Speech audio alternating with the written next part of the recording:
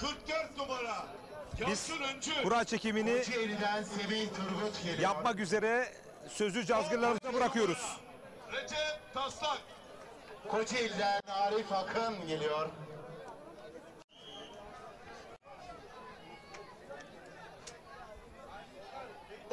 Numara Semih Turgut. Antalya'dan Ali İhsan Vatmaz geliyor. Arif Akın 4 numara. Trabzon'dan Fatih Çakıroğlu geliyor. Antalya'dan Recep Çakır geliyor. 34 Ali İhsan Batmaz. Manisa'dan Süleyman Başar geliyor. 25 numara Fatih Çakıroğlu. İstanbul'dan Mecit Yıldırım geliyor. 57 numara Recep Çakır. Çorum'dan Mustafa Doğan Özkaya geliyor. 8 numara Süleyman Başen. 9 numara Mecit Yıldırım. Antalya'dan Şevki Kürşat Korkmaz geliyor. 6 numara Mustafa Doğan Özkaya. Bak Dördüncü kanalda da aynı ses gidiyor. Tokat'tan Rıza Yıldırım geliyor. Kocaeli'den Erkan Erkan geliyor. 12 numara Kürşat Korkmaz. İstanbul'dan Fatih Koyuncu geliyor. 46 numara Rıza Yıldırım. Antalya'dan Okan Açar geliyor. 50 numara Erkan Erkan. Kanaldasın değil mi sen? Kocaeli'den Osman Özgün geliyor. 63 numara Fatih Koyuncu. Balıkesir'den Hasan Zeybek geliyor. Sağ soluna bak. Bizden veriyor yani şu anda. 42 numara Okan Acar. Konya'dan İsmail Güzel geliyor. 35 numara Osman Özgün. Sakarya'dan Serdar Yıldırım geliyor. 64 numara Hasan Zeybek. Hayır sen o başta test yaparken kanal yanlış söyledi. Bir dakika şu an sorun var mı? 22 numara İsmail Güzel. Kocaeli'den Kayan Kaya geliyor. 36 numara Serdar Yıldırım. Yunus. Alo. Sen durup kaldın mı? Antalya'dan Hüseyin Demir geliyor. 61 numara Kaan Kaya. Çorum'dan Ahmet Serbest geliyor.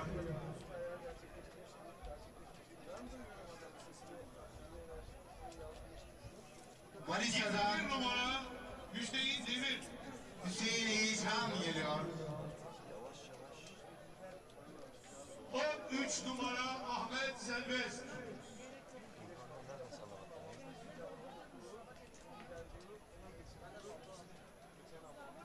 Kocaeli'den Yıldıray Yakın geliyor.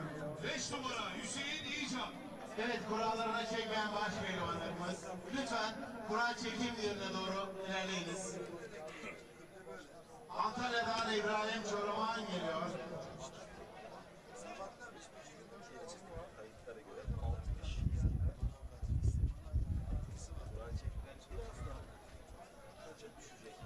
Evet baş pehlivanlar onun fotoğrafı için. Evet değerli baş pehlivanlarımız, ana fotoğrafı çekilmek üzere lütfen her meydandaki yerlerinizi alın. Sesle büyük boy pehlivanlarımızla Çağdaş Şeker, Samet Kahya maçının galibi. Çok Evet değerli güreş severler, değerli yorumcu Mustafa Bayram beni uyardı. Kura çekimi tamamlandı. Şu anda da bir hatıra fotoğrafı söz konusu ve Cetvel hakemliği 67 baş pehlivan arasında bakalım kaç çift güreşecek, kimler güreşecek? Şimdi söz Mustafa Bayram'da.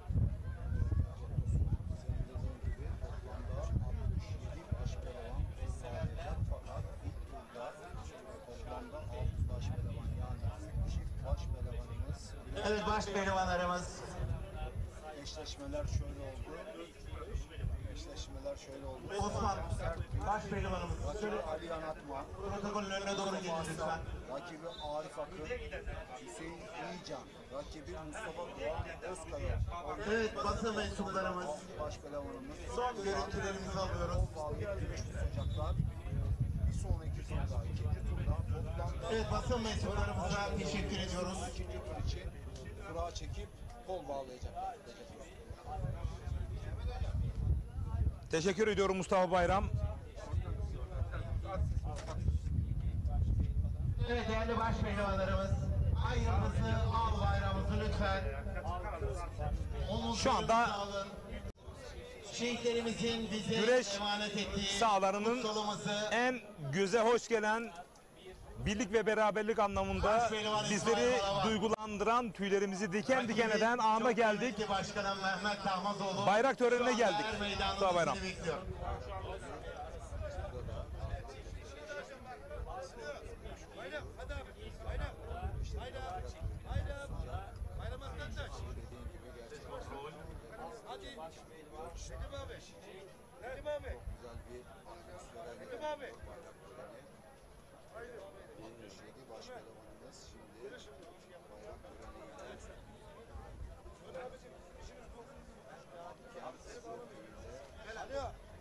Evet kıymetli baş pehlivanlarımız, Ay Yıldızlı al bayrağımıza sizleri omuzlarınıza almaya davet ediyoruz.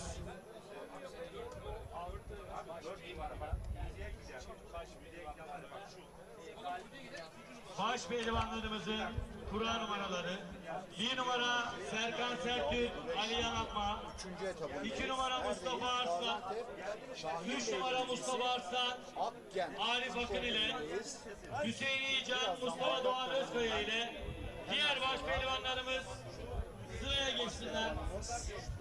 Kurallar gereği 3 çift güreş yapacaktır. Mustafa Bayram, güreş severlerin eşleşmeleri bir daha almak istiyor.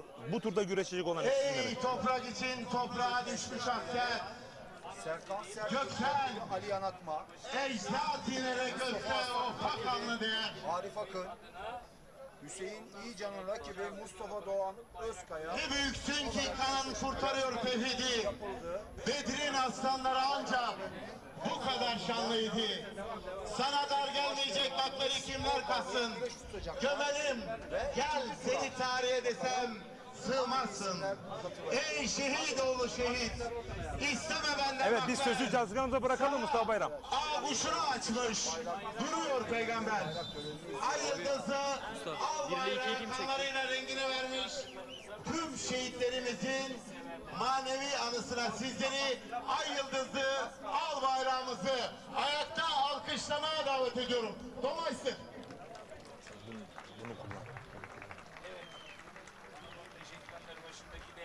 Rengini şehit kanından almış benim aziz bayrağım. Sen gönderden inmeyeceksin. Senin gölgende doğduk, senin gölgende öleceğiz. Senin destanını okuduk, senin destanını yazacağız. Seni yere indirenlerin oyununu bozacağız. Ezan sesi dinleyecek. Bakan böyle Kayabaş, bu bayrak töreni dinleyecek. için. Dünya bunu böyle bir...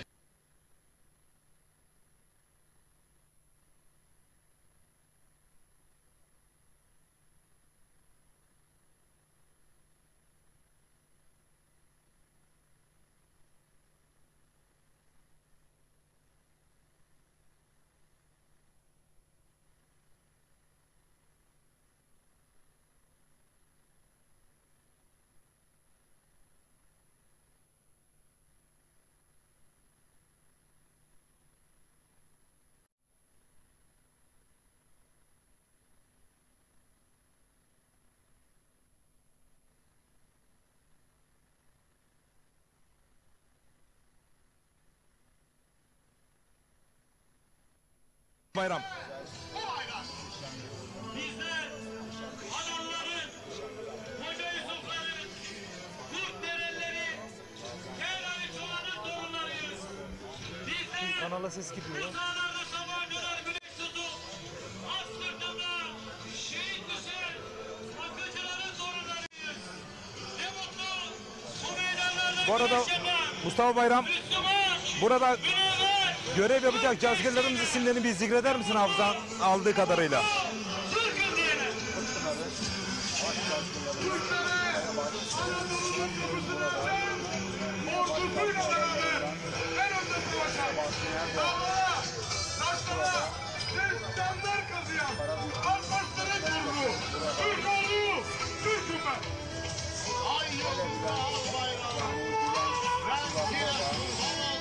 Salih Bozan, Ankara'dan burada.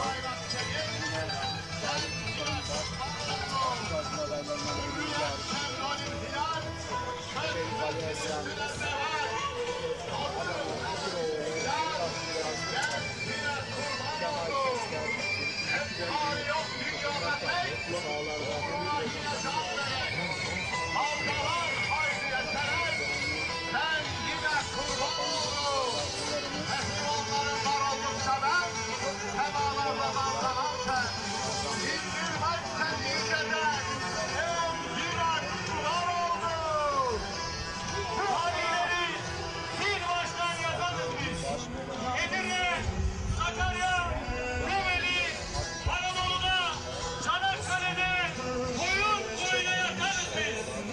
Şu anda Serdar Yıldırım'ı görüyorum.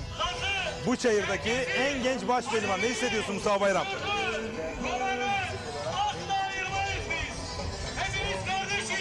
Ama çok da küçük değil mi? 100 kiloymuş.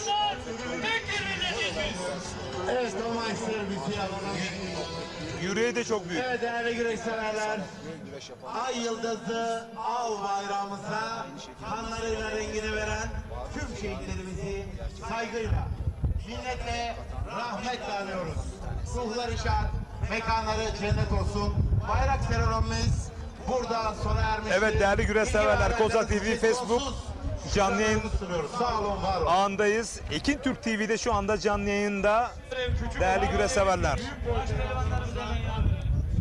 Ömer Kayan, Hüseyin Özdemir maçının galibi. Çok acele. Ben de tekrar ediyorum eşleşmeleri. Serkan Sertürk, Ali Yanatma, Mustafa Arslan, Arif Akın, Hüseyin İyican, Mustafa Doğan Özkaya. Çok acele. Bu turda kapışacaklar değerli güreş severler. Ve 64 baş pehlivan ikinci turda kura çekecekler. Değerli fotoğrafçılar, kameramanlar, lütfen sizlere ayrılan bölümlere geçin. Her meydanımızda güreşmek üzere baş pehlivanlarımızdan başka hiçbir pehlivan kalmasın. Bu anlamda lütfen her meydanı boşaltınız. Baş pehlivanlık birinci tur. Serkan Sertürk, Ali Yanatma, Mustafa Arslan, Arif Akın, Hüseyin İyican, Mustafa Doğan Özkaya. Kurallar gereği 3 güreş yapacaktır. İlgi ve bilgileriniz arz olunur. Diğer baş pehlivanlarımız sıraya geçsin. Bulgaristan'dan bizleri izliyorlarmış. Buradan çok selamlar. Evet. Bu arada Bulgaristan'da güreşler olacak. Bir tarihini verir misin Mustafa Bayram? 7 Ağustos'ta Hacı Yusuf anısına Bulgaristan Şumlu'da büyük yağlı pehlivan güreşleri yapılacak. İnşallah 27 Ağustos'ta Koza TV olarak, Koza TV ekibi olarak da orada bulunacağız. Bu güreşleri çekeceğiz. Buradan Bulgaristan'a selamlar.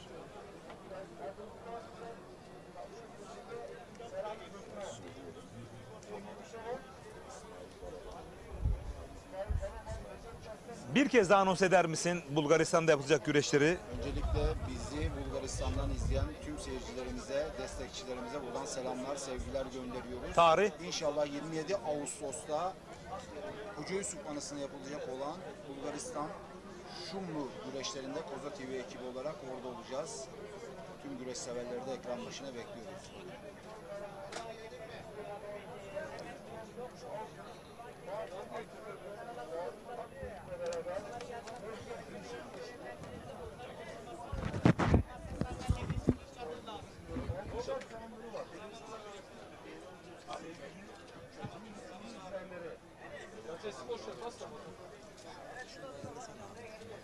Abi yakada çok fazla dışarıda ses alıyor.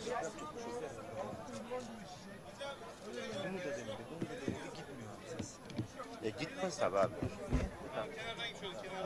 Evet değerli güreş severler, saygıdeğer konuklar. Toplamda 67 baş pehlivan, kurallar gereği ilk 3 çift güreş yapacaktır.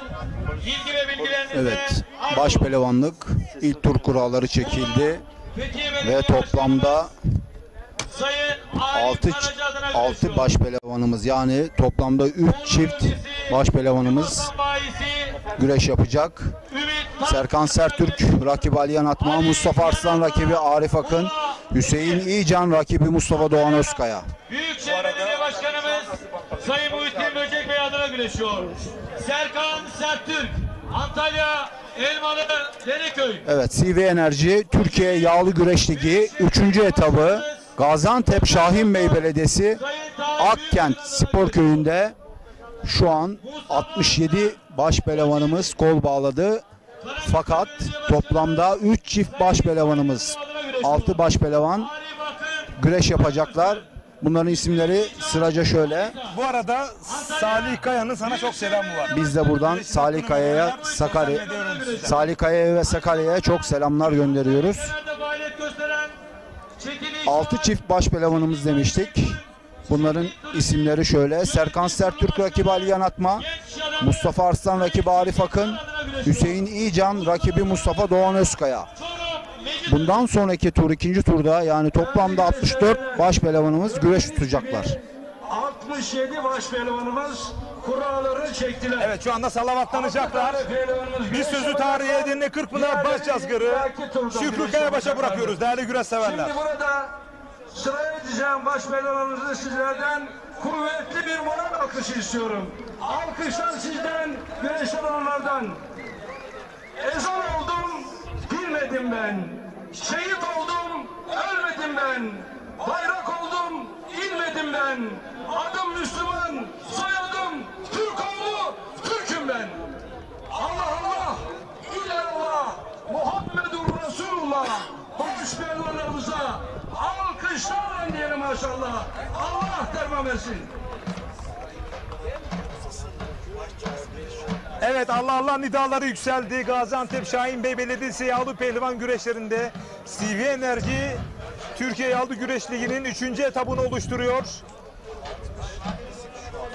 3 çift baş pehlivan güreşecek, diğerleri tur atlayacak. Ve takriben saat 2.30'da da, yani 14.30'da da ikinci turda salavatlamayla, Allah Allah nidalarıyla 64 baş pehlivan güreşecek.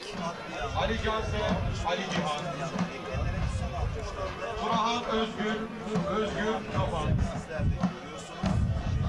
Maçının galipleri lütfen cetvel hakemliğine. Evet, bu arada az önce Bulgaristan'dan bahsettik. Şimdi de Almanya'dan bahsedelim. Almanya'da 23 ve 25 Eylül'de Kemal Şahin.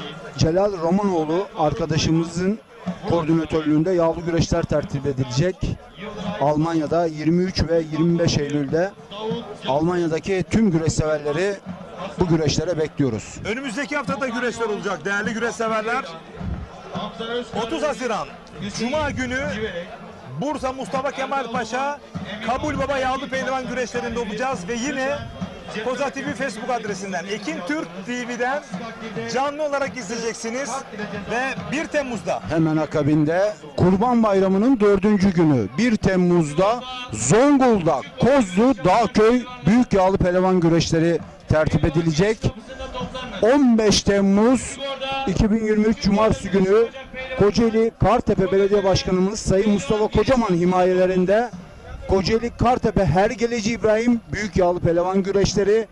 Aynı gün yine 15 Temmuz'da Cumartesi günü Zonguldak Yaraşlı Yardımlaşma ve Dayanışma Derneği'nin düzenlemiş olduğu Yağlı Pehlivan güreşleri yapılacak. Tüm güreş severlerimize duyurulur. evet, ayrıca 2 Temmuz Pazar günü de nerede olacağız değerli güreş severler? Kura numarasına göre Konya'da, Beyşehir'de olacağız. Seydişehir'de, düzeltiyorum, Musa Bayram hemen düzeltti. Seydişehir'de olacağız değerli güreş severler. Yine Koza TV Facebook, Ekin Türk TV ortak canlı yayın ağıyla.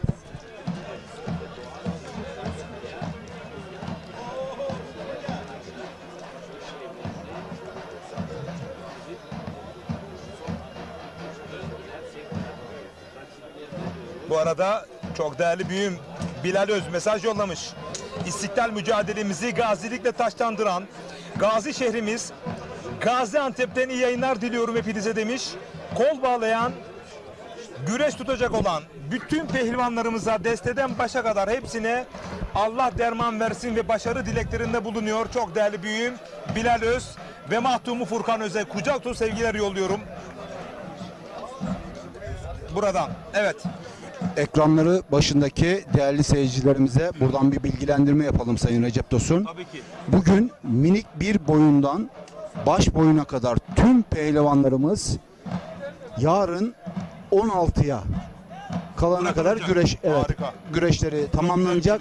Yarın güreşlerimiz tüm boylarda ilk 16 olarak devam edecek. Kim değerli güreş severler hep diyorsunuz ya yorumlarınızda. Recep Tosun sen güreşi çok güzel anlatıyorsun. Mustafa Bayram sakinliği ve soğukkanlılığıyla vermiş olduğu o dipnotlarla çok büyük takdir görüyor dediniz. Hakikaten benim atladığım, eksik kaldığım yerlerde çok değerli kadim dostum o kadar önemli bilgileri, ayrıntıları sizlere aktarıyor ki kendisine şahsım adına ve sizler adına teşekkür ediyorum.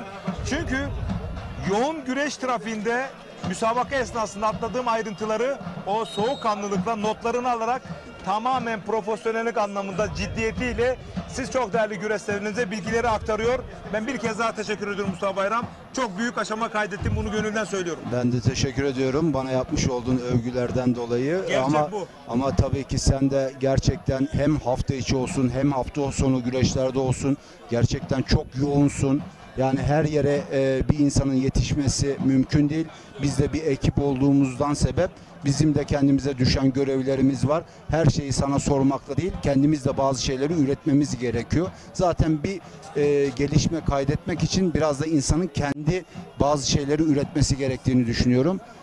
Teşekkür ediyorum yapmış olduğun övgülerden dolayı. Ayrıca bununla da yetinmiyor değerli güreş severler. Yerel ve mahalli güreşlerde organizasyon noktasında sıkıntı yaşayan değerli büyüklerimize de katkı sağlıyorsun. Çok Bunu da biraz geniş anlamda biraz söyler misin? Çok teşekkür ediyorum. Gerçekten ben Yağlı Güreş Camiası'nda hem organizatörlük bazında hem meydan hakemliği bazında hem sizlerin sayesinde Koza TV'de yorumcu olarak Türk Yağlı Güreşi'ne katkıda bulunan bir isimim.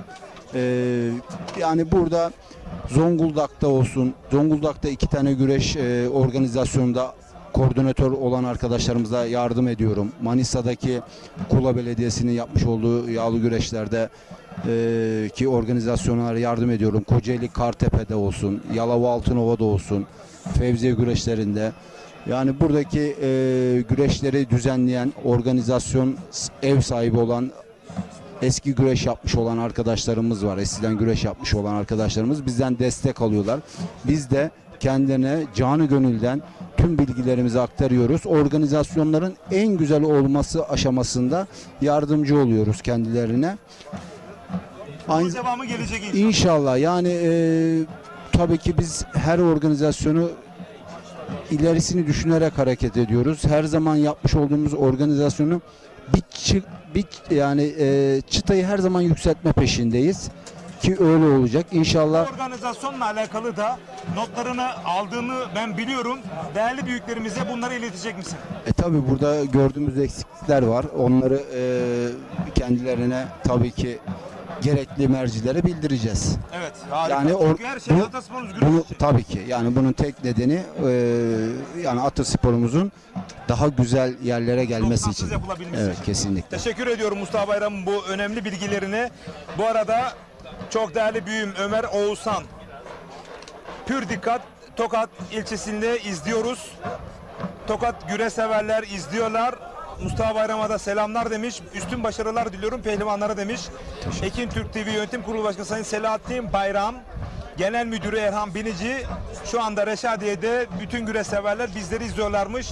Kucak dolusu sevgiler yolluyoruz. Ayrıca Furkan Öz de selamlar demiş değerli kardeşime. Kucak dolusu sevgiler yolluyorum kendisini.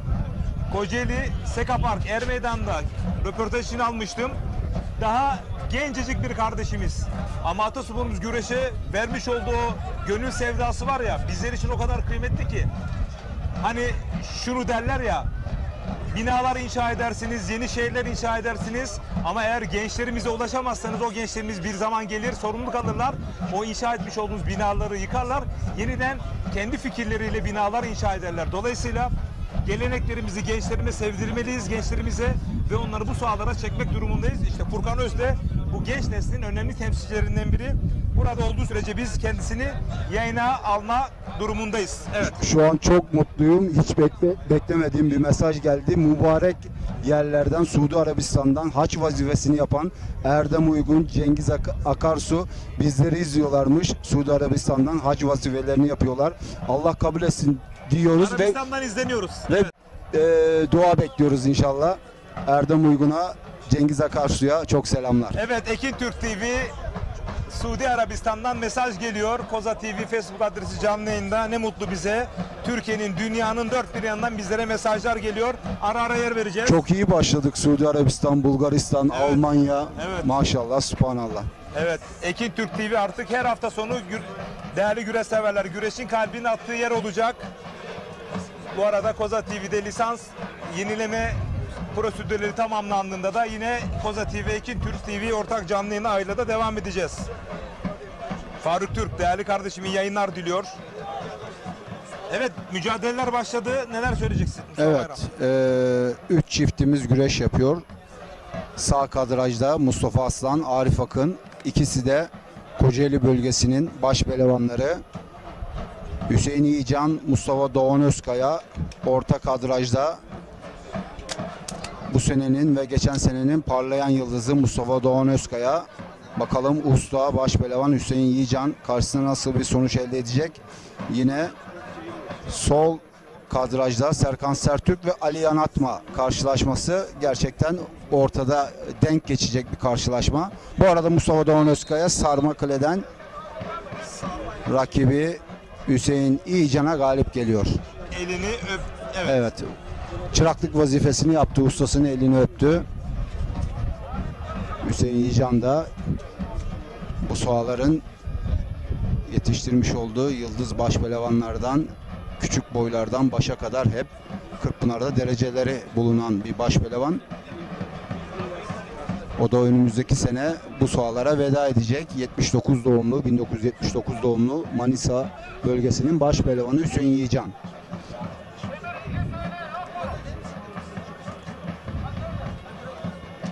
Evet.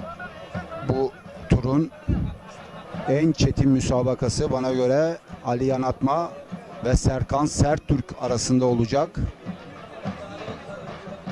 İkisi de denk, birbirine denk baş pehlivanlar.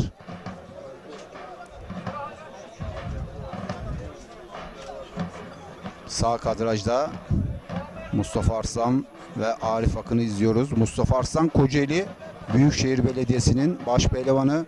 Arif Akın da Kocaeli Karamürsel Belediyesi'nin baş pehlivanı.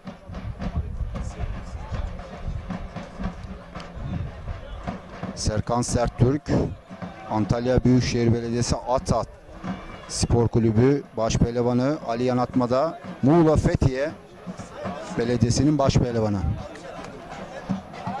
Bu arada bu bilgilendirmeyi de siz değerli seyircilerimize yapmak istedim. Bu arada hava sıcaklığı. Evet, hava sıcaklığı şu an 33 derece ama muhtemelen ilerleyen saatlerde 35 dereceye çıkacak. Ama güzel, esintili bir hava var. Sıcak olmasına rağmen esinti de var.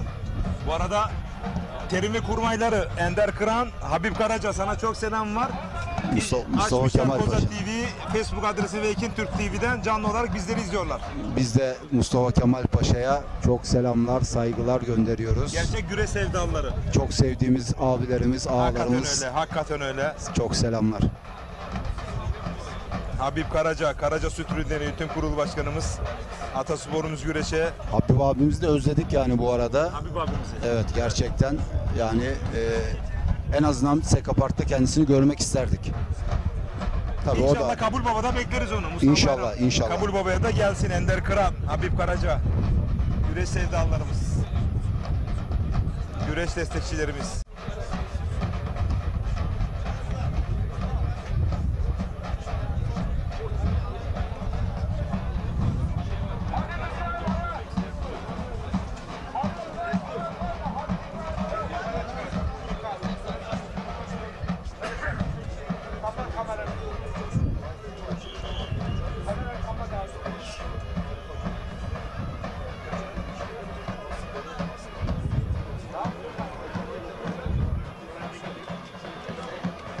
Evet, Mustafa Arslan, Arif Akın güreşi devam etmekte. Ayakta devam ediyor. Bu arada Serkan Sertürk ve Ali Yanatma bez molası verdiler. Bez molasında her iki sporcu birbirine müsaade ederse bez alabiliyorlar. Bu bilgilendirmeyi de yapalım. Bu arada çok değerli yorumcumuz Nazım Kızıl'ın sana çok selamı var. Evet, buradan İzmit'e, Kocaeli'ye arkadaşımız Nazım Kızıl'a da buradan sevgiler, saygılar gönderiyoruz. Halis Küçük iyi yayınlar diliyor. Çorum'dan Halis Küçük.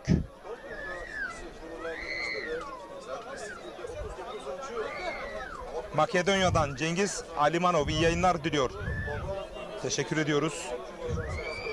Bu arada Arif Akın. İç kazık ters paçadayken bir anda yan baş denediğim Mustafa Arslan. Mücadele ayakta devam ediyor.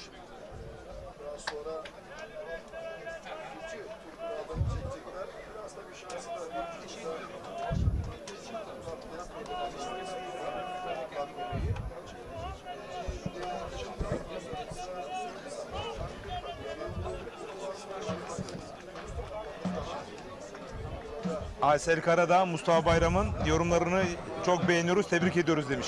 Güreş sevdalımız. Ben de teşekkür ediyorum. Sağ olsunlar, var olsunlar. Bu arada Mustafa Aslan rakibi Arif Akın'ı bastırdı ve dış kazıktan oyun arayışları olacak. Bu arada Mustafa Bayram, Ertuğrul Dağdeviren ve Serhat Balcı hakkında bilgileri paylaşır mısın? Evet, Ertuğrul Dağdeviren sağlık sebebi nedeniyle bu güreşlerde katılmadı. Kendisine Allah'tan şifalar diliyoruz. Ertuğrul Dağdeviren gerçekten bu sahaların aranan ve beklenen bir ismi. Türk Yağlı Güreşi'nin Koca Yusuf'u. Kendisine acil şifalar diliyoruz. Serhat Balcı da demin Erdem Uygun gibi anons ettik. Suudi Arabistan'da hac vazifesini yerine getiriyor. Serhat Balcı'ya da buradan sevgiler, saygılar gönderiyoruz. Allah kabul etsin diyoruz ve bizlere de dua bekliyoruz. Ertuğrul Dağdeviren sağlık sebeplerinden bugün güreşlerde yok. Serhat Balcı da hac vazifesini getirdiği için bugün bu sahada yer alamadı. Allah kabul etsin diyoruz. Amin. Şimdiden. Pehlivanları kurallarınızı cetel hakemliğine geliniz. Baş pehlivanlık müsabakalarında Mustafa Doğan Özkaya galip. Bu arada Atilla Balcı da Er Meydanı'nda ikinci turda kapışacak. Değerli baş pehlivanımız, eski milli güreşimiz Atilla Güzel, evet düzeltiyorum, özür dilerim.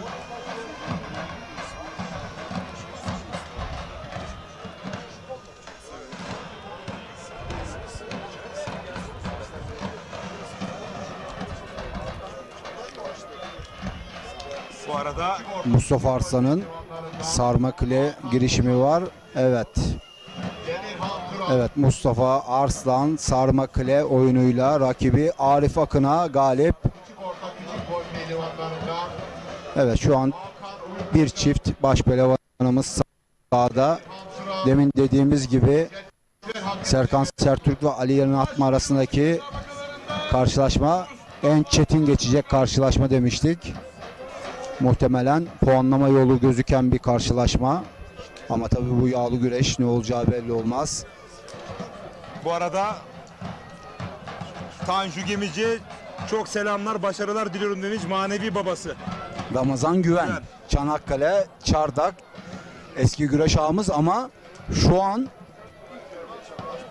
Bulgaristan Şumlu'da geçen sene 2022 yılında Bulgaristan Şumlu'da Koca Yusuf anısına yapılan yağlı güreşlerde orada ağırlığı aldı kendisi ve orada maddi ve manevi olarak büyük destekleri var Sayın Ramazan Güven'in. Aynı şekilde bu senede inşallah 27 Ağustos'ta Bulgaristan Şumlu'da Koca Yusuf yağlı güreşlerini tertip edecekler. İnşallah orada biz de Ramazan Güven ağamızla beraber olacağız. Röportaj yap mutlaka. İnşallah, tabii, kesinlikle. Bu arada Kırklareli Kavaklı Belediye Başkanım Sayın Güreli Koçdemir, Onun da büyük çok büyük katkıları var. katkıları var. Sayın Selim'le Seyfettin birlikte. Selim Biz ağamız. de Koza TV olarak orada çekimlerimizi Mustafa Bayram yapacak. Ramazan ağamız da destekliyor sağ olsun. Seyfettin Güreli Selim Koçdemir'i de ağamız. Seyfettin Selim ağamızı destekliyorlar. ve biz de onları ekranlara getireceğiz. Ne güzel, Balkanlarda atasporumuzu, yağlı güreşimizi yaşatıyorlar. Buradan gerçekten Gürol Koçdemir Başkanımıza, Ramazan Güven ağamıza, Kırkpınar ağamız, Seyfettin Selim ağamıza, güreş camiamız adına teşekkürlerimizi sunuyoruz. Metin Acar iyi yayınlar diliyor, selamlar demiş. Mustafa Bayram'a kolaylıklar demiş Metin Acar. Teşekkür ediyoruz. Biz de Kabe'den selam yolluyoruz. Dualarımızdasınız demiş Metin Acar. Allah razı olsun. Teşekkür ediyoruz. Biz de dua bekliyoruz inşallah.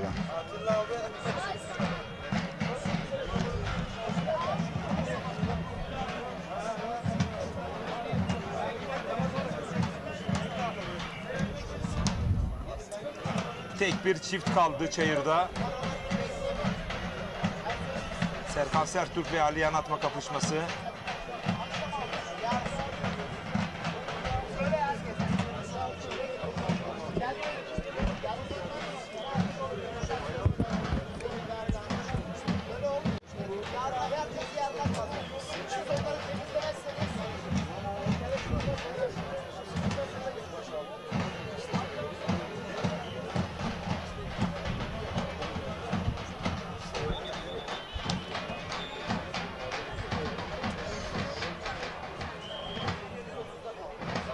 Küçük orta büyük bir boyda Ömer Kaya.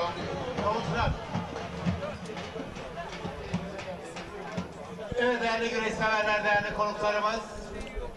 Mazlumlara merhamet etmeyen yüreklerde vicdan aramam. Sonu ölüm olsa bile doğruluktan asla şaşmam. Şehirlerin gazisi, gazilerin şehri.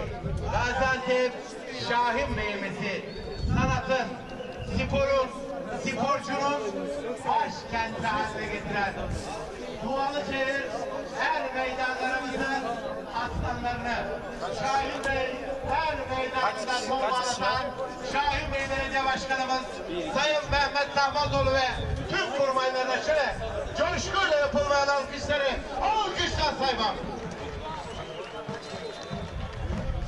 Küçük orta küçük boy pehlivanı Halil Baymaz. Cezber hakemine gelsin. Küçük orta küçük boy pehlivanı Halil İbrahim Ayaz. Kafa direkt Cezber hakemine gelsin. Küçük orta büyük boyda Ömer Kaya, Hüseyin Özdemir'in galibi. Mehmet Kaya, Enes Biler'in galibi. Çok acele teslim var. Cezber hakemine kadar gelsin.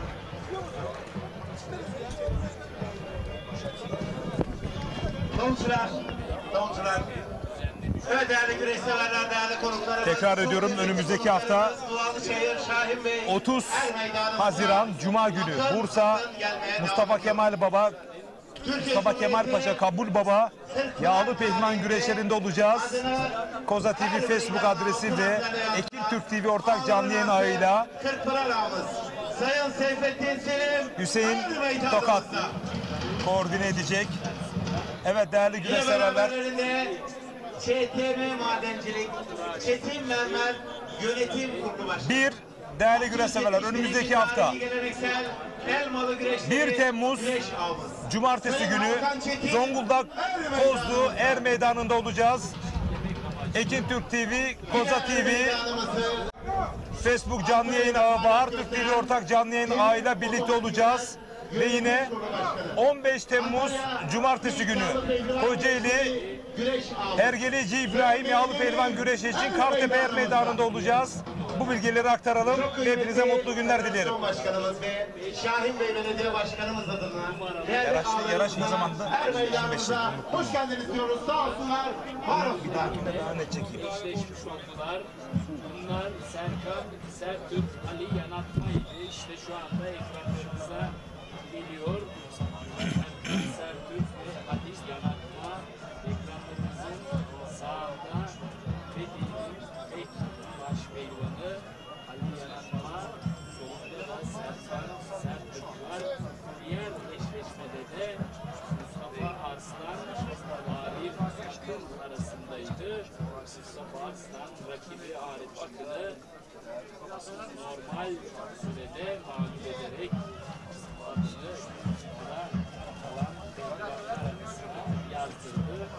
Ramazan Güven ağamız mesaj yollamış. Şahin Bey yağlı pehlivan güreşinin kemerini Tanju Kemici alacak demiş. Buna inancım var demiş.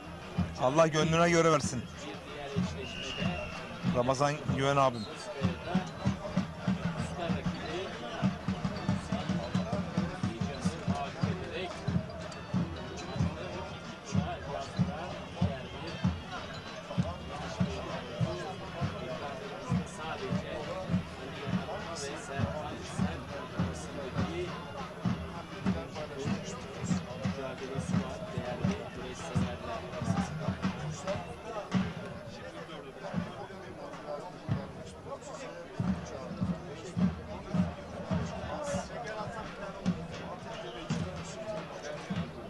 Bu arada bugünkü müsabakalarda o yenişlerin tekrarı var ya, büyük heyecanla izlediğiniz, tadına doyum olmayan o yenişlerin son anlarını güreşin hakkını verenler sosyal medya portalimcisi Salih Kaya hemen sizler için ekranlara monte ediyor ve sosyal medya portalını hemen paylaşıyor. Bu ayrıntıyı, bilgiyi sizlere aktaralım.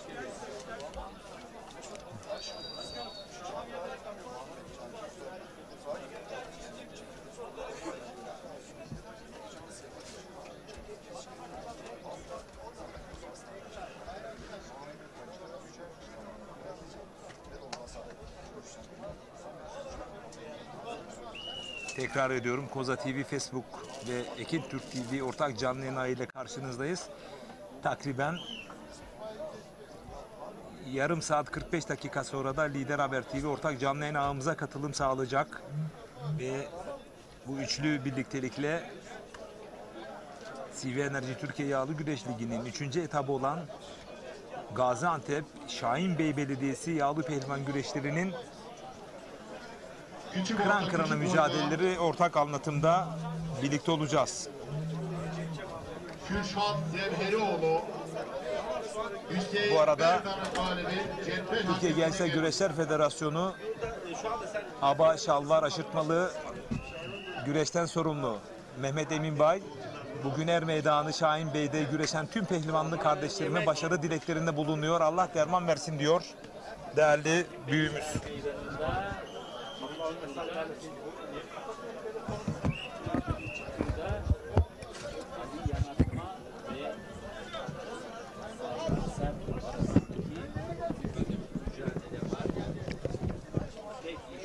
Bir tane de buraya ver. Al amca. Abi sen bir dakika benim Kanal 15 ekranlarının başındaki değerli güreş severler Şahin Bey, CV Enerji Türkiye Yağlı Güreş Ligi 3. etabı Gaziantep Şahin Bey Belediyesi Akkent Spor Köyü'nde bir çift baş pehlivanımızla devam etmekte. Serkan Sertürk ve Ali Yanatma arasındaki karşılaşma dediğimiz gibi ilk turun en çekişmeli karşılaşması ve muhtemelen puanlamaya doğru giden bir güreş. Bundan sonraki turda, ikinci turda toplamda 64 baş pehlivanımız kol bağlayacak ve ikinci tur kuralları yaklaşık 1 saat içerisinde kurallar çekilecek. Baş pehlivanlarımızın puanlama saati geldi. Evet, puanlama sürecine çağrıldı Serkan Sertürk ve Ali Yanatma. Şimdi yağ, su ve bez molası alacaklar. Ondan sonra puanlama süreci başlayacak. 64'e bakalım. İkinci tura hangi isim kalacak?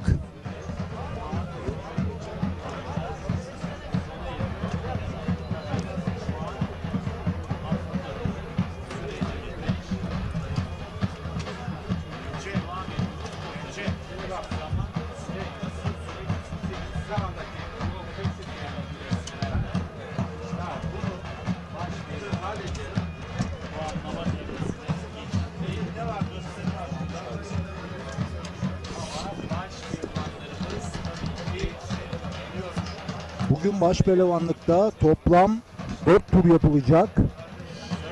67 baş pehlivanımızla başlanıldı. İlk turda toplamda 3 baş pehlivan güreşti. İkinci tur 64, üçüncü tur 32, dördüncü tur 16 olarak tamamlanacak. Yarın tüm boylarda 16 pehlivanla devam edilecek.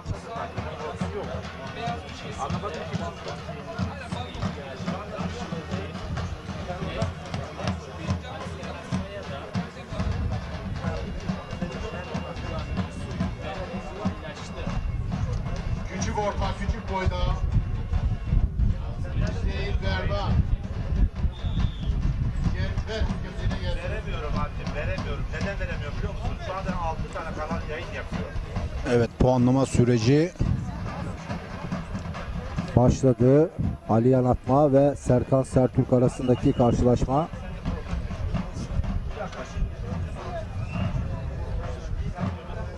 Mavi kurdelye olan, sağ ayağında mavi kurdelyesi olan Serkan Sertürk, Antalya Büyükşehir Belediyesi Asat Spor Kulübü baş pehlivanı ve ekranın sol tarafında kalan baş pehlivanda Muğla Fethiye Belediyesi'nin baş pehlivanı Aliyan Atma. Bu arada Isparta'dan Ahmet Kavazlı mesaj yollamış. Ekin Türk TV'ye teşekkür ediyoruz demiş.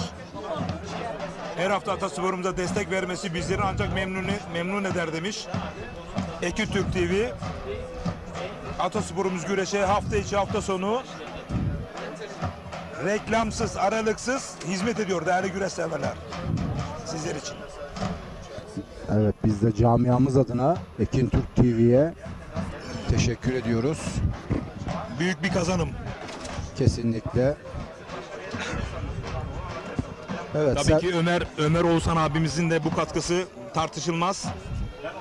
Kendisinin çok büyük katkıları vardı. Özellikle öngörüleri, tespitleri bu konuda. Yönetim Kurulu Başkanı da sağ olsun. Atasporumuz varsa biz de varız dedi. Değerli büyüğümüz.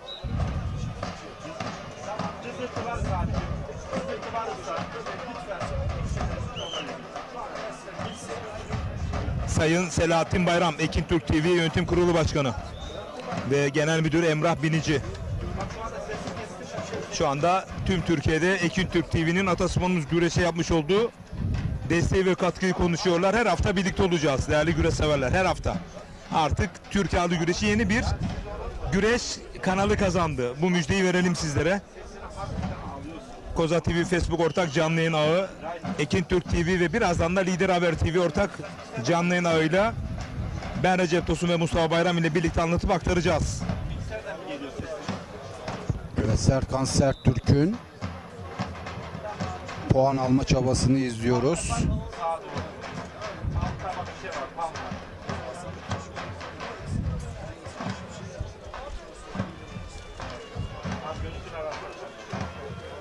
Aliyan Atma'da baskısını sürdürüyor. Serkan Sertürk'ün paçalara girişimi oldu.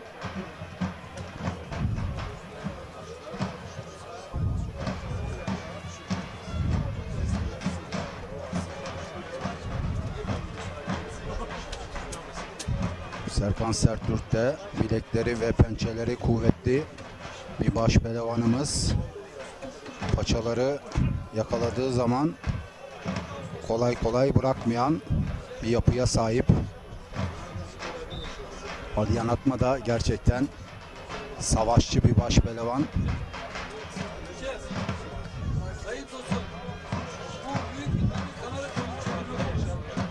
Evet, Aliyan Atma'nın baskısı devam ediyor. Bu arada her an Serkan Sertürk'e kule hakem heyetinden bir ihtar gelebilir.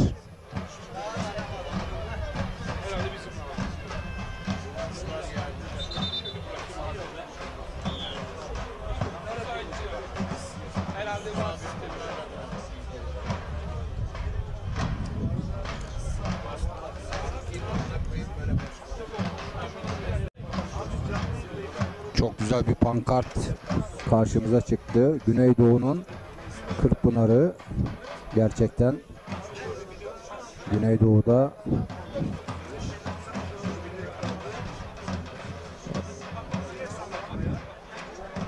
evet, Serkan Sertürk'ün bir koltuk altı girişimi Aliyan Atma'da dolanıyor.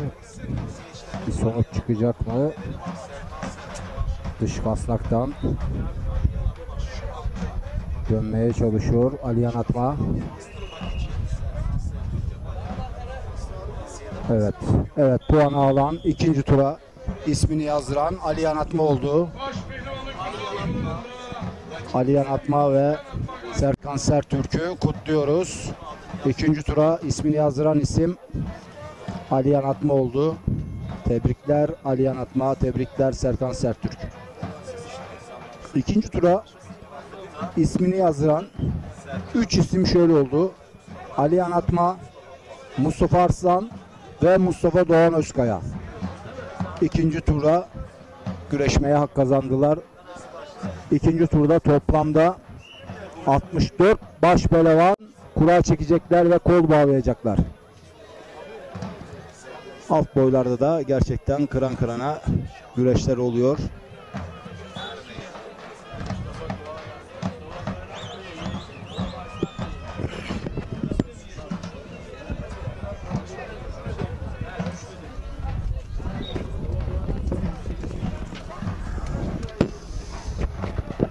Evet değerli güreş severler, bu muazzam atmosfer hakikaten gurur verici, onur verici.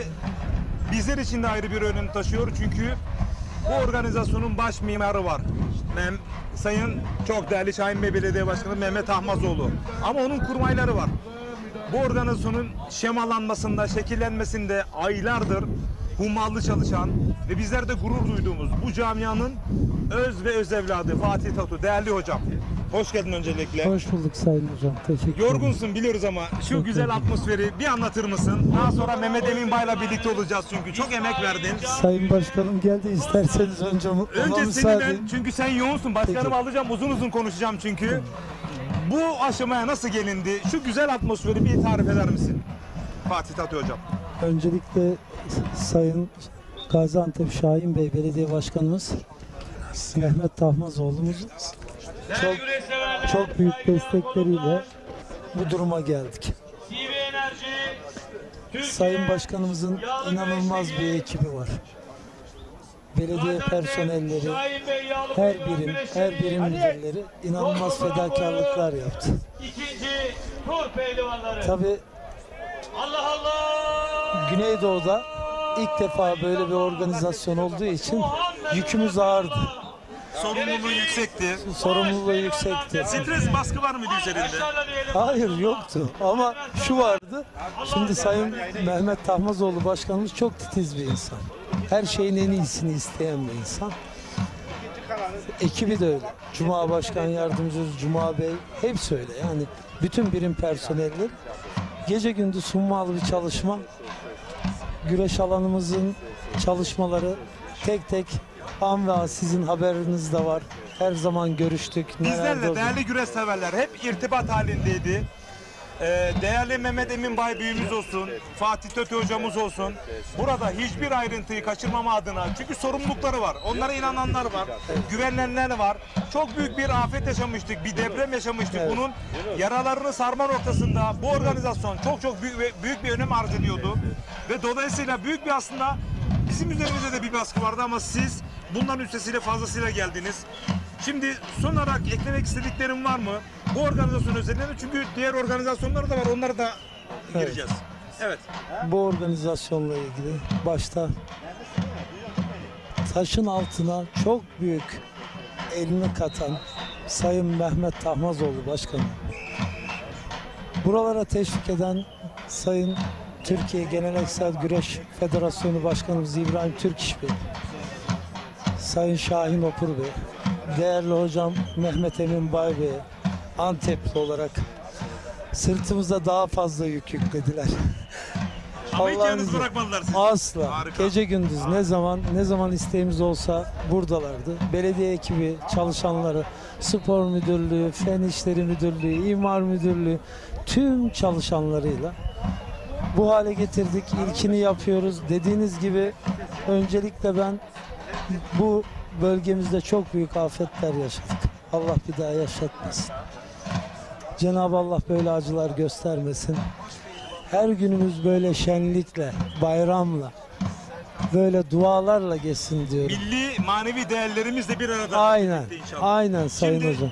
Fatih Tati Hocam, sen aynı zamanda bir eğitimcisin ama Evet. bu organizasyonlara da ön ayak olsun, köprü oluyorsun. Evet. Şimdi önümüzdeki haftada çok güzel bir organizasyon olacak Konya'da. Evet. Dilersen sen onun bir tarifini, anlatımını yapar mısın? Tabii. Kimler katılacak? Yaklaşık 5 yıldır düzenlediğimiz Konya'da yağlı güreşin ateşini yakan Seydişehir Belediye Başkanımız Sayın Mehmet Tutal himayelerinde Seydişehir yağlı pehlivan güreşlerini yapacağız. Gene Kırkpınar'ımızın altın kemerli pehlivanlarımızdan İsmail Balaban, Recep Kara, Hamza Köseoğlu, Ünal Karaman ve birçok baş pehlivan, yaklaşık olarak 32 baş pehlivanımızın katılacağı muhteşem Kuğulu Er Meydanı var. Sizler biliyorsunuz. İnşallah bu sene de orada. Kırkpınar provası olacak orada da. Evet, Kırkpınar provası olacak. Orada müjdeyi verin değerli Evet, güreşseverler. 2 Temmuz. Evet, 2 Temmuz'da pazar günü inşallah Ekin Türk TV, Bahar Türk TV, Lider Haber TV, Koza TV lisans işlemleri bir arada bittiği takdirde kurumsal anlamda, çünkü yazışmalar söz konusu, o müjdeyi vermiş olacağız. Eğer o müjdeyi veremezsek Koza TV Facebook adresinden de tam 5 ortak canlı yayın ağıyla birlikte yayınlayıp tüm dünyaya anlatıp aktaracağız. Çok çok teşekkür ederim Fatih Tati Hocam. Ben teşekkür ederim. Sen çok Hocam. yoğunsun. Seni fazla tutmak Çok sağ ol. istemiyorum. Kusura Mehmet bakmayın Emin bu Bay, arada. değerli Sayın hocamlar. seyircilerimden, herkesten de özür diliyorum. Sesimizden dolayı affedin lütfen. Kolay değil, kolay değil. Hepiniz Allah'a emanet Çok olun. sağ ol. Çok Allah seni teşekkür mahcup ederim. etmesin. Yarın Amin. akşam inşallah senin burada gururun olacak. İnşallah, inşallah. Sağ Evet. olun. Teşekkürler. Bu arada Sayın Başkanım, görüşmek üzere Mehmet Emin Başkanım. Sağ Evet. olun. Diğer tarafta da çok değerli Mehmet Emin Bay hocamı alacağım. Bu atasporumuz güreşe, aşırtmalı abaya, bu bölgedeki güreşlere omuz veren Türkiye Geleneksel Güreşler Federasyonumuzla yönetiminde üst akıl olarak bulunan Mehmet Emin Bay. Senin ev sahipliği diyebilir miyiz? Şahin Bey Er Meydanı. Şimdi söz sende. Evet, biliyorsunuz Gaziantep bölgesi aba güreşinin merkezi. Aba güreşi buradan yayıldı Türkiye'ye, hatta dünyaya açıldı. Bu zamana kadar Şahin Bey bölgesinde aba güreşi dahi yapılmamıştı. İlk güreş turnuvası CW Enerji Yağlı Güreş Ligi'nin burada, yağlı güreşin burada olması ve güreş aba güreşinin de kapılarını açacak inşallah. Burada olması bizi mutlu ediyor. Tabii Şahin Bey Belediye Başkanı'nın büyük katkıları, emekleri, isteği neticesinde biz buralara geldik. Hep anlatıyorduk. Bizim bu kültürümüzü anlatmamız gerek. Biliyorsunuz geleneksel sporlar, geleneksel güreşler sadece spor değil. Aynı zamanda kültür aktarma sebebimiz de oluyor.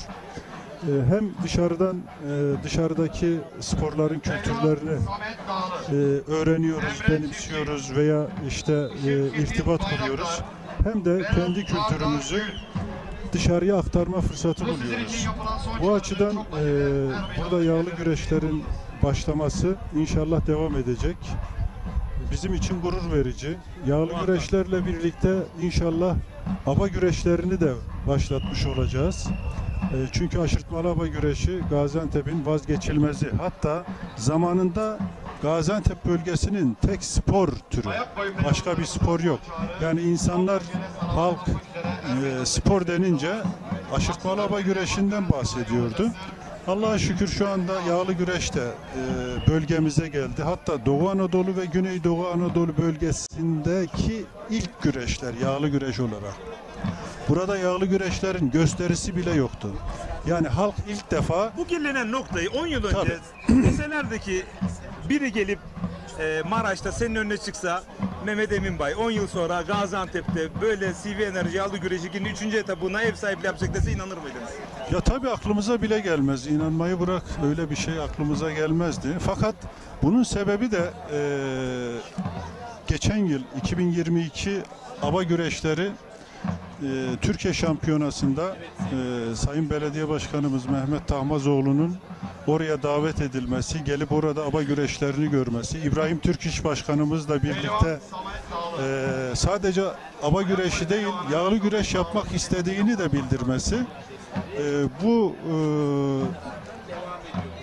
hareketin, oluşumun ilk kıvılcımı oldu oradaki sohbet. Ama sizin de katkılarınız var. Siz bu üst akıl olarak, kurmaylı olarak size Sayın Başkan dediğinde siz ne cevap verdiniz, neler dediniz? Yani biz tabii ki mutlu olduk. Şu anda yağlı güreş yapan kentlerde Şahin Bey'in de isminin geçmesi bizim için gurur verici bir olay. Yani şu anda bundan sonraki yerlerde, etaplarda, hatta geleneksel yağlı güreş turnuvalarında Şahin Bey'den bahsedilecek. Bu bizim için büyük bir fırsat. Biz sezon başından beri hep bahsediyoruz. Tabii, evet. Yani bu reklamı aynı zamanda tabii ki övünüyoruz. Bu reklamı kolay kolay yapamazsınız. Bunu yağlı güreş vesilesiyle yapmış oluyoruz. Şimdi aşırtmalı aba ve aba güreşinin Türkiye şampiyonası takvimleri belli oldu mu? Tarihleri belli oldu mu? Bizim aba güreşi Türkiye şampiyonamız her yıl Eylül ayının son haftası Oğuzeli Belediyesi ile onu birlikte yapıyoruz. Eylül ayının son haftasına denk getiriyoruz. Orada Türkiye şampiyonamızı yapıyoruz. Fakat daha öncesinde de çeşitli turnuvalar var. Uluslararası turnuvalarımız var, ulusal turnuvalarımız var, mahalli turnuvalarımız var. Onlar devam ediyor. Evet, şimdi bugünkü atmosfere bakıldığında Mehmet Emin Bay, güreş severi ilgisi var. Bugünkü eleme turları ama yarın finaller olacak. Evet. Sanırım finallerde daha geniş katılım ve daha çok büyük bir ilgi bekleniyor hiç kuşkusuz. Protokolde bakıldığında herkes yerinde, neler gözlemleriniz? Çünkü biz bir güreş adamısınız artık. Yani bölgemizde tabii ki halkımız yağlı güreşe yabancı. Sadece denk gelirse televizyonlardan izleyebiliyordu. Bir de biliyorsunuz Gaziantep Sanayi Bölgesi cumartesi günü bütün işçilerimiz, yani çalışılan bir gün. Sadece pazar günü olduğundan dolayı yarın pazar günü inşallah farklı bir atmosferle karşılaşacağımıza inanıyorum.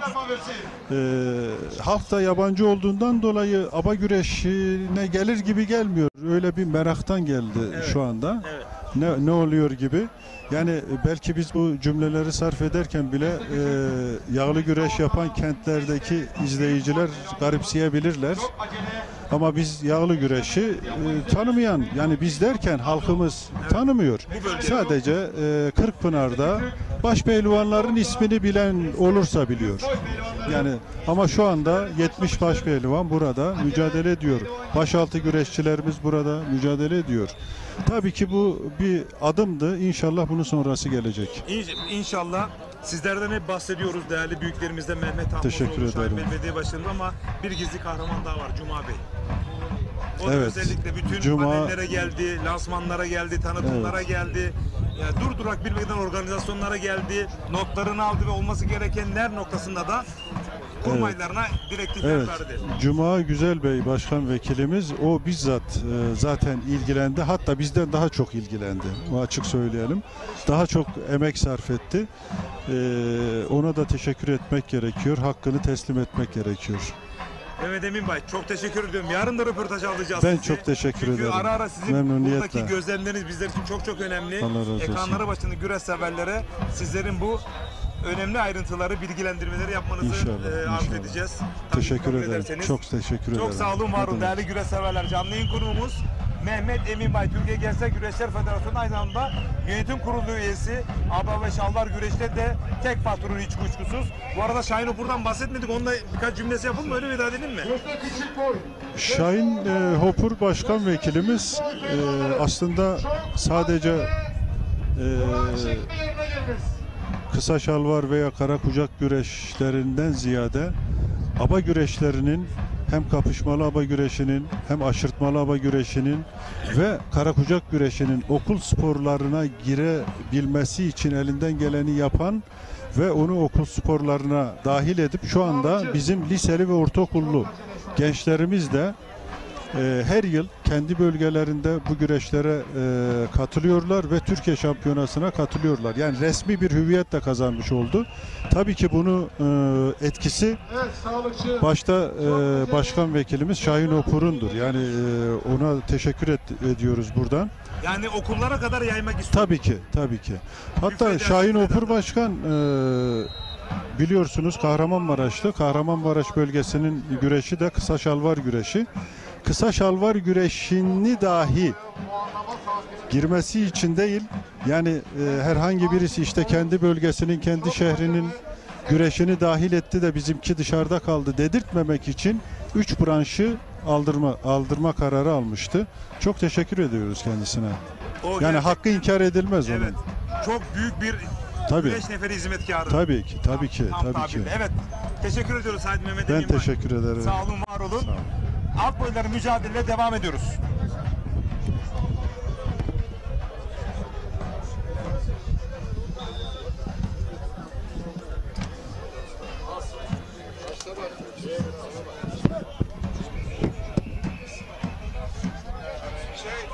Bakar mısın?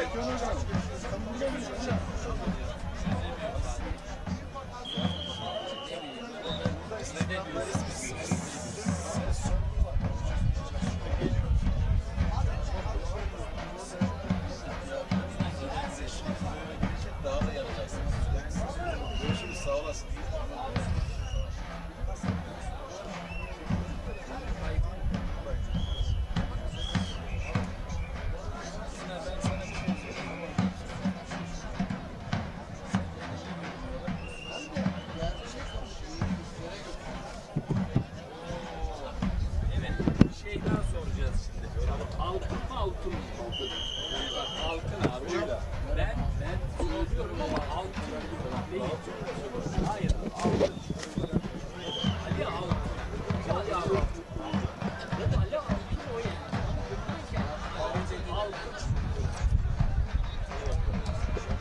CV Enerji Türkiye Yağlı Güreş Ligi 3. etabı Gaziantep Şahinbey Belediyesi Akkent Spor Köyü'nde alt boylarla devam etmekte. Birazdan büyük orta, başaltı ve akabinde başpehlivanların ikinci tur kuralları çekilecek. Toplamda 64 başpehlivanımız kuraya katılacak.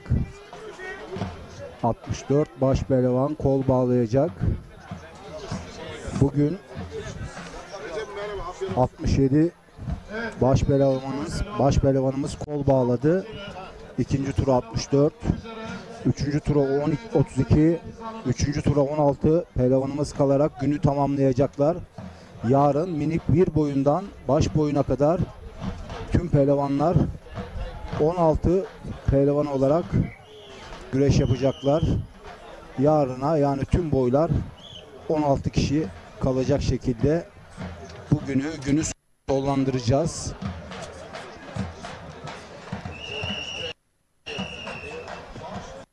Güzel sıcak bir hava var. Tam pehlivanların istediği gibi. Şu an 33 derece sıcaklık mevcut Gaziantep Şahinbey'de.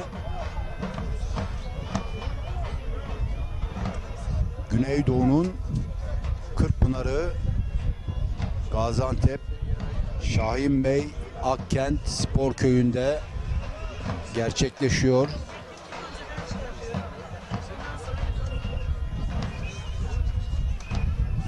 Alt boyların kıran kırana güreşleri, puan alma çabasında olan pehlivanlarımız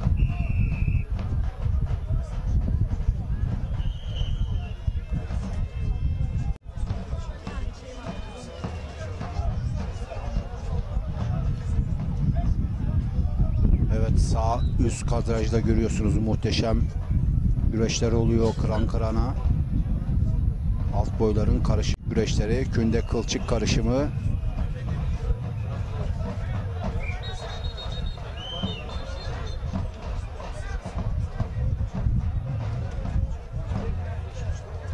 Evet, meydan baş hakemi Kocaeli bölgesinden Olgay İnce galibi ilan etti.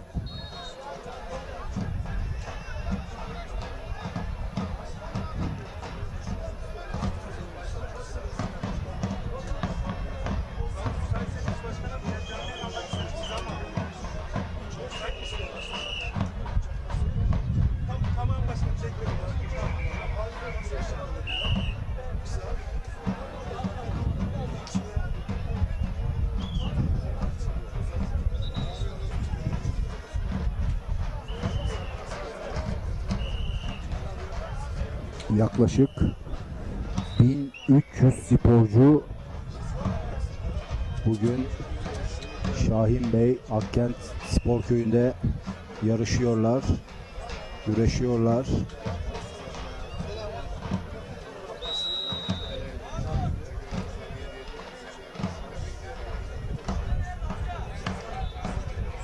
Çok iyi hazırlanılmış bir organizasyon. Aylardır, sezonun başından beri Şahin Bey Belediyesi idarecileri, yöneticileri hemen hemen hem bölgesel hem lig güreşlerine katıldılar.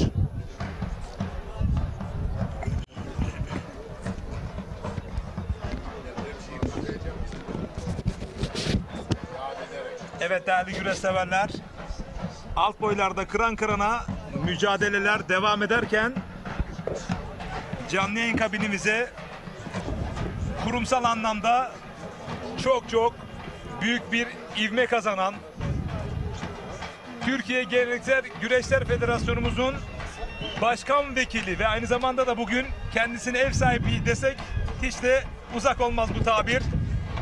Çok değerli başkan vekilimiz Şahin Opur, canlı yayın konumuz. Efendim hoş geldiniz, sefalar getirdiniz. Hoş bulduk. Sizler de hoş geldiniz. Sağ olun. Gaziantep Er Meydanımıza. Heyecanınız nasıl efendim öncelikle? Gerçekten Güney'in Kırkpınarı bugün Şahin Bey Belediye'mizde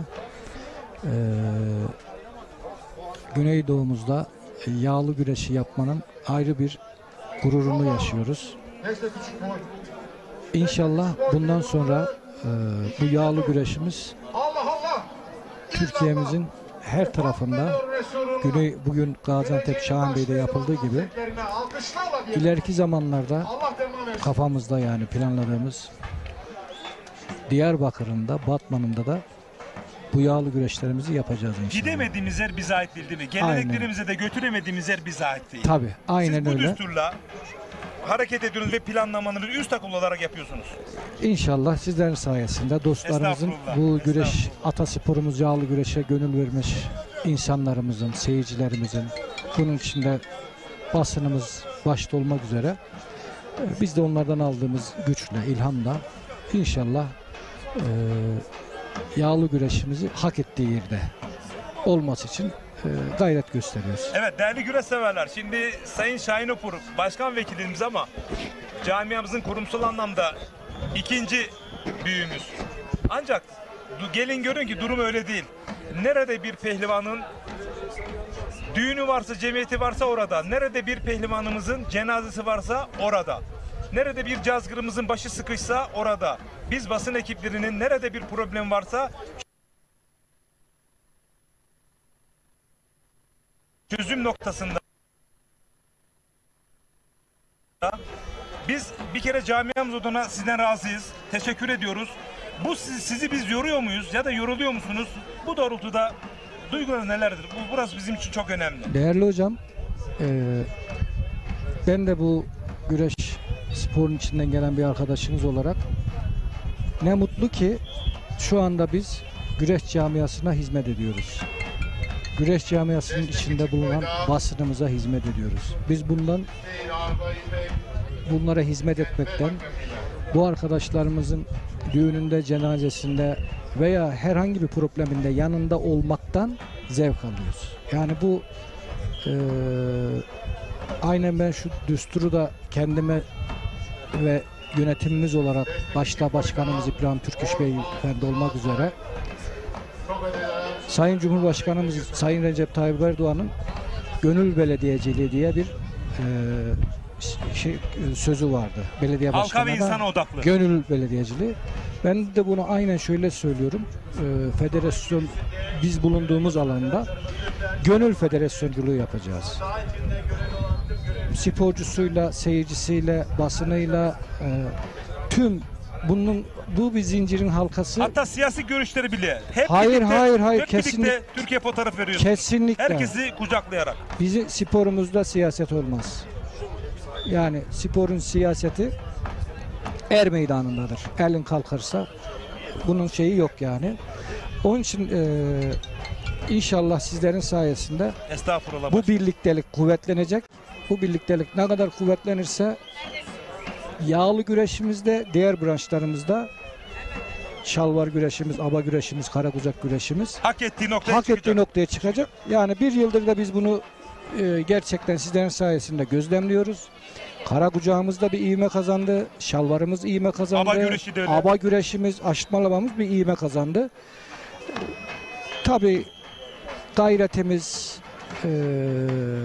çabamız ülke sınırlarında aşıp tüm dünyada bu geleneksel güreşlerimizin adını duyurup haklı yüzde kavuşması. Artık bunu yapılır hale, herkesin benimsemesi haline getireceğiz. Bilinmesi haline. Tabii çünkü artık sosyal medya günümüz teknoloji zamanında bizim yağlı güreşimiz şu anda dünya genelinde izlenildiği çok fazla. Çok üst düzey, evet. Türkiye genelinde futbol, basketboldan sonraki en büyük seyirci yağlı güreşimizde.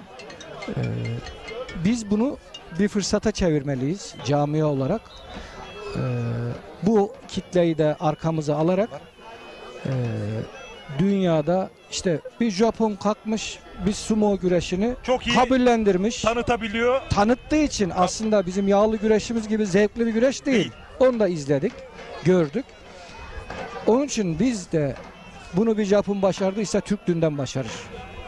Şimdi bu doğrultuda çok özel planlamalarınız var. Özellikle aba, şalvar, karakucak güreşlerinin Milli Bakanlığı müfredatına girme noktasında çok kurumsal bir çalışma. Bu yaptığınız şu anda ne aşamada? Nerelere gelindi? Çünkü bu hani ilkokulda A, B, C öğretiliyor ya. Bu güreşin öğretilme noktası buraya kadar indirdiniz.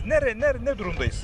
Şimdi çünkü bu da bir devrim olacak. Bu Etnospor Konfederasyonumuzun ülkemizde Kırgızistan'da yapılıyordu Etnospor. Ülkemiz İstanbul'da yapılmaya başlandıktan sonra gerçekten geleneksel güreşlerimiz çok büyük ivme kazandı. Burada şahsında çok teşekkür ediyorum. Dünya Etnospor Konfederasyonu Başkanımız Sayın Necmettin Bilal Erdoğan'a, Başkan Vekilimiz Sayın Doktor Hakan Kazancı'ya, yine Türkiye Geleneksel Güreşleri Federasyonu Başkanımız İbrahim Türküş Beyefendi'ye. Bizim geleneksel güreşlerimiz okul sporlarına girdi. Geçen Haziran'ın 6, 7, 8, 9'unda da Mersin'de Karakucak Türkiye Şampiyonası'nı yapıldı. Okullar arasında. Okullar arası 1200 sporcu katılımı vardı. Yine aşıtmalaba güreşi ve kapışmalaba güreşi Türkiye Şampiyonası yapıldı. O da Mersin'de. Genel toplamda 1200 sporcumuz katıldı. Özür diliyorum. Neden kendi adımıza üzülüyorum? Biz basın olarak buna yer ayıramadık. Bunu anlatamadık, tanıtamadık, yayınlayamadık. Bunun önümüzdeki yıl daha geniş kapsamda planlama noktasında basınla lütfen bu konuda ben çok arzuluyum, çok istekliyim. Bu bizim eksikliğimiz olarak kabul edin. Çünkü bu bir devrim. Bu aslında sizin eksikliğiniz değil Recep Hocam. Tam işte bu bölgelerin deprem bölgesi olduğundan dolayı bizim de depremzedelerle alakalı bir yoğun çalışmamız vardı. Aslında bu o sırada denk geldi. Tam da buraları normalleştirmeye yönelik adım atıldığı süreçte yapıldı bu okullar arası Türkiye Şampiyonası. Ondan irtibatlaşamadık. Normalde inşallah gelecek yıllarda bunu seve bizim kanadımızdan canlı olarak sizlerle beraber yapmak en büyük seve önümüzdeki yıl inşallah, çünkü bu bir devrim niteliğinde. Son olarak Sayın Başkanım, burası büyük bir afet yaşadı. Siz de bunu yakınlarınızı kaybederek en yakından yaşayanlardansınız. Tüm şehitlerimize Allah'tan rahmet, sizlere de sabırlar diliyoruz.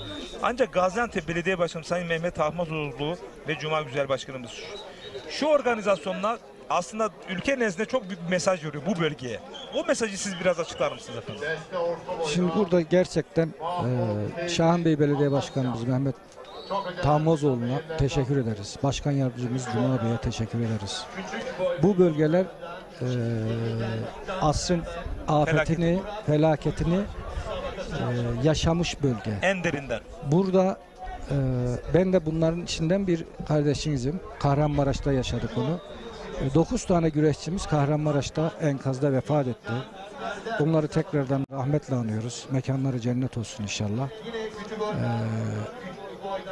Yani bu normal evinde şehit olmadı bu çocuklarımız. Bu çocuklarımız güreş yapmak için geldiği Kahramanmaraş Güreş Okulu'nda, yani güreş için kaldıkları yerde rahmetlik oldular. Yani güreş için rahmetlik oldular. Her biri başka bir ildendi. Sivas'tandı, Erzurum'dandı. Ama işte bu depremde Maraş'ta kulüpte kaldıkları için rahmetlik oldular. Allah'tan rahmet diliyorum. Mehmet Tahmazoğlu Başkanımız gerçekten bu süreçte bu bölgenin normalleşmesi için, insanlarımızın hayata adapte olabilmeleri için sadece yağlı güreş değil, onun dışında da çoğu spor branşlarımızda katkıda bulundular. Vatandaşlarımıza çok büyük destekte bulundular. Hem psiko destek olarak hem de her türlü ruhsal, fiziksel, maddi, manevi destekte bulundular. Buradan sizlerin huzurunda Mehmet Tahmazoğlu Başkanıma da teşekkür ediyorum. Böyle insanları Allah var etsin inşallah, sayısını çoğaltsın. Ve o büyük acıyı yaşadığımızın hemen ardından Türkiye Gençler Güreşler Federasyonu Başkanı Sayın İbrahim Türkiş sizin o acınıza ortak olma noktasında ivedi bir şekilde sizin yanınıza ulaştı. Türkiye Gençler Güreşler Federasyonu çadırı kuruldu. Orada enkazda kalan kardeşlerimiz çıkarılma noktasında çok büyük bir acılarla, çok büyük bir zorluklarla karşı karşıyaydılar. Yalnız hissettiniz mi? Ne olur orada bir öz eleştiri de yapabilirsiniz. Biz eksik kaldık mı? Nerede sıkıntılar yaşandı ya da ne istediğiniz de biz yapamadık? Bu konuda bir durumunuz var mı? Çünkü orada birebir o acıyı yaşayanlardan biri, enkazın altında taşları kaldıran, tuğlaları kaldıran bir birey olarak. Şimdi hocam, taş taşa değmeden duvar olmaz.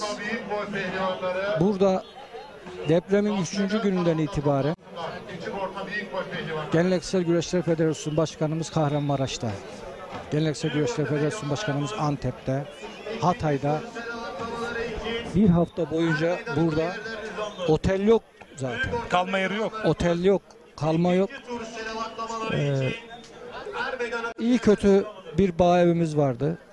Orada 10-15 kişi, bunun içinde İbrahim Türkiş Başkanımız olmak da dahil, 3 gece orada kalındı. Oradan Antep'e geçtik, oradan Hatay'a geçtik. Federasyon olarak Türkoğlu'na günde 5000 kişiye yemek için mutfak kuruldu. Onun dışında yine huzurlarınıza teşekkür ediyorum. Yurtdışı Akraba Toplulukları Başkan Yardımcımız Abdülhadi Turus Bey 100 adet çadır saldı. Sporcular için, sporcu aileleri, güreşçi aileleri, mağdur olanların, onların, yani dedim ya sözümün başında, taş taşa değmeden duvar olmaz. Yani bir damla, bir gölde bir damla olabilmek bile o depremde çok büyük işti. Allah razı olsun hepsinden. Şu da olsaydı diyeceğimiz hiçbir şey kalmadı. Harika. Hiçbir şey kalmadı. Yani bunu aslında bir elin verdiğin diğer el görmez itibariyle çok da dememiz, anlatmamız da ama bu gerçekleri de herkes bilsin. Gerçekleri de herkes bilsin. Yani burada kim, yani Sive Enerji Başkanımız Tarık Savran'dan tut, Federasyon Başkanımız, işte yurt dışı akrabalıkları, Recep Kara, Mustafa Taş buralarda. Baş pehlivan Mustafa Taş, Recep Kara, Serhat Gökmen. Buradan yine gerçekten bizzat canlı yaşadım ben. 15-20 gün Serhat Gökmen kardeşimiz hamballık yaptı Türkoğlu ilçesinde. Türk güreşinin baş pehlivanı. Köylere sokak sokak o ihtiyaç sahiplerine sırtında malzeme taşıdı. Ben buna şahit oldum. Allah razı olsun. Diğer pehlivanlarımız da. Şimdi mesela yine bizim Yusuf Can Zeybek. Evet. Allah razı olsun.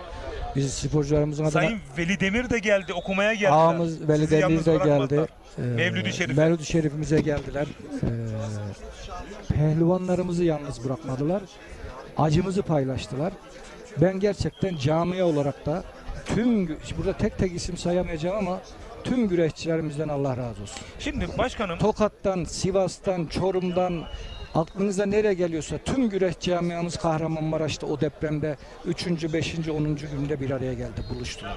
Bir an bile boş bırakmadı. bu camianın gücünü de gösteriyor değil mi? Tabii. Camiamızın gücünü biz, Allah bir daha öyle göstermesin.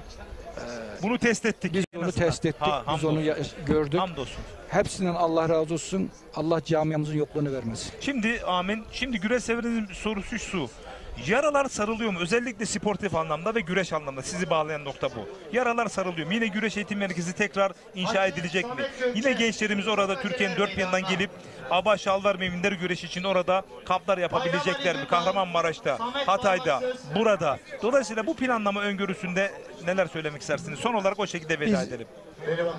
Normal 2022 senesi de nasıl faaliyetlerimiz, antrenmanlarımız, festivallerimiz devam ettiyse bu bölgelerde inşallah Hatay'ında, Yayladağ'ında, işte Gaziantep İbrahimşehir'inde, Kahramanmaraş, Beylikdüzü'nde, Boyalası'nda, Avşin, Göksu'nda insanlarımızı hayata dört dörtlük adapte etmek için olsa bu faaliyetlerimiz devam edecek. Antrenmanlarımız bizim, belki inanmazsınız, depremin 5. 6. günü çocuklarımız hocalarını aradı. Antrenman yapacak salon falan kalmadı, yok da. Hocam biz dağa gideriz, ağaçlara dalarız dediler. 4. 5. günü antrenmanını yaptı bu çocuklar. Çünkü güreş öyle bir spor. Güreşi biz 2 gün bıraksak o bizi 1 ay bırakır. Onun hesabında normalleşme, hayata sarılma devam ediyor. Çok da hızlı bir şekilde devam etti. Devletimiz var olsun. Allah devlete, vatana, millete zeval vermesin, yokluğunu göstermesin. Devletin babalığını, devletin anneliğini, analığını biz depremde gördük. Allah büyüklerimizden razı olsun. Evet, son olarak Er Meydanı Şahin Bey'de veda edelim. Atmosfere bakıldığında ne hissediyorsunuz? Güreş severler biraz daha böyle aba aşırtmalı şallar güreşinden biraz farklı yağlı güreşe bakıyorlar ama bugün final eleme turları, yarın finallerde sanırım daha çok büyük ilgi olacak. Tabii. Şimdi bu, gözlemleriniz çok önemli çünkü burada. Şimdi bu bölgelerde daha çok cumartesiden itibaren biraz daha iş yoğunluğu, bayramüstü bir hafta sonra inşallah Kurban Bayramı'na eda edeceğiz inşallah. Onun için biraz halk, vatandaş çarşı pazarda ama yarın daha çok kalabalık olacak ve bu işi Gaziantep şehrimiz tuttu. Çok tuttu. Arkada seyircilerden ben konuştuklarını dinliyorum. Harika, çok da hoşuma gidiyor. Harika. İnşallah dediğim gibi bu iş Gaziantep'inden Diyarbakır'ına, Batman'a kadar da gidecek Allah'ın izniyle. İnşallah. Yüreğinize sağlık Şahin Okur Çok Başkanım. teşekkür İyi ki ederim. varsınız. Siz Biz de... teşekkür ederiz.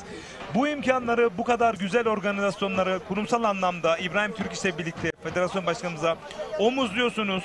Gecenizi gündüzüne katıyorsunuz. Ailenizi, çocuklarınızı bile bir yerde feragat ediyorsunuz.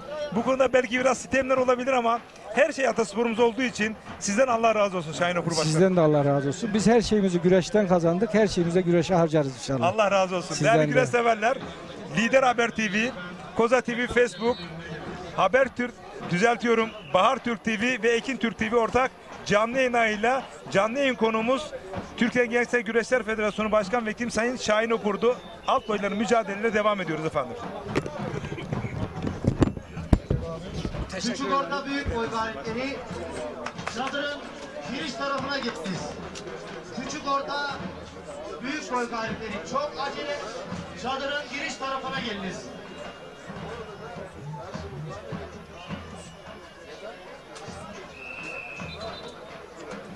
Şahin hocam.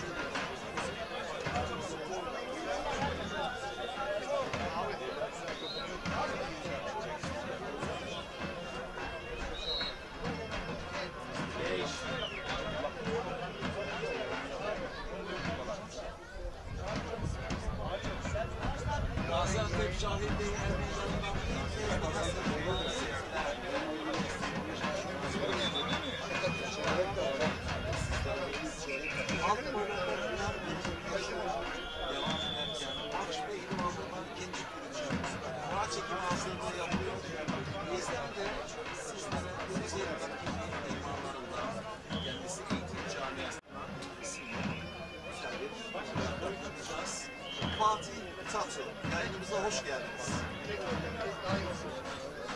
Evet, burası aslında Karabuşak, Şamlar bölgesi. Daha önce Kahramanmaraş ve civarından bizden çok sayıda Karabuşak yayınlarımız canlı olarak yayınlanmışlar. Abone Şalvar'da özellikle Urfa Antep bölgesinde bu bölgelerde yapılıyor. Fatih Tatu. Bildiğimiz kadarıyla ilk kez bir yağlı güreş yapılıyor ve daha önemlisi Türkiye Yağlı Güreş Ligi'nin 7 devletli güreşinden birisi. Bu güzel etkinliğe nasıl hazırlandınız, neler hesapladınız ve amacına ulaştığını yaptığınız etkinlik.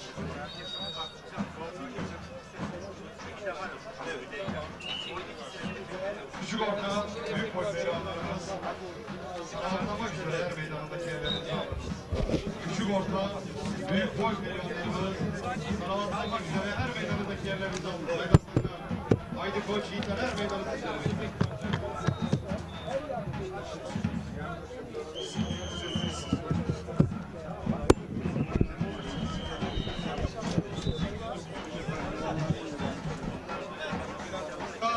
Büyük boy pehlivanlarımız, küçük orta, büyük boy pehlivanlarımız, Haydi Aslanlar çok acele, salavatlanmak üzere her meydandaki yerlerinizi alırız.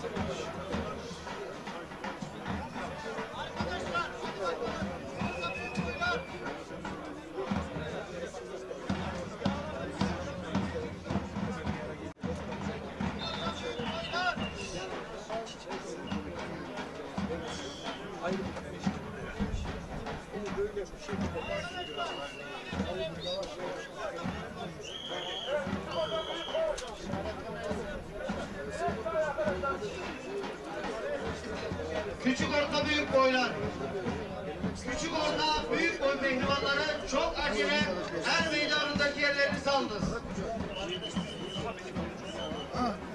Meşhur olay.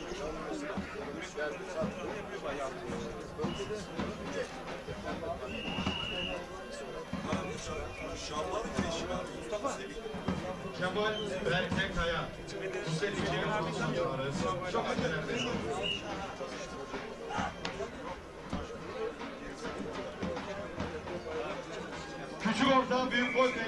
son çağrı. Gelmediğiniz takdirde kırmızı kart ile cezalandırılacaksınız. Çok acele er meydanı.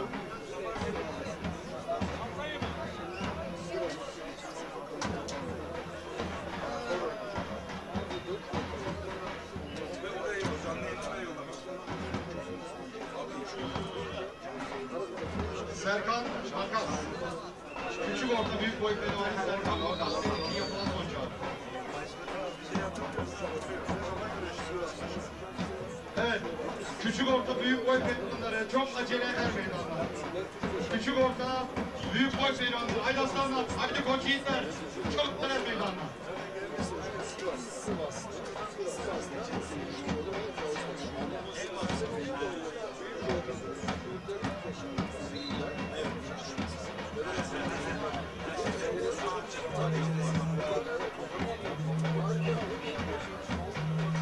Federasyon olarak federasyon olarak ama geçmişi var, geçmişler var ama işte belediyenin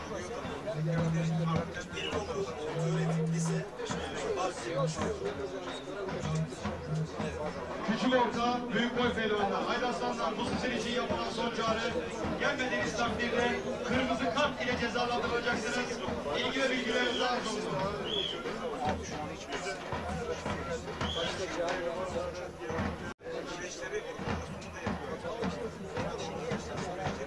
Evet, küçük orta, büyük boy pehlivanları son çağrı. Çok acele sıraya geçelim.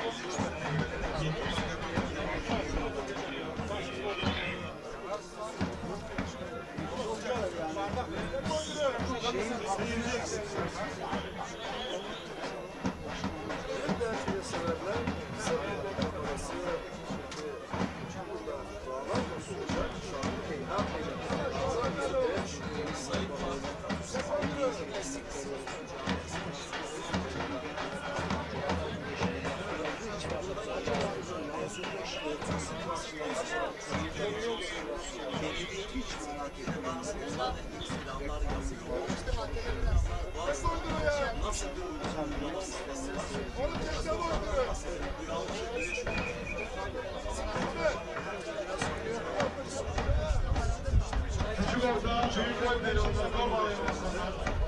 Haydi arkadaşlar, boy gol bağlayalım.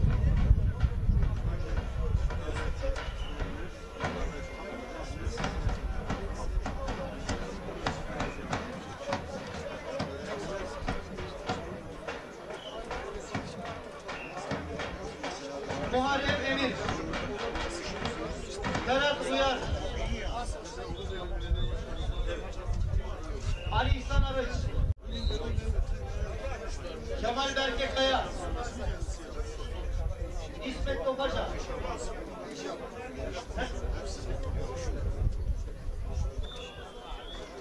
Serkan Makas,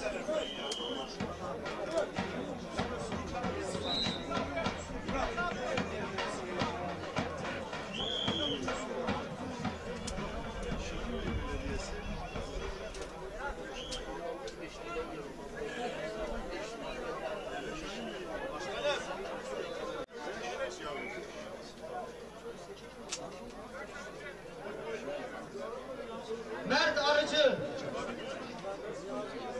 Rıza Durmuş,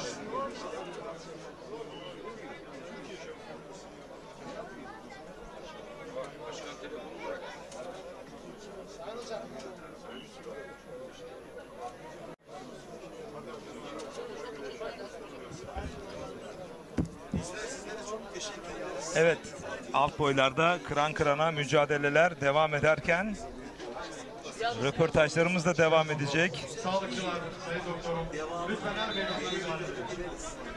Hocam şapkamızı kaldıralım. Murat Kareder. Sağlıkçılar, sayın doktorum, lütfen her meydanına müdahale edin. Şapkayı kaldıran Hakan kardeşler.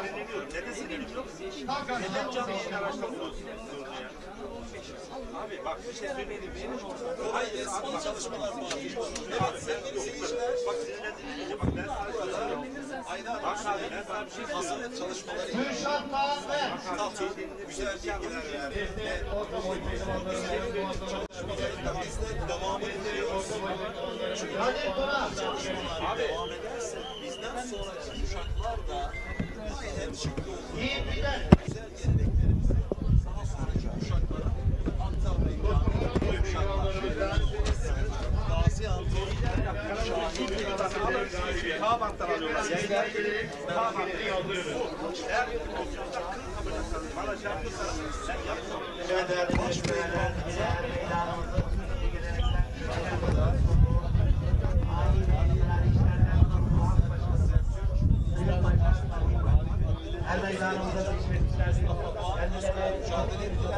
Evet değerli güreş severler.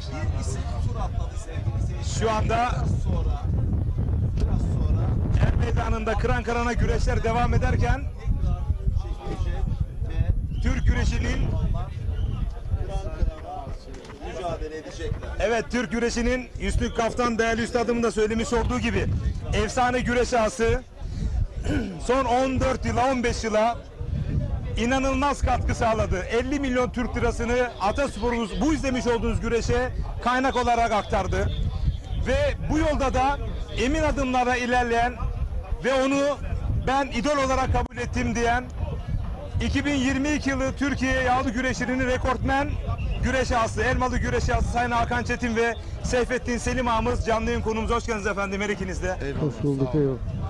Er Meydanı Şahin Bey'deyiz. Öncelikle ben sözü Türk güreşinin babası Seyfettin Selim'e vermek istiyorum. Buraya kadar koşup geldiniz. Kimle? Hakan Çetin, Veli Demir ve siz. İlk izleniminiz, duygularınız nelerdir efendim? Buyurun söz sizde. Tabii ki Hakan kardeşimle biz konuştuk bunu daha önce. Dedik böyle bir Antep'e gidelim. Antep'te de Güneydoğu'da ilk defa bir güreş oluyor. Orada gidelim, örf adetlerimiz orada görülsün olsun. Hatta burada biraz önce Antep'te belediye meclisi belediye başkanı diyor ki ya burada ağlı, burada ağlı da Antep'ten birisi alması lazım. Bu güreşin yayılması lazım. Bu Türk güreşi için güzel oldu ama demin de söylediğim gibi başka bir yayında şunu söylüyorum. Bu güreşleri yaparken diğer güreşleri bitirmememiz lazım. Yani yöre güreşleri şu anda Türkiye'de Kırkpınar'a kadar yapılan 3. güreş. Bundan sonra 4 güreş var yanlışım olsa değil mi? 4 tane daha var dik güreş. Evet, 4 tane daha var. Evet. Yani Türkiye 7 güreş Türkiye'ye yetmez. Türkiye'de 100 tane güreş oluyor. Normalde senede 100 tane güreş oluyor. En azından bu 100 güreşin 20-30 tanesi bu lig güreşine dönmesi lazım. Büyük güreşlerin. Bunun için elimizden geleni yapacağız. Federasyon başkanlarıyla konuşacağız. Ağalarla kendine konuşacağız. Çünkü lig güreş halindeki güreşler Elmalı'ya ayıralım zaten. Elmalı ayrı bir güreş. Evet. Ama diğer güreşlerden maalesef biraz da havanın yağmur olmasından dolayı da bu geçen 2 güreşe gittim mesela. Bir tane Bursa'da, bir tane Çanakkale'de. Hiçbir tanesi, ikisi de Bursa'ya bağlı, Çanakkale değil genelde. Hiçbirinde güzel güreş olmadı. Yani maalesef olmadı. Oldu diyemeyiz. Sebebi ne? Orada bir puanlama yok. Orada bir şey yok. Ne oluyor? Pehlivan işte bir paraya anlaşıyor. Geliyor. Hedeften uzak kalıyor. Tabii hedeften uzak kalıyor. Havada yağmurlu olmadı ama bundan sonra güreşler için bunu tekrar gündeme getireceğiz. İyi biliyorum ki Federasyon Başkanı da bunun farkında. Diğer belediye de bunun farkında. Bunu destekleyip bir şekilde çözmemiz lazım. Atasporu güreşimizi hep beraber. Nasıl bugün burada Antep gibi bir yerde Güneydoğu'da ilk defa güreş yapılıyorsa yağlı güreş böyle bir anlamda büyük bir anlamda belki ufak yapılmıştır bilmiyorum ama böyle ilk defa Türkiye'nin bütün pehlivanları burada kol bağlıyorlar ve bağladıkları kol da çok önemli. İlk 32'ye baş pehlivanların girmesi lazım Kırkpınar'da biliyorsun. Hani tabirle pabuç pahalı artık. Tabii pabuç pahalı burada bir sıkıntı yapıyor ama diğer güreşleri de bu hale getirmemiz lazım büyük güreşleri. Bunun için de elimizden yapacağız. Evet değerli güreş severler Lider Haber TV, Bağır Türk TV, Ekin Türk TV ve Koza TV Facebook ortak canlı yayınıyla birlikteyiz. Sayın Hakan Çetin'e dönmek istiyorum. Kırkpınar ağamız Sayın Seyfettin Selim dedi ki diğer güreşleri de bitirmememiz gerekiyor dedi. Ya muhakkak ama tabii şimdi liglerde yapılan güreşle yerelde yapılan güreşler arasında da çok ciddi bir şekilde kalite farkı var. Benim şahit olduğum belediyeler var. Yani belediye ve halkı diyor ki biz bu güreşi yapmazsak bizim başımıza bir bela geliyor. Bir sel geliyor, bir dolu yağıyor, hasat alamıyoruz, kaldıramıyoruz. İşte diyor ki kimileri diyor çıkıyor ki ya diyor meydana diyor çayırda diyor ben gördüm diyor işte evliyalar güreşiyordu diyor. Birileri güreşirken gördük diyor. O sene diyor başımıza iş geldi, felaket geldi diyor. Güreş yapmamız lazım diyor. Bu iradeyle, bu inançla elinden gelen katkıyı köylü ve belediye koyuyor. Ama tabii halk o kaliteyi bulamıyor. Şimdi yani bu işin gerçeği de bu yani. Şimdi ligde pabuç bağlı işte ilk 24 pehlivan direkt olarak gidecek.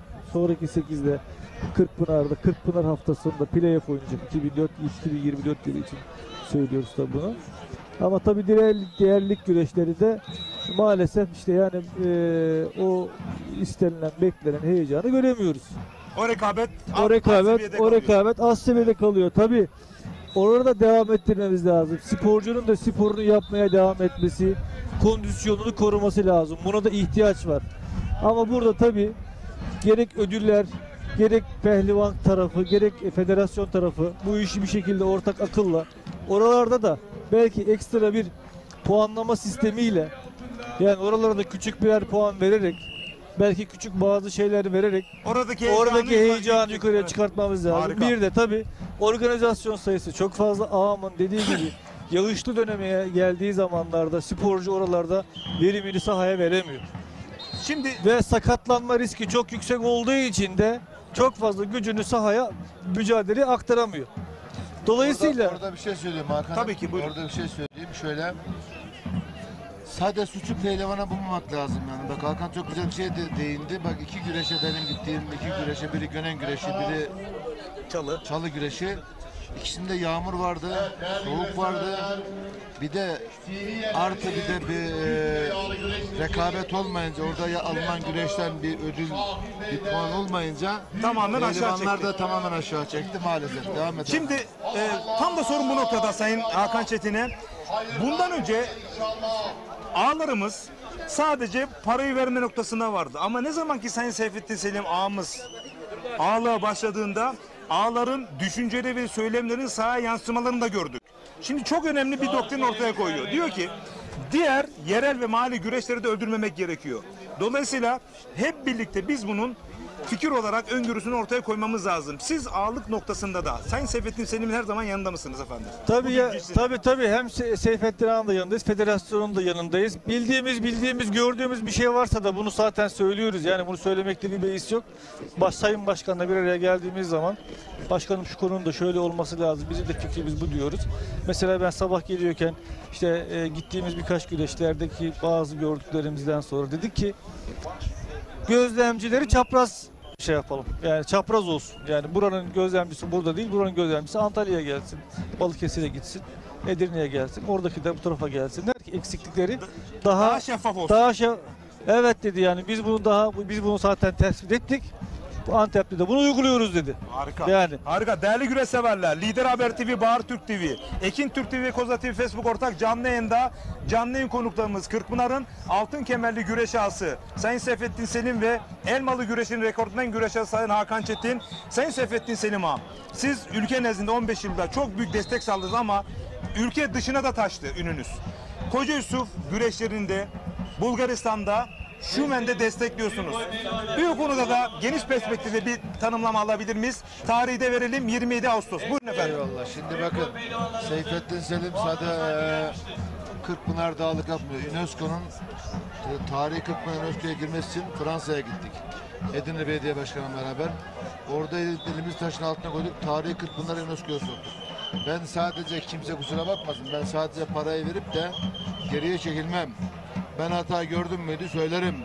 Federasyonda söylerim, pehlivana da söylerim, belediye de söylerim. Anlıyor musun? Bu ama bu sene olan güreşlere tekrar söylüyorum. Pehlivanların suçu yok. Onu da Hakan güzel söyledi. Yani orada havanın yağmurlu olması, soğuk olması, Bir de kısa bir sürede bir günde 60 tane pehlivanın güreşmesinden bak bugün burada şimdi 3 tur güreş olacak, doğru mu? Doğru. Yarın 3 tur daha olacak. 16 Eylül kalacak. Orada ne oluyor? 6-7 tur oluyor. Saat 2'de başlıyor. Kimde kusura bakmasın kardeşim. 2'de başlıyor güreş, 5'te bitiyor. Böyle bir dünya yok yani. Yani 3 saatte 6 tur güreş ferişte atamaz yani. Kimse bana bunu anlatmasın. Yani Gönen güreşlerinde böyle oldu. Niye? Yağmurdan dolayı işte. Bunu ayarlayıp bu güreşleri hem pehlivanın sağlığını korumak için hem de pehlivanın hakkını korumak için hem maddi olarak rakamını artıracağız hem de pehlivanlardan biz de pehlivanlara adam gibi güreşsinler. Rekabeti arttıracağız. Yiğitler gibi güreşsinler diyoruz ya. Ama onlara da imkanı vermek lazım. Yani aç maymun oynamaz derler. Yani pehlivan hem hakkını alacak hem de zaman olarak da bir zaman olacak. Yani nihayetinde bu etten gemikten bir insan yani karşındaki adam da hangi pehlivan olsun baş pehlivan. 70 küsur tane baş pehlivanın var. Doğru mu? Doğru. 70 tane pehlivan içinde buraya şansa gelen pehlivan yok. Hepsi bilenin hakkından baş pehlivan olmuşlar. Bunların güçleri birbirine 3-5 aşağı yukarı denk. Normal güreşte görüyor musun mesela? Çok az, çok iyi pehlivanla yaşı geçmiş, son dönem yaşayan pehlivan denk gelirse 3-5 dakikada bitiyor. Diğer güreşler 15-20 dakika, yarım saat uzatmaya gidiyor. Demin mesela Mustafa Taş'la beraber geçen şeyde Antalya'da rakibini unuttum şimdi ismini. Mustafa Taş'la da Mustafa Doğan Özkaya mı? Yok, Mustafa Taş'tan rakibi uzatmaya kadar gittiler yani. Uzatmaya kadar gittiler. Niye? Orada puan var, orada ödül var, puan ödülü var. Onun için gittiler. Yani buradaki pehlivanların gücü aşağı yukarı bir denk. Hepsi baş pehlivan, hepsi güçlü insanlar. Onun için 3 saatte, 4 saatte yani 2'de 3'te başlayan bir güreşin 5'te 6'da bitmesi çok zor. Onun için bu tip güreşlerin 2 gün veya küçük yöre güreşlerinde pehlivan sayısı 32 geçmeyecek. Evet. Yani Sayın, 3'te 4'te bitmesi lazım. Sayın Hakan Çetin'e dönmek istiyorum. Sizler çok önemli, ülkemizde ciddi manada iş adamlığı yapıp ülkemize ekonomik katkı sağlayanlarsınız. Ama ayrıca biz zaman darallığı var ve bu zaman daralmasında da güreşlere de bulunma noktasında bir misyonunuz var.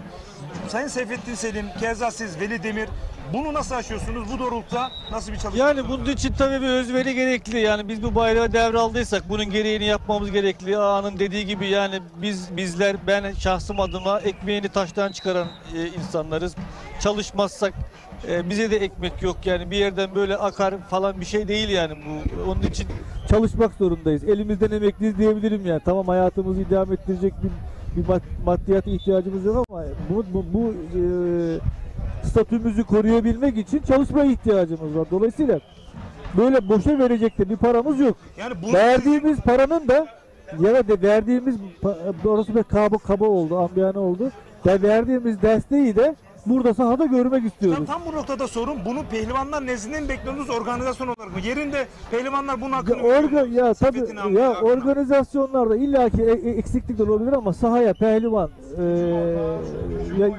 kendini yansıtırsa, kıran kırana güreş olursa güreşi balçıkta sıvayamazsınız.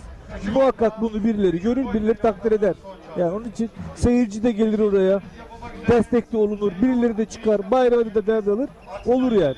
Değerli güreş severler, ben 36 yıldır bu camiadayım. Kırkpınar Başpehlivan birincisinin 42.000 lira aldığı, ödül aldığı, Başpehlivan birincisi ödül aldığı yılları çok iyi bilmekteyim. Şimdi ödüllerin dışında sadece Seyfettin Selim ağamız Kırkpınar'da birinci olana 1 milyon Türk lirası. Bu astronomik bir istikbal demek, gelir anlamında. Bunu bir değerlendirelim mi? Nereden nereye geldik? Şimdi bunu tabii burada Federasyon Başkanı da sağ olsun, Edirne Belediye Başkanı dedi ki, Sayın Başkanım da Kırkpınar'da başpehlivan ödülü çok azdı. Bunu da artıralım. Başkan da dedi ki 1 milyon yapalım dedi. 500'ünü A versin, 500'ünü ben vereyim. Ben de üzerine dedim ki Kırkpınar'da geçen sene dediğim gibi o 1 milyonu vereceğiz başpehlivan. Kim olursa olsun. Millet burada şunu anlasın yani. Ali, Mehmet, Hasan, İsmail kim daha önce birinci olanlar da alacak mı ödülü? Tabii. Ama ikinci 1 milyonda yeni birisi çıkarsa. Değerli güreş severler, yani bakın tekrar ediyorum.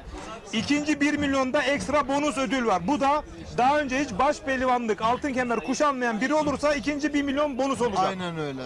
Burada kimse şunu bana demesin. Evet. Hatta Hatta geçen bu şeyde de Federasyon Başkanı bana dedi ki abi kardeş gibiyiz kendisiyle, Sayın Başkan'la. Dedik abi de burada bir şey oluyor yani. Bir yanlış dedim, yanlış yok kardeşim. Yanlış bir tane bu daha önce Kırkpınar'da baş pehlivan hangi pehlivan olsun, şu olursa demiyorum bak, hangi pehlivan olursa ona 1 milyon vereceğiz. Kırkpınar'ın baş pehlivanına zaten 1 milyon vereceğiz. Onun 500 nedeni belediyesi verecek, 500'ünü ben vereceğim. Ben bu sene ağırlığı bıraksam da vereceğim. Yani diyelim ki ağırlığı ben bir rakip çıktı aldı. Onu da vereceğim. Anlıyor musun? Buradaki amaç şu. Yani teşvik etmek, aşağıdan daha fazla pehlivan Geçen sene bunun semeresini aldık. Tabii, Mustafa geçen Taş'la sene Cengizhan Şimşek. Semeresini aldık. Cengizhan Şimşek ve Balıkesirli Ertuğrul Dağdeviren. Ertuğrul Dağdeviren. Üçü geçen sene final yaptılar. Yani son 4'e kaldılar. İlk defa Kırkpınar'da yıllardan beri giderim ben. İlk defa 3 tane pehlivan favori olmayan. Favori oldu. Bravo. Evet. Favori olmayan pehlivanlar favori durumunda kürsü gördü. Bu da nedir kardeşim? Kimse kusura bakmasın.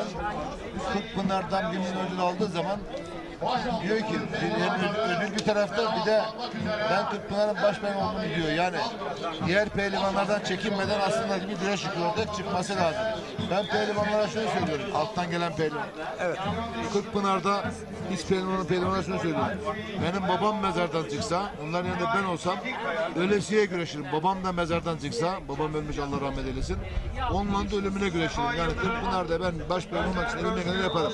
Hele böyle imkanlar varken, şimdi de bu sene de aynı şeyi söylüyoruz. Seneye de söyleyeceğiz inşallah. Ben teşekkür ediyorum biz izleyenlerimize. Biz teşekkür ederiz. Siz de ya tabii yani ağanın burada bunu daha önce de gündeme geldi. Daha önce de soruldu ama bunu tekrar yeniden izah etmek gerekirse bu türlü ödüller altta favori olmayan, mücadele azmi olan pehlivanlarımıza, sporcularımıza biraz daha azim, biraz daha katkı, biraz daha teşvik. Bu da mücadeleyi arttırsın, seyir zevkini arttırsın, orada bir mücadele izleyelim. Örf, adet her şeyde yerine gelsin. Ağanın da bu konuda vermiş olduğu mücadele bu mücadele. Tabii sporcu spora devam etmesi gerekiyor, desteklerin devam etmesi gerekiyor. Yemeleri, içmeleri, uykuları, antrenmanları her şey ona göre. Buraya gelip gitmeleri, ekonomik onlar için de külfet.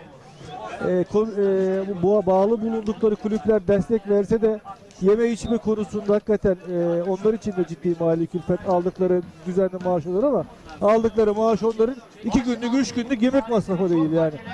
Onlar yemeliler ki, beslenmelerine dikkat etmeliler ki burada bu sporu icra edebilsinler. Tabii buradaki önemli olan, burada tabii biz bunu yapıyoruz ama buradan yetişecek olan bir Feyzullah Aktürk gibi bir minderci ya da bir olimpiyatlarda, dünya şampiyonasında, Avrupa şampiyonasında güreşebilecek 1-2 tane kardeşimizi çıkarıp orada bizim İstiklal Marşımızı okutuyor mu? Büyük bir kazanç. Büyük bir kazanç. Yani bunun karşısına koyabileceğimiz bir değer yok.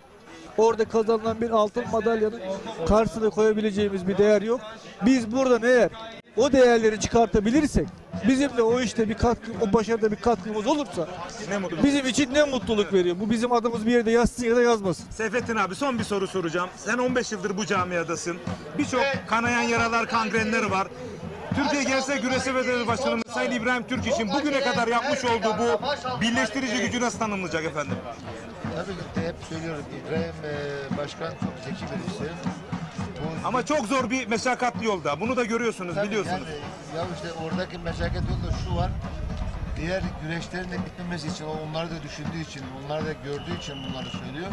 Biz bu sayıyı artırırsak, diğer güreşler de işte puan bir şeyler koyarsak en azından o zaman ne olur? Oradaki güreşler de puan alırsa, orada ilk 32'ye giren pehlivanı günden alıp orada atıyorum, burada bir puan, orada da yarım puan mesela beraberlik gibi düşün. Böyle bir şey olursa biraz daha şey olur, biz bunu çözeceğiz hep beraber. İnşallah, inşallah. İbrahim'de o zeka var.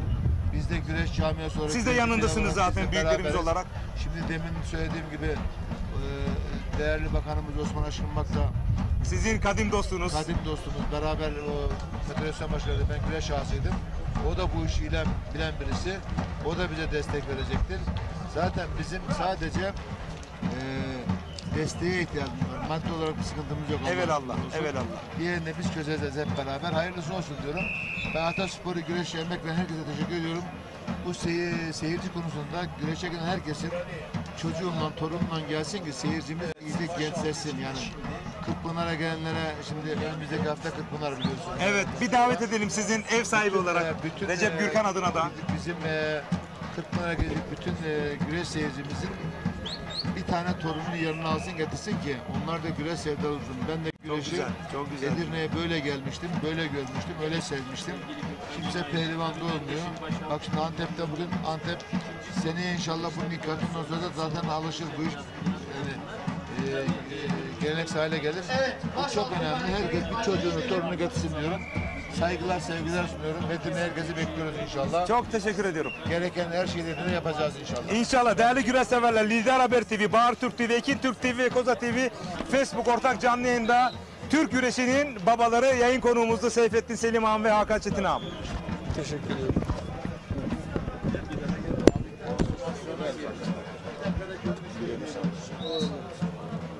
Oluyor değil mi? Yanlış bir şey söylemiyoruz. Başaltı pehlivanları.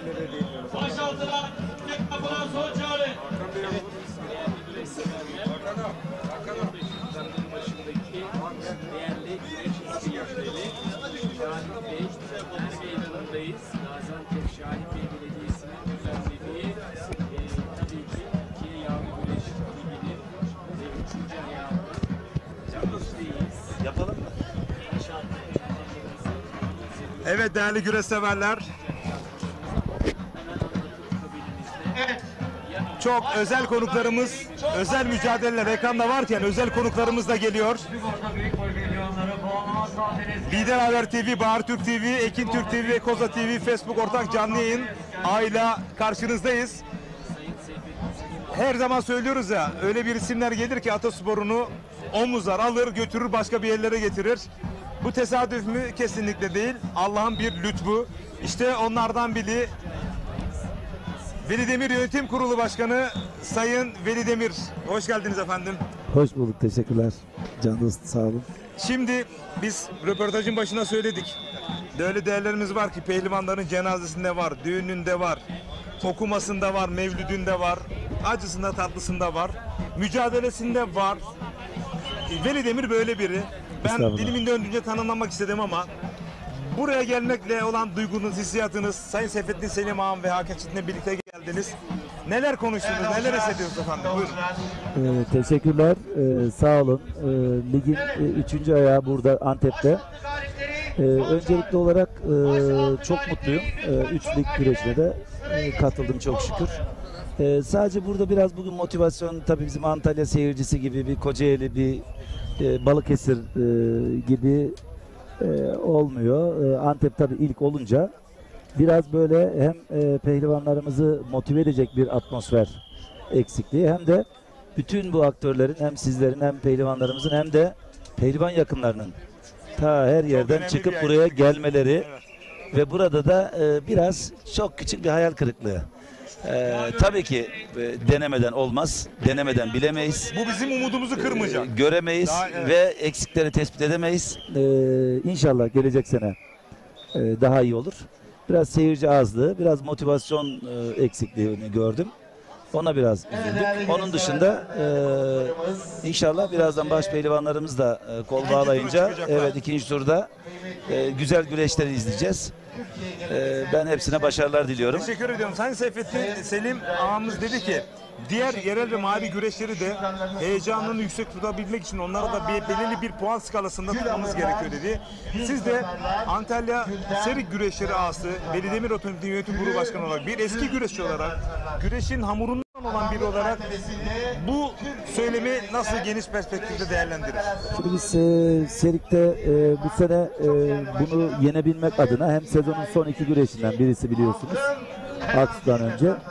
Biz her tur için bir yani Serik Güreşleri ağalık kurumu olarak her tur için bir ödül koymayı düşündük. Bir dakika, bu son dakika mı yoksa bu yeni alan bir kapı? Bu yeni. Yeni al. Harika. Yeni. Bir daha tekrar edebilir miyiz? Her baş pehlivanlıkta mı sadece? Yani normalde gelen sporcularımızın, pehlivanlarımızın ve baş pehlivanlarımızın zaten bir yollukları oluyor. Evet. Bunun dışında sezonun son güreşi olduğu için takdir edersiniz pehlivanlarımız hem sakatlanmamak hem sezonu psikolojik olarak bitirmiş olabiliyorlar. Hem de bu sene lig güreşinin getirmiş olduğu psikolojik bir yönlendirme oldu lig güreşine İster istemez orada başarılı olmak istiyorlar ve haklılar. Ama diğer güreşlerimizi de yaşatmamız lazım. Bunu en azından ortadan kaldırabilecek bir çözüm olarak biz her tur için ödül koymayı. Bir bonus olarak her Evet. turda bir ödül alacağız. Her turda bir ödül koyacağız. Final için ayrı bir ödül koyacağız. Ama bunu sadece finale koyarsak aradaki güreşlerin de biraz zayıf geçeceği düşüncesiyle o yüzden her tura yaydık. Peki bunu farklı diğer organizasyonlar, bu siz yaptınız şimdi bir ilk. Seri güreşleri normalde hep ilki yapıyor. Ne yapıyor? Her tur orada Sayın Enver Aputkan ilk turda yenilen güreşe bile yolluk verdirdi. Aksu güreşleri gibi. Dolayısıyla burada da bir ilke imza atıyor. Bu diğer yerel bir mahalli güreşlere sirayet eder mi? Bunu da öngördünüz mü? Etmesini arzu ederiz. Çünkü bu sene gördük ki ligi çok tabii ki destekliyoruz. Tabii ki arkasındayız. Tabii ki federasyon başkanımızın burada emeğini zayi edemeyiz. Fakat bütün güreş camiası lige fokuslandı. Bu sefer diğer güreşleri tertip eden gerek organizatör, gerek belediye başkanlarımız, gerek sivil toplum kuruluşlarımız ister istemez kendi güreşlerinde biraz daha ihtimam gösterilmemesini, biraz daha sıkı güreşler olmamasını ister istemez üzüntüyle karşılıyorlar. Bu da o güreşi organize eden gerek belediye gerek kurum için biraz buna devam edip etmeme noktasında tabii ki bir düşündürücü bir durum. Ama sizin şimdi seri güreşlerinde her turda bonus ekstra ödül verilecek olması Kesinlikle. sezon sonu ama daha sezonun başında sayılırız. Bu aradaki yerel ve mahalli güreşleri de aslında bir tetikleyebilir bu öngörünüz ve tespitiniz ve uygulamanız. Hatta biz hemen müsabaka bittikten sonra güreşimiz bittikten sonra canlı sıcağı sıcağına pehlivanlarımızı daha yağ bedeninden kurumadan ödemesini yaparak onların yorgunluklarını biraz alabilirsek ne mutlu bize. Evet. Değerli güreş severler, Antalya Seri Güreşleri Ağası Veli Demir Otomotiv Yönetim Kurulu Başkanı Sayın Veli Demir canlı yayın konuğumuz. Sayın Seyfettin Selim'e de Sayın Hakan Çetin'e de sordum. Siz Antalya'da çok tanınan, çok bilinen ve çok güçlü bir yapıda önemli bir yerdesiniz. Dolayısıyla her organizasyonda gitme noktasında zorluklar yaşıyor olabilirsiniz. Bunu nasıl aşıyorsunuz? Ve bu doğrultuda bir ailenize ihmal ediyorsunuz, iş yerinizde. Dolayısıyla çok büyük bir emeğiniz var. Pehlivanlar ve güreş camiası nezdinde beklentiniz var mı? Ya ben bu kadar fedakarlık ediyorum. Pehlivanlarda siz de fedakarlık noktasında bizim bunun karşılığını görün diyor musunuz? Zaman zaman mesela Seyfettin ağamız da bu konularla ilgili açıklama yaptığında ona karşı da serzenişler olabiliyor. Çünkü o da yıllarını vermiş. O da istiyor ki hani bu emek, bu para, bu zaman, bu sevgi, bu ilgileniş sahada kendini iyi güreşler olarak karşılığını bulsun. Bizim tek isteğimiz bu. Onun dışında başka bir isteğimiz olamaz. Biz istiyoruz ki sakatlıksız ama iyi güreş olsun. Seyfettin ağamın dediği gibi yiğitçe güreşler olsun. Bu anlamda ligin buna değer kattığına inanıyorum. Bunu gördük, test ettik. Yani bunu test ettik. Ben bugün içinde sahaya çıkacak olan, er meydana çıkacak olan bütün baş pehlivanlarımıza başarılar diliyorum. İnşallah güzel güreşler olur. İnşallah. Birlikte bugünü ve yarını atlatırız. İnşallah. Ben şu soruyu hep soruyorum ağalarımıza. Önceden ağalarımıza organizasyonlarda da şöyle denirdi. Sen ağasın, elin tutulmaz, parayı ver, ondan sonra protokolde otur, izle. Bütün sevk ve idarede biz olalım. Her türlü ayrıntıları biz karışalım. Dolayısıyla Seyfettin Selim ağamızla birlikte bu işleyiş, düşünce değişti. Şimdi siz Sayın Enver Aputkan Başkanımızla, Serik Belediye Başkanımızla yapmış olduğunuz istişarede bir ağ olarak bu öngörü ortaya koyduğunuzda nasıl karşılık verir Sayın Enver Aputkan? Yani ağam kesinlikle şunu demiştir. Ağam siz parayı verin oturun. Bu işte bizim işimiz dememiştir. Neler gelişti o mahrem değilse paylaşır mısınız? Örnek olmaz noktasında bunu irdeliyor farkındaysanız. Öncelikli olarak Serik Belediye Başkanımız Sayın Enver Aputkan kurallara, kanunlara uyduysa ve nizami bir konuysa her zaman spora ve özellikle güreşe destek veren bir serimizin başkanı. Çünkü o popülist yaklaşım olan bir belediye başkanı değil. Eğer bir konu spora destek veriyorsa ve nizami hukuka da uygunsa başkanımız onay veriyor. Ve seviniyor da arkamızda da duruyor sağ olsun. Bu anlamda ben kendisine teşekkür ediyorum. Sağ olsun Serik Belediye Başkanımız ben güreş A adayı olduğumda biliyorsunuz Serik'te aşağı yukarı 100'ün üstünde 5 yıldızlı otel var. Ve bunların genel müdürlerinden olsun, bunların sahiplerinden olsun Serik güreş ağırlığı ile ilgili gelenler oldu.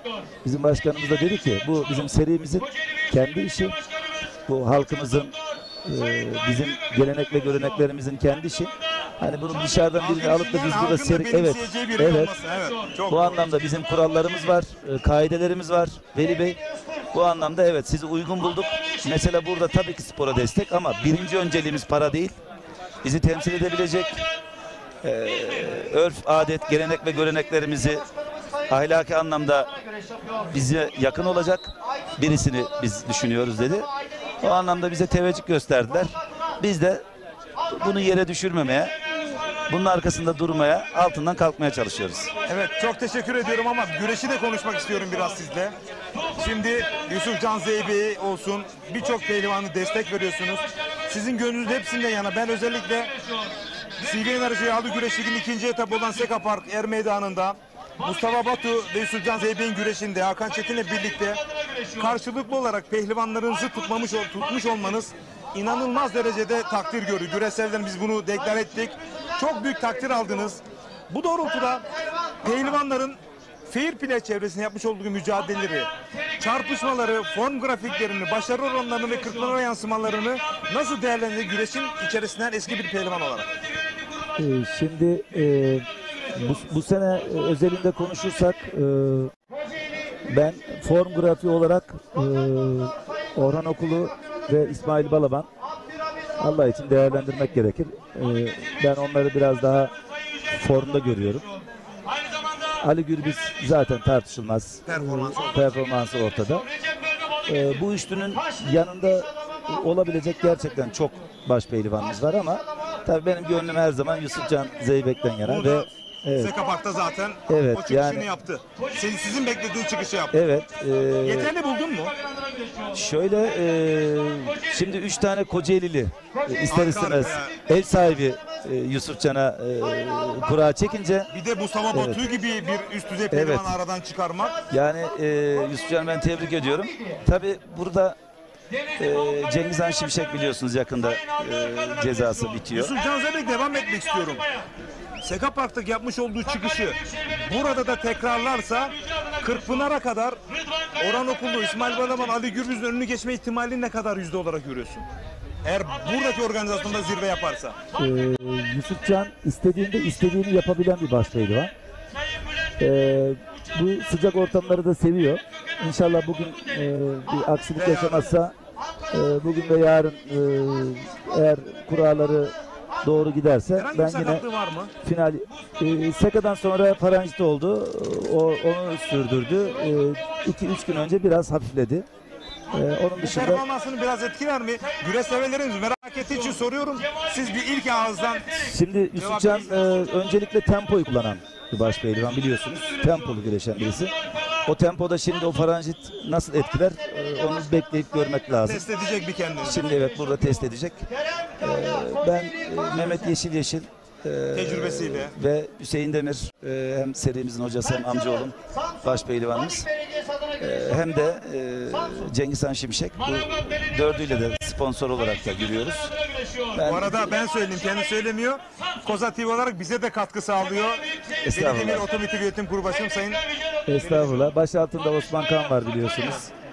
Geçen hafta Fatih Hatta onun hakkında çok güzel paylaşımlarda bulundu. Benim veliahtım dedi onun için. Evet. Nasıl buldun?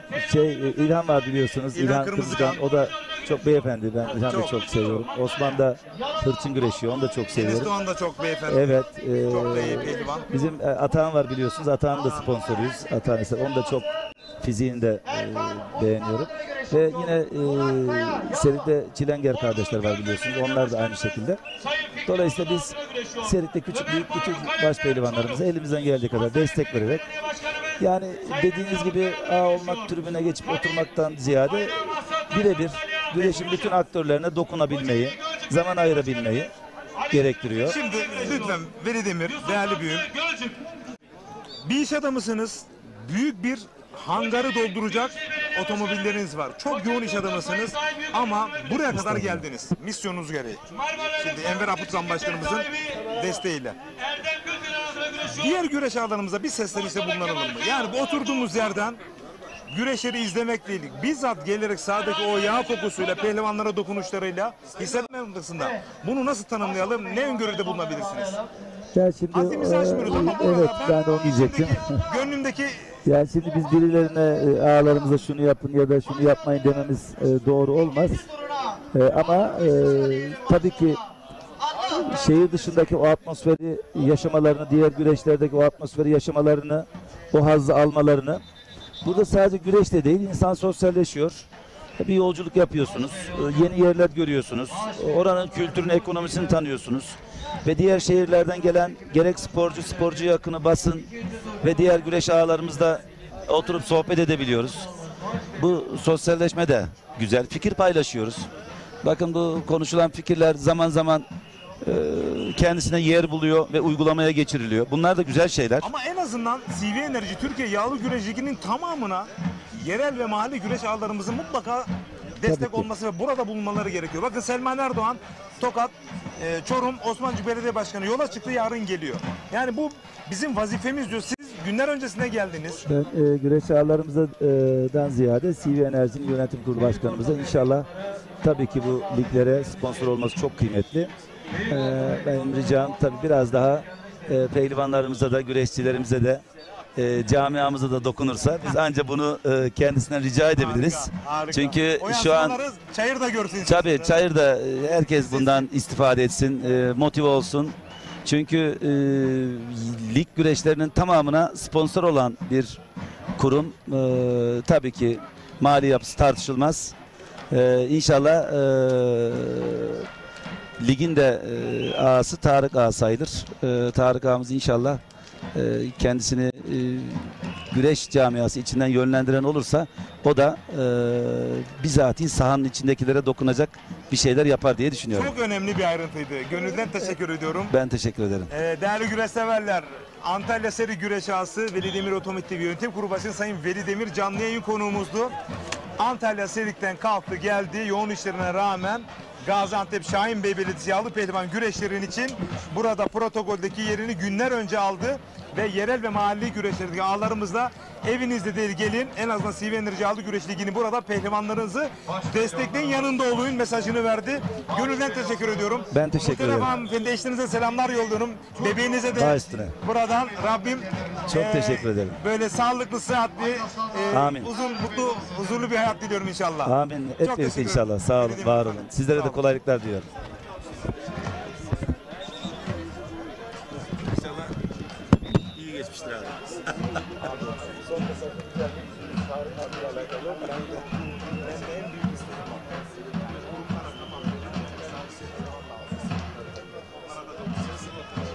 Baş pehlivanlarımız sporcular.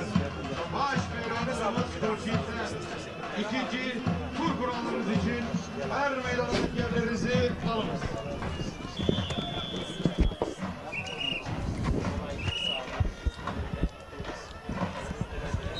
Evet değerli güreş severler, baş pehlivanlar 64 kurallarını çekmek üzere anons edildi.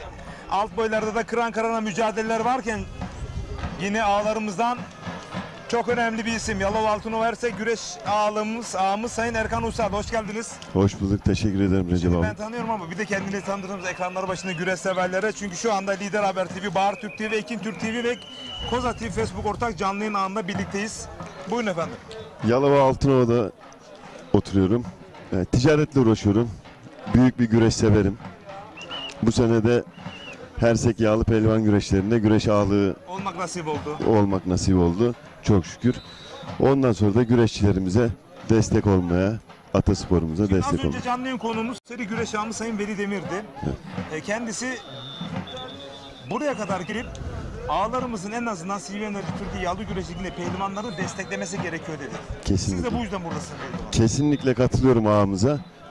Biz de Yalova Altınova'dan kalkıp güreşçilerimizle birlikte, onlardan ayrılmadan, onlarla birlikte buraya kadar gelip güreşçilerimize yolculuğa rağmen kesinlikle 14-15 saat yolculuktan sonra geldik. Güreşçilerimize hem yolda hem burada destekliyoruz, takip ediyoruz, onlara moral veriyoruz.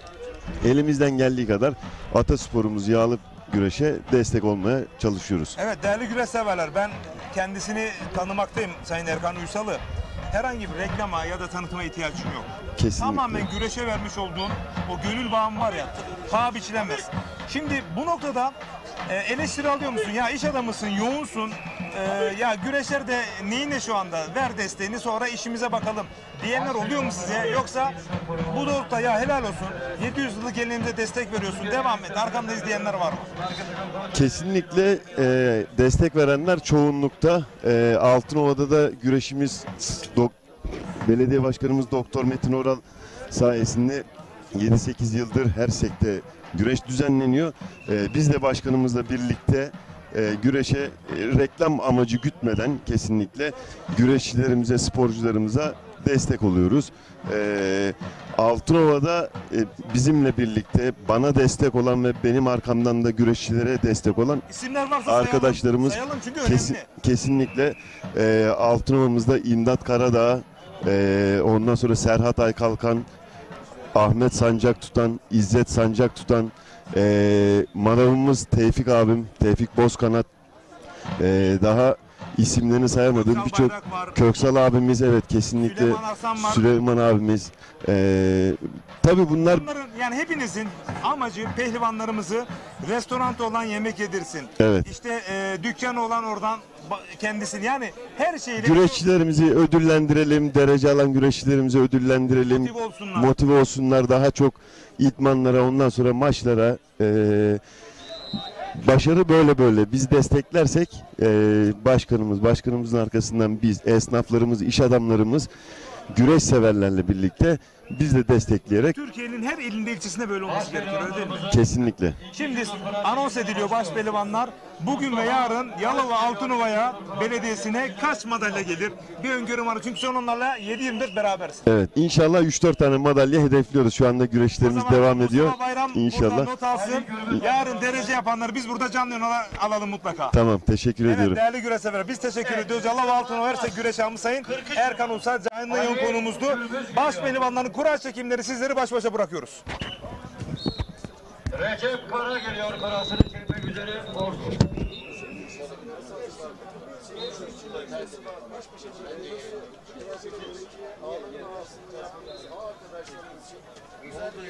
Recep Kara 31 numara. Mehmet yeşil geliyor.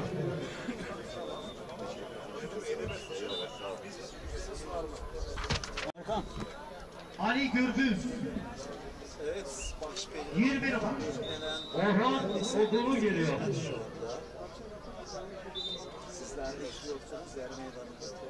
Mehmet Yeşil 37 numara.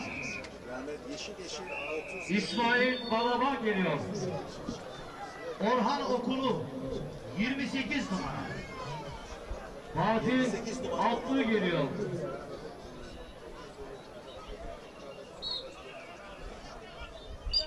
İsmail Balaban 39 numara.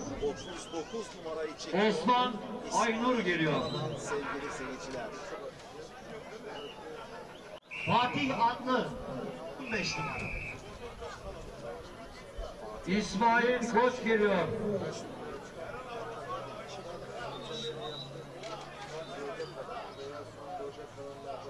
Tanju Gemici geliyor.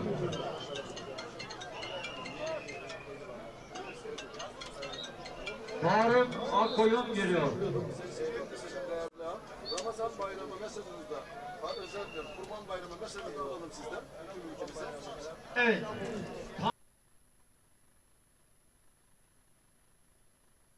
Tanju Gemici 6 numara. Tanju Gemici Osman Aynur geliyor. 61 numara. Faruk Akkoyun 48 numara. Faruk Akkoyun 48. Hüseyin Gümüşaran geliyor. Hamza Köseoğlu 50 numara. İsmail Koç geliyor. Hamza Köseoğlu 50 numara. Serhat Gökmen geliyor. Evet. Hüseyin Gümüşalan 1 numara.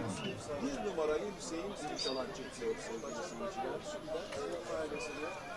Serhat Gökmen 25 numara. Abdullah Güngör geliyor.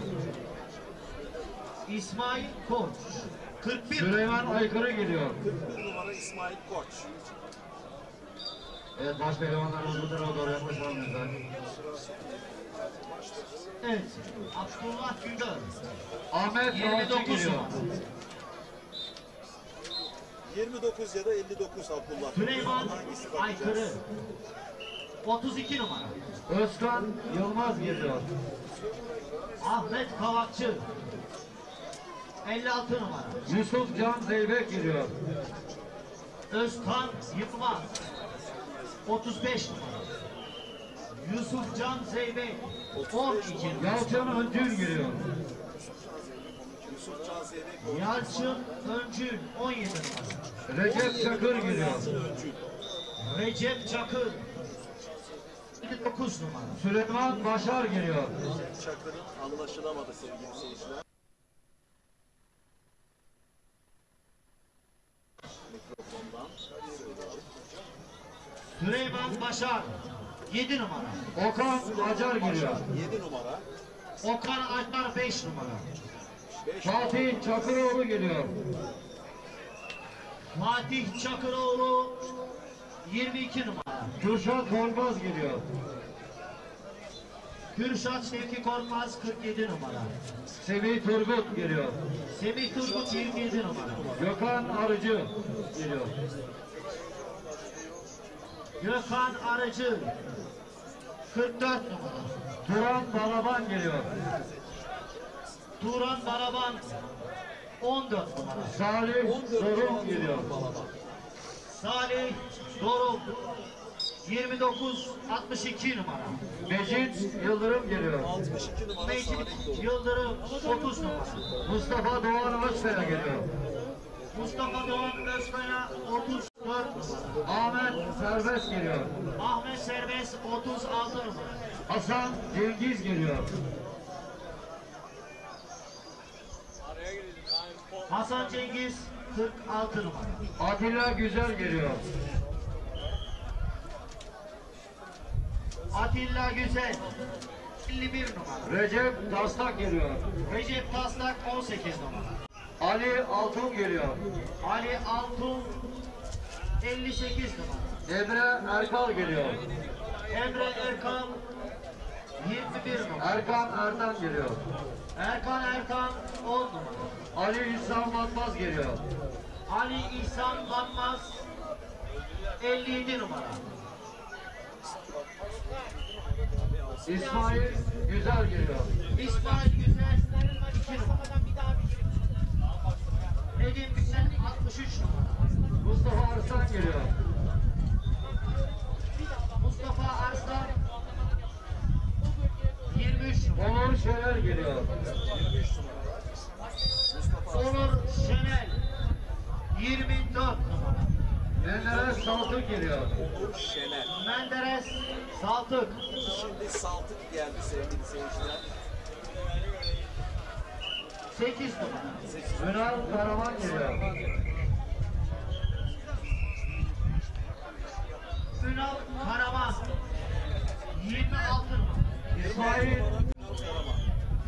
Onur Balcı geliyor. Onur Balcı 54 numara. İsmail Erkal geliyor.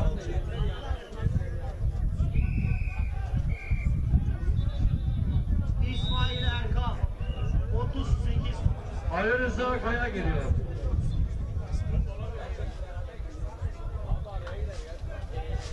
Ali Rıza Kaya Ali Yanatma geliyor. Ali Rıza Kaya 53. Ali Yanatma 4 numara. Hüseyin Demir geliyor. Ali Yanatma 4. Hüseyin Demir 3 numara. Korkan Durmuş Altın geliyor.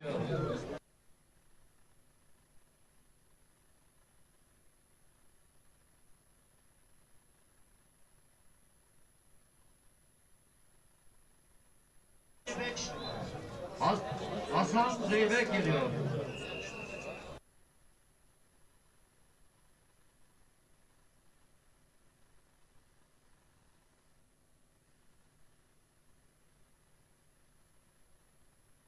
İbrahim Çoraman 13 numara. Salih Erinç geliyor. Salih Erinç.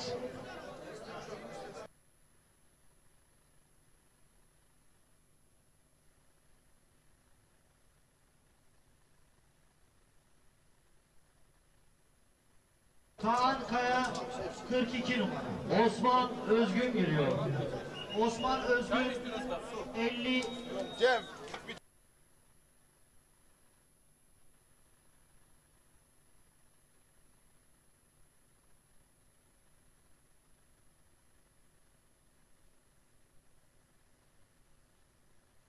Kim?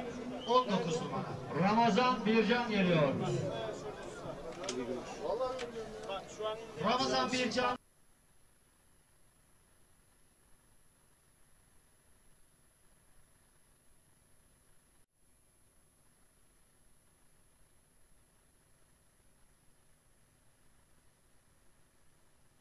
Küçük sıkıntılar olunca tam anlaşılamayan birkaç kura var. Sorun değil. Biraz sorun. Fatih Koyuncu geliyor.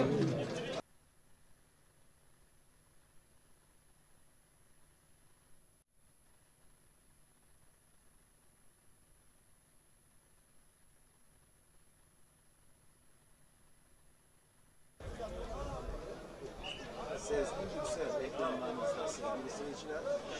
1900 numara.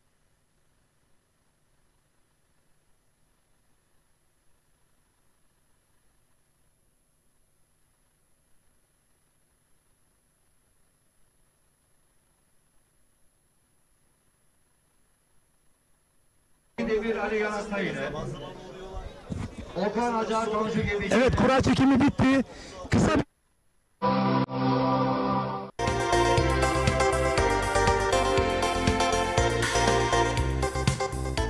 Efendim herkese merhabalar. Bugün muhteşem bir hava var. Tekirdağ Saray'dayız. İstanbul'un arka bahçesinde gördüğünüz müthiş bir kalabalık da var. Çünkü insanlar yatırım yapmak istiyor. İnsanlar toprak sahibi olmak istiyor. Ekin TV olarak bizler de doğru yeri sizlere sunuyoruz. İşte o doğru yerlerden bir tanesi Saray'da. Çok güzel bir yer. Biraz böyle görüntüleri görüyorsunuz. Ana yola yakın, saray merkeze yakın, mahallenin hemen yanında fabrika var. Çok güzel bir yer. Gelip görmenizi ısrarla öneriyorum. Bunu sadece ben önermiyorum. İşte dinlediniz, gelenler, alanların tavsiyelerini gördünüz. Bu tavsiyeleri değerlendirin. Bu fırsat kaçmaz. Mesela bugün burada toplam 23 tane parsel satıldı. Neden? Çünkü insanlar burayı beğendi. Biliyorlar ki burası onlara ileride güzel bir yatırımlık yer olduğunu biliyorlar.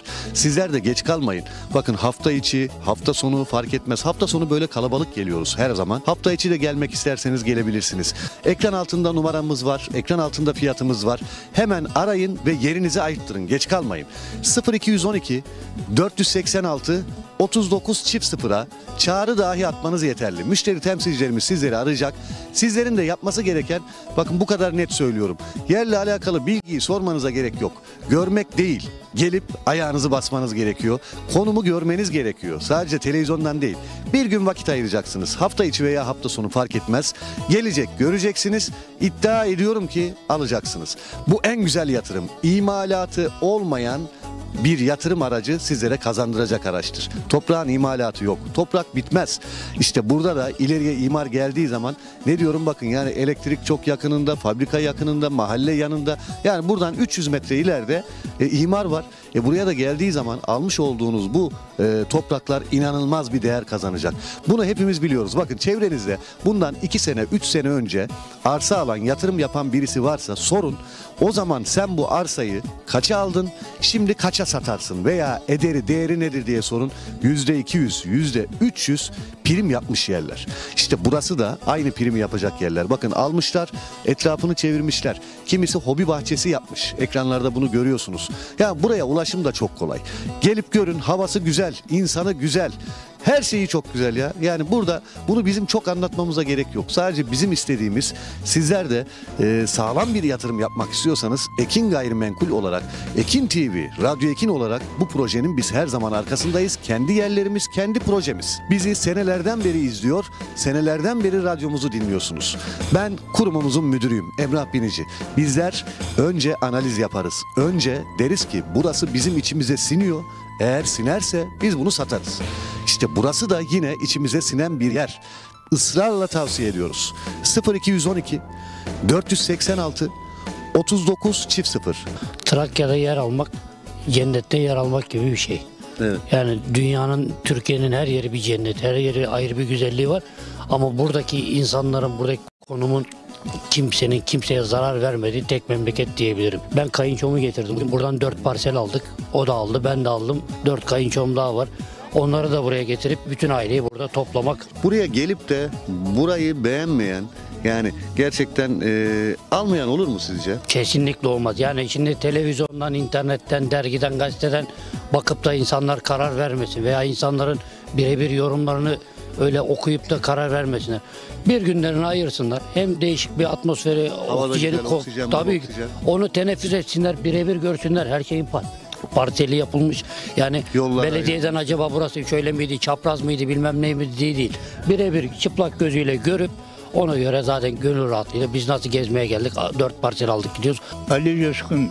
Şimdiki düşüncelerinizi merak ediyorum. Almış olduğum parsellerden çok memnunum. Hayırlı uğurlu olsun. Allah'a teşekkür ederim. Ama gerçekten güzel. Bakın o kadar güzel ki gelenler burada piknik yapıyorlar. Evet. Arabalarını park etmişler. Evet, işte etrafını çevirmişler. Bir şeyler ekmeye çalışıyorlar. Evet. Yani insanı rahatlatan, huzur veren bir havası var buranın. Evet. Huzur veren bir havası var. Songül Çamlıyurt. Geldiniz, gördünüz. Daha önce ekranlardan gördünüz burayı. Tabii hani görünce yine de yerinde göreyim dediniz. Yerinde gördünüz. Tam olarak mesela 10 üzerinden kaç puan verirsiniz? 10 üzerinden 10 puan veririz. Tamam, teşekkür ediyorum. Yani ben de aynı puanı veriyorum. Peki bir de genel anlamda ne düşünüyorsunuz yerle alakalı? Yerimiz çok güzel. 10 numara. Tavsiye eder miyiz? Ederim. Gelmeyenler pişman olur mu? Bence de gelmeyenler pişman olur.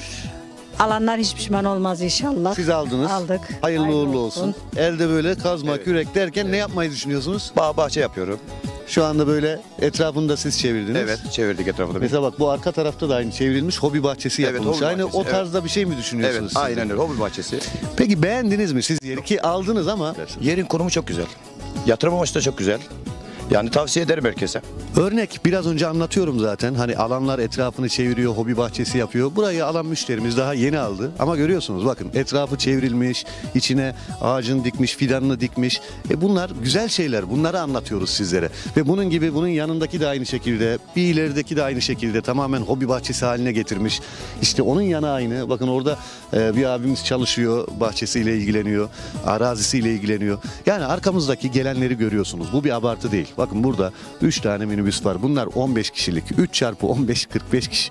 Yani bunun haricinde özel arabasıyla gelenler var. Arabaları görüyorsunuz. Burada şu anda 50-60 kişi varız.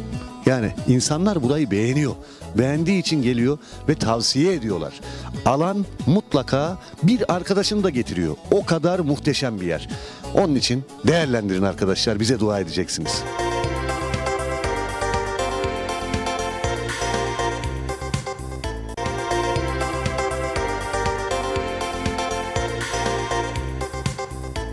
Efendim herkese merhabalar. Bugün muhteşem bir hava var. Tekirdağ Saray'dayız. İstanbul'un arka bahçesinde gördüğünüz müthiş bir kalabalık da var. Çünkü insanlar yatırım yapmak istiyor. İnsanlar toprak sahibi olmak istiyor.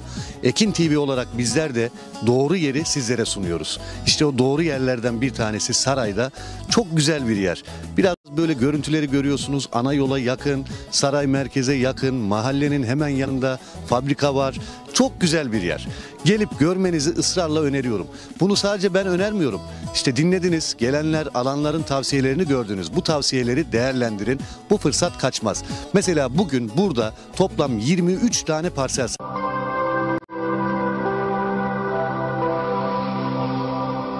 Bozuk ve kullanım süresi tamamlanmış aydınlatma ekipmanları, küçük ev aletleri, elektrikli ve elektronik atıktır. Ne oldu?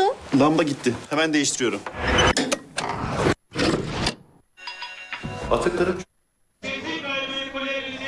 Yönetim Kurulu Başkanı Sayın Genç Sanayi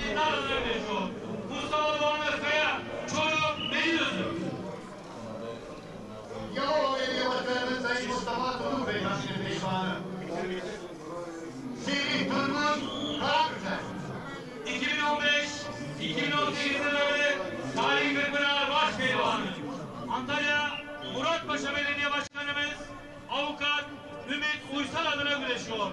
Orhan Okulu, Antalya Kumluca. Antalya'da faaliyet gösteren PAF İnşaatlar sahibi Esat PAF Beyefendi.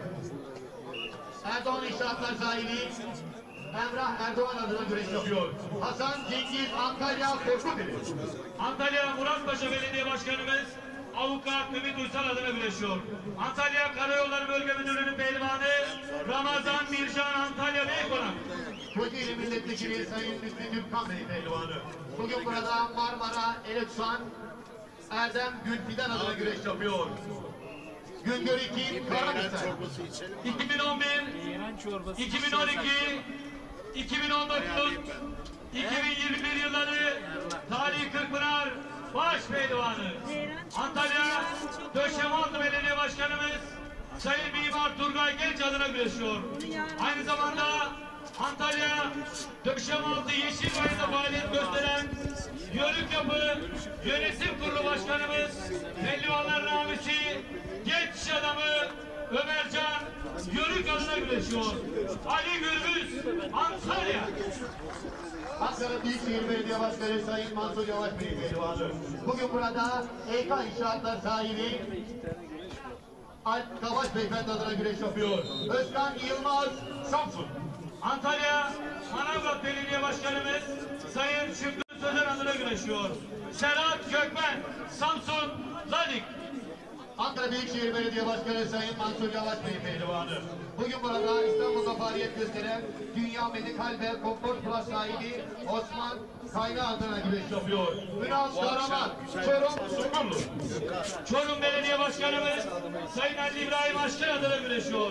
Ahmet Serbest. Evet değerli güreş severler, bu arada Hendek Belediye Başkanımız Ordu Aybası'dan Fatih Damga bizleri izliyorlarmış. Tüm pehlivan abilerime kolaylıklar diliyorum. Allah derman versin dileklerinde bulunuyor. Ordu Aybası'ndan Fatih Damga. Büyük Akın Beyefendi adına güreş yapıyor. Recep Kara, Ordu Ünye. Belediye Başkanı İstanbul Şile Belediye Başkanımız Sayın İlhan Ocaklı adına güreşiyor. Mecit Yıldırım İstanbul Şile. İstanbul Parkal Belediye Başkanımız Sayın Gökhan Yüksel Bey pehlivanı. Ordu Aybası'dan Fatih Damga er meydanında güreşen tüm pehlivan abilerime selam, saygı ve hürmetler ediyor. Başarı dileklerinde bulunurum diyor. Allah derman versin diyor Fatih Damga Ordu Aybası'dan. Bu arada Ordu Aybaslı yağlı pehlivan güreşleri İnşallah Kırkpınar'dan hemen sonra yapılacak. 22-23 Temmuz. Biz de inşallah oradan canlı olarak yayınlayacağız. Bizleri 3 gün misafir edecek Ordu Aybastı'da Fatih Damga'ya. Camiamız adına gönülden teşekkür ediyoruz. Karadeniz'de özellikle misafirperverliğin seviyesi Nirvana. Selamlar Ordu'ya, Aybastı'ya. Kahramanmaraş Fikri İmam Üniversitesi Ben dinledim gayet iyi. Spor Bilimleri Fakültesi Ben dinledim. Profesör Doktor Ben dinledim. Pırıl pırıl gidiyorsunuz. Alparslan Ökteş kendi yazına güreşiyor. Hasan Zeybek Bandırma. Marmara Elektron Şirketleri Yönetim Kurulu Başkanı Sayın Erdem Gülfidan Bey pehlivanı. Gökhan Mecid Karamürsel. Tarihi Kırkpınar 2022 yılı Şu anda Mustafa Taş ekranlarda. Türkiye Cumhuriyeti Başpehlivanlık altın kemeri onda. Değerli güreş severler. Kurulu Başkan Yardımcısı. Gıvarya Oteller Yönetim Kurulu üyesi Sayın Fatih Kabadayı adına güreş yapıyor. Mustafa Taş, Sinop Duran. Evet, Mustafa Taş'ın rakibini hemen anons edecek Mustafa Bayram.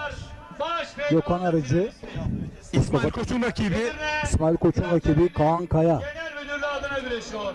Yine bugün burada Antalya Döşemealtı'nda faaliyet gösteren diğer mimarlık yönetim kurulu başkanları Bilal Kıbrak, Emre Afacan adına güreşiyor. İsmail Koç, Konya Beyşehir. Yalova Altınova Belediye Başkanımız Doktor Sayın Metin Alan adına güreşiyor. Aynı zamanda Altınova Ersek Yağlı Pehlivan Güreşleri güreş ağamız Erkan Uysal adına güreşiyor. Kaan Kaya, Yalova. Tarihi Kırkpınar 2009 2009 ve 2010 yılları baş pehlivanı. Balıkesir Büyükşehir Belediye Başkanımız Sayın Yücel Yılmaz Bey'in pehlivanı. Bugün burada Antalya Silik Yağlı Pehlivan Güreşleri güreş ağamız, Veli Demir Otomotivler sahibi Sayın Veli Demir Beyefendi adına güreş yapıyor. Mehmet Yeşil, Antalya Aksu Karayol. Antalya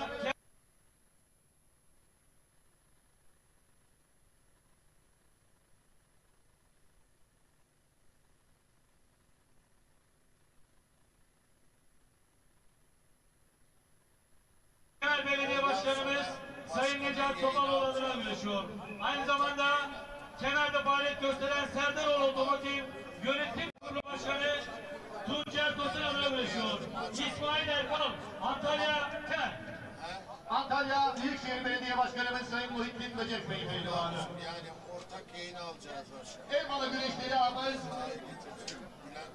Çetin Madencilik sahibi Sayın Hakan İkiniz'e güreş yapıyor.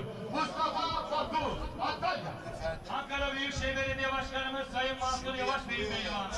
Aynı zamanda Antalya Kaş'ta faaliyet gösteren ünlü marangoz Sayın İbrahim Gölgeli adına güreşiyor. Hamza Köseoğlu, Dadaşlar Diyarı Erzurum. Kocaeli Gölcük Belediye Başkanımız Ankara Büyükşehir Belediye Başkanımız Sayın Mansur Yavaş Bey adına güreşiyor. Askeri Spor Kulübü'nün pehlivanı Osman Özgün, Kocaeli Gölcük. Konya Gençlik ve Spor İl Müdürlüğü'nün pehlivanı. Milli güreşçilerimizden Atilla Güzel, Konya. Ankara Büyükşehir Belediyesi Askeri Spor Kulübü adına güreşiyor. Aynı zamanda Sakarya Söğüt Diyalog Pehlivan Güreşleri Güreş Ağabey Sayın Dinçer Özcan adına güreşiyor.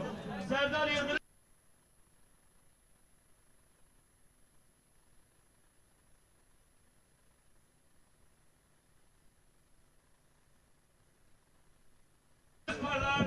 Yağlı Güreş Spor Kulübü MCM Gayrimenkul Yönetim Kurulu Başkanımız Sayın Mehmet Özparlar adına güreşiyor. Kürşat Şevki Korkmaz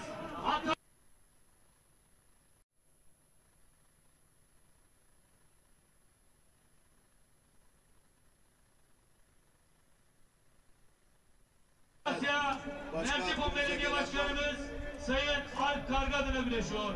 Yine bugün burada Kunduz Yağlı Pehlivan Güreşleri güreş ağamız Sayın Ali İbrahim Çiçek adına güreşiyor. Ali Rıza Kaya, Samsun, Ladik.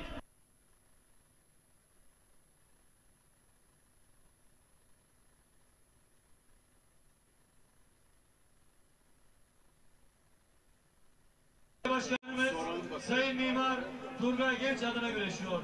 Aynı zamanda Antalya Döşeme adında faaliyet gösteren Aya Gayrimenkul Aya İnşaatleri Yönetim Kurulu Başkanı Sayın Ömer Aya adına güreşiyor.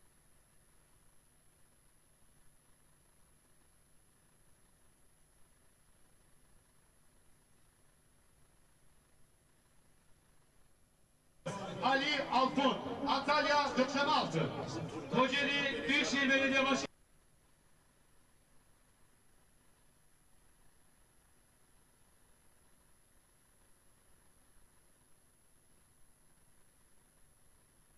yapıyor. Osmancı, Samsun, Tekneköy. Belediye Başkanı.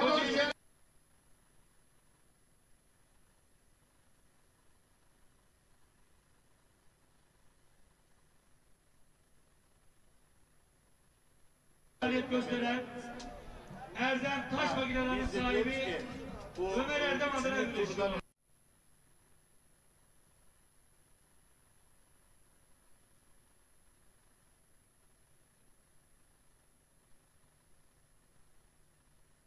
Sahibi Nurullah Karos adına güreşiyor.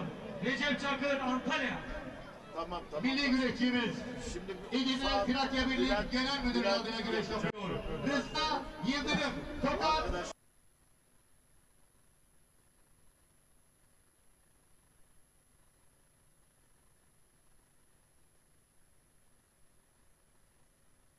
Ve Yönetim Kurulu Başkanı Sayın Süleyman Alkan adına güreşiyor.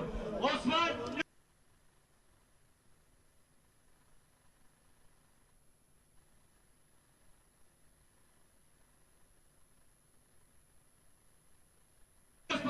güreşiyor. Salih Torun, Antalya Korkuteli. Yollar. 64 baş pehlivanımız ikinci turda kura çektiler. Millette bir moral alkışı istiyorum. Alkışlar sizden güreşler olarak.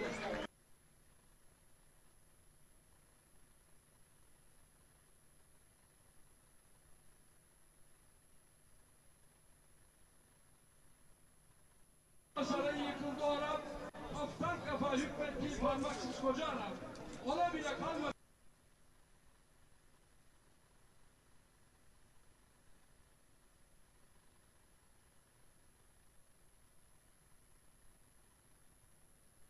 Maşallah. Allah canımı versin. Tarihi Kırkpınar'ın baş çazgını Şükrü Kayabaş'ın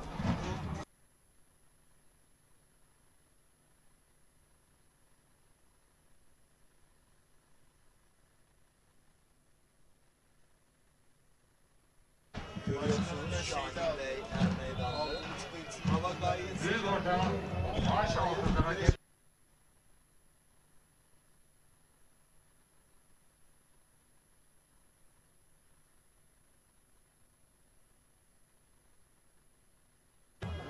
CV Enerji Türkiye Yağlı Güreş Ligi 3. etabı Gaziantep Şahinbey Belediyesi Akkent Spor Köyü'nde şu an baş pehlivanlık 2. tur.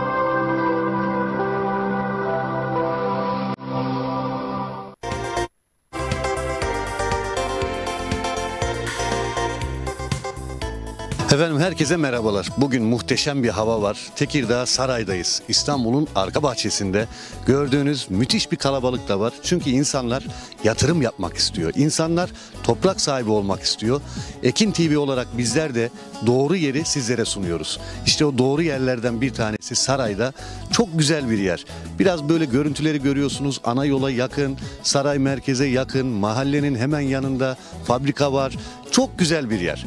Gelip görmenizi ısrarla öneriyorum. Bunu sadece ben önermiyorum. İşte dinlediniz, gelenler, alanların tavsiyelerini gördünüz. Bu tavsiyeleri değerlendirin.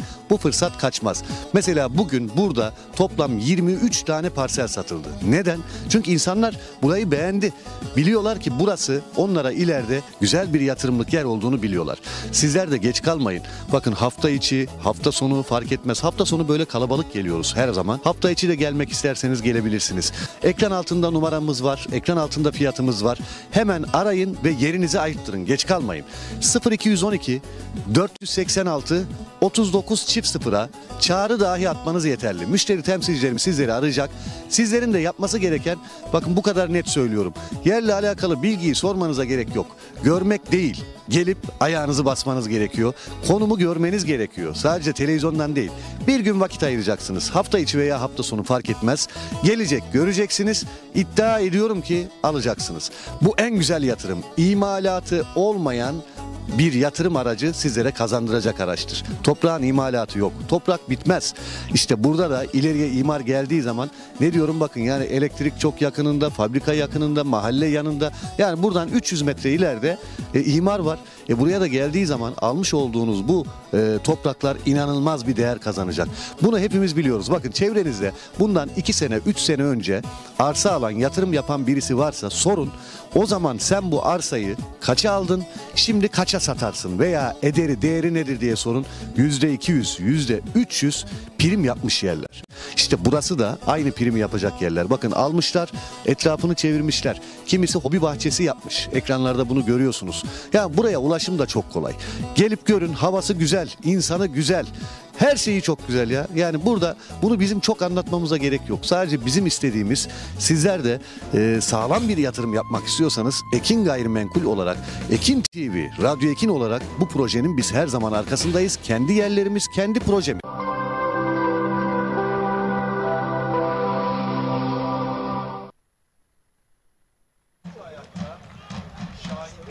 Recep Kara'nın rakibi Süleyman Aykırı.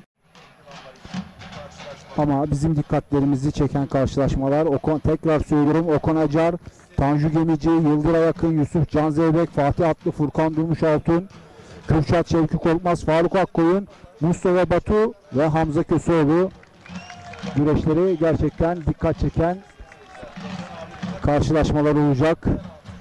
Orhan Okulu çok formda değerli güreş severler. Hele hele hava sıcaklığı 35 santigrat derecede şu anda.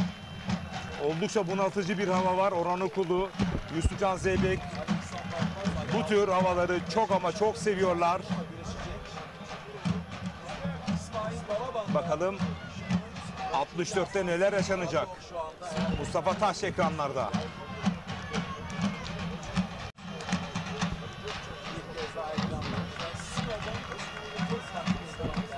Şu bilgilendirmeyi de yapalım. Bu turdan sonra 3. tur toplamda 32 baş pehlivan güreşecekler. Ondan sonra 16'ya kalacaklar ve 16'nın devamı yarın olacak.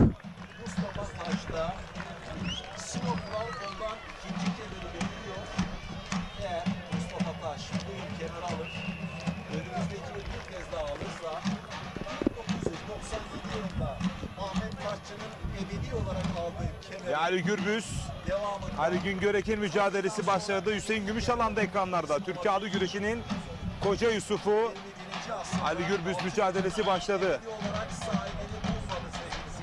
Sahibini arayan kemer. 2 hafta sonra tarih bunlarda Mustafa Taş tarafından Edirne Saray içine getirilecek. Bunu söyleyelim. Evet, güreşler yavaş yavaş başlıyor. Heyecan artıyor. Evet, Ali Gürbüz, Ali Güngörek'in mücadelesi. Bir dönem üst düzey karşılaşmalar yaparlardı Ali Gürbüz ve Ali Güngörek'in. Evet, gerçekten eskiden beri büyük orta başaltı boylarında da çok iddialı çekişmeli güreşleri vardı. Ali Gürbüz'de Ali Güngörek'in Bir selamı var. Müstajim selamlar. Babam Hüseyin Tekin'le birlikte sizi istiyoruz. Bülent abiye çok selamlar. Kolay gelsin. İyi yayınlar. Biliyorum Bülent abi sana selamlar. Cemil Tekin'den ve Ahmet Alabacak İhvanlara selam söylemiş. Seyfettin Ayın'a selamlar. Bu arada tekrar ediyorum, Lider Haber TV, Koza TV Facebook, Ekin Türk TV ortak canlı yayın ağıyla karşınızdayız değerli güreş severler. Şimdi Ali Gürbüz'ün hayranlarından birisi. Onun güreşlerini takip eden bir isim var. O da ünlü bir isim ama büyük bulasyon. Şampancı başı Kara İbrahim Pehlivan'ın torunu. Yani Karayolu diyeceğimiz Pehlivan'ın torunu. Mandıra'dan Kıyaman Özel diyor ki Ali ile güreş bir başka. Ali güreşi çok güzel taşıyor. O yüzden diyor biz onu takip ediyoruz. Burada büyük Mandıra'ya selamlar. Büyük orta pehlivanlarımız sonrası 3. tur kurallarınızı çekmek üzere çok acele detvel hareketine girdi. Büyük orta pehlivanlarımız 3. tur kurallarınızı çekmek üzere çok acele detvel hareketine gidiyor. Bu arada Balıkesir Gönen'den Ufuk Şen iyi yayınlar diliyor. Pehlivanlarınıza Allah derman versin dileklerinde bulunuyor. Değerli büyüme selam, saygı ve hürmetler yolluyorum Gönen'e. Tabii ki İbrahim Palaz'a, değerli belediye başkanıma.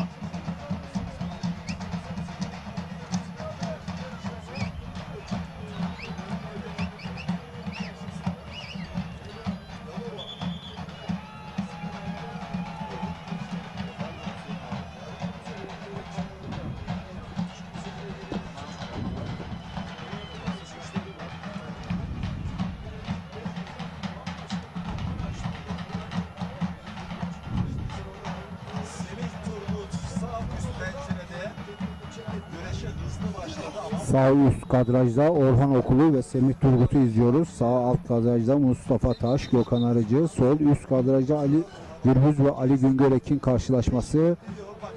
Yine sol alt kadrajda İsmail Balaban ve Hasan Zeybek karşılaşmalarını izliyoruz. Sımandalı Ali Gürbüz. Bakın Adaşı Ali Güngörek'in bastırdı. Şu anda herhangi bir oyuna gidilmeden bekliyor. Diğer karşılaşmalar ayakta devam ediyor. İsmail Balaban, Hasan Zeybek, Mustafa Taş, Kıvanç Bey'den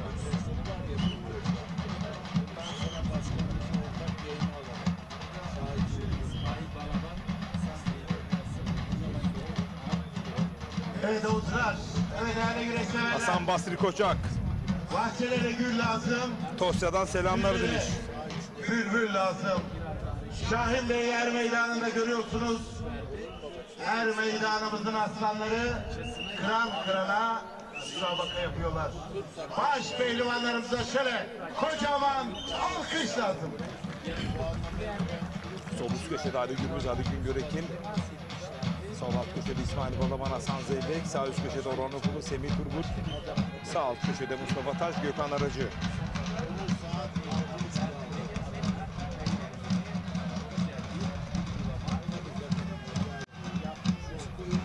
Bu arada Hüseyin Gümüşalan'ın rakibini soruyorlar. İsmail Güzel.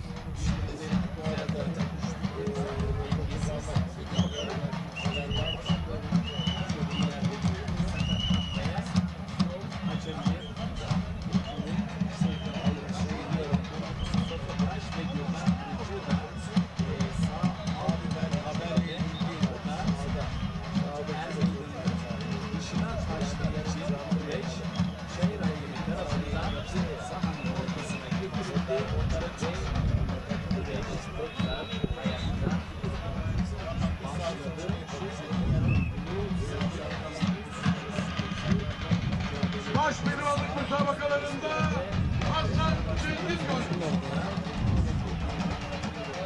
Evet, Bülent abi. Evet. Hasan Cengiz galip dedi. Cansel Sebahat'ın. Hasan Cengiz rakibi Ramazan Bircan'a galip. Evet, Ali Gürbüz de şu an galip Ali Güngörekin'e. Uzak kadrajda Ali Güngörekin'i mağlup etti Ali Gürbüz.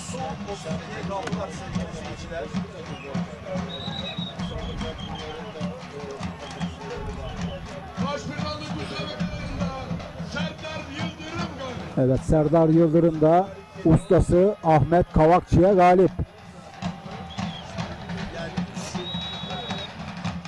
Ben şeydeyim bak aşağıda.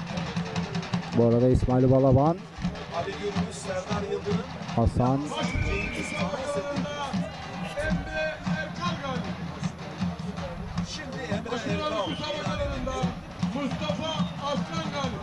Mustafa Arslan da galip sevgili. Baş pehlivanlık müsabakalarında Mustafa Arslan, Onur Şenel'e galip. Baş pehlivanlık müsabakalarında Özkan Yılmaz galip. Özkan Yılmaz da Ahmet Selbest'e galip geldi. Bunların hepsi kadraj dışında olan güreşler.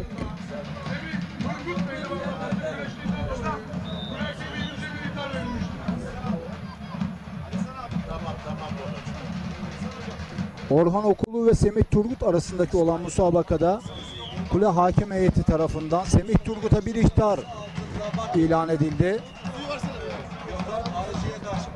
Bu arada Serdar Yıldırım da Süleyman Aykır'ı mağlup etti. Sağ alt köşede de Mustafa Taş, Gökhan Aracı'yı mağlup ederek adını son 32'ye yazdırdı.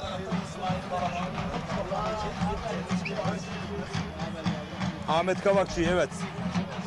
Serdar Yıldırım Ahmet Kavakçı'yı mağlup etti. Mustafa Taş emin adımlarla ilerliyor son 32'de.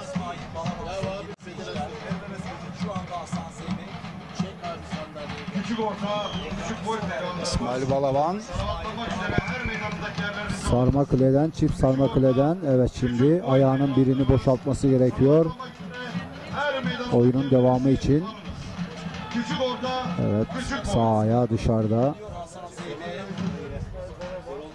Baş pehlivanlık küçük orta, bir boyda. İsmail Üntel, Murat Sert, Tolga Yönel, Adli Keskin galipleri çok acele edip cetvel Hüseyin Gümüşalan'ı izliyoruz. Şu an rakibi İsmail Güzel. Evet, Hüseyin dış kazık, dış paçadan.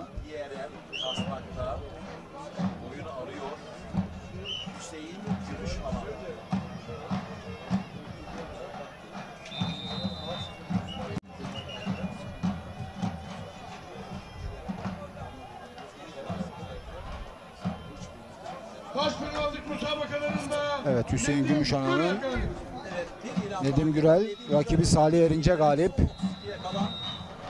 Minik 1, minik 2, İsmail Balaban kadraj dışında Hasan Zeybek'e galip. Paçakazık oyunuyla galip geldi İsmail Balaban. Teşvik 2 boy pehlivanları salavatlanmak üzere pehlivan giriş kapısında hazır olunuz. Evet, Orhan Okulu ve Semih Turgut. Hüseyin Gümüşalan'da İsmail Güzel'e galip geldi. Orhan Okulu, Semih Turgut güreşi şu an ekranlarınızda. Süleyman Başargan. Küçük orta, küçük boy pehlivanlarına son çağrıdır. Salavatlanmak üzere her meydanındaki yerlerinizi alınız. Haydi aslanlar, haydi koç yiğitler. Çok acele her meydanda. Semih Turgut'u durdurarak güreşi Evet, meydan hakemimiz ortaya çekiyor güreşi. Orhan Okulu'nun tempolu güreşi devam ediyor.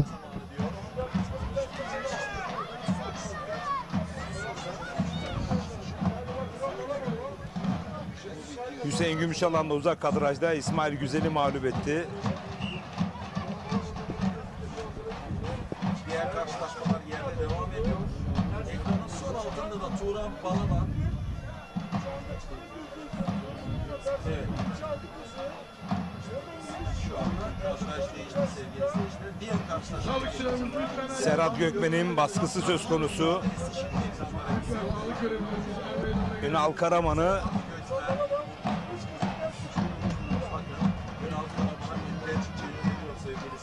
Baş pehlivanlık müsabakalarında Ali Altun pehlivana birlikler verilmiştir.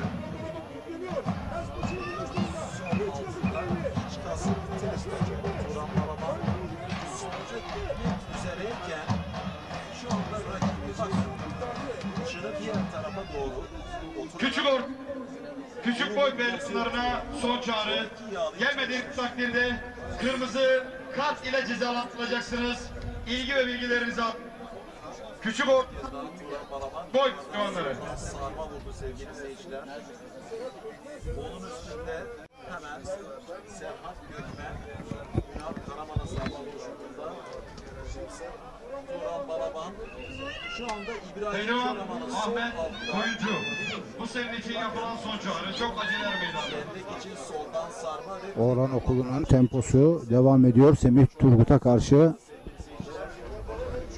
Sol alt kadrajda da Turan Balaban rakibi İbrahim Çoraman'ı mağlup ediyor. Baş altı pehlivanlarımız 3. tur kurallarını çekmek üzere çok acele cetvel hakemliğine girdi. Baş pehlivanlık müsabakalarında Evet, bu arada Serhat Gökmen çift sarma kuleden rakibi Ünal Kahraman'ı çevirmeye çalışıyor. Evet, Nizami bir sarma kule ve sonucunda Serhat Gökmen rakibi Ünal Kahraman'a galip. bu arada uzak kadrajda İsmail Erkal'ın, İsmail Koç'un bir sakatlığı söz konusu. pehlivan Kerim Aktaş. Şu anda Çok aceleler meydanda. sağlık ekipleri Evet, bu arada Kaan Kaya rakibi İsmail Koç'a galip. Sağlık ekibi biraz önce yanındaydı. İsmail Koç'un Trakya Birliği tek baş pehlivanı sağ ayağı dizden aşağı ödem oluştuğunu, Evet, geliyor zaten kıpkırmızı ayağı. Geçmiş olsun İsmail Koç. durumu söz konusu. Kırpınar'ı düşünerek bugün için yolu buraya kadardı.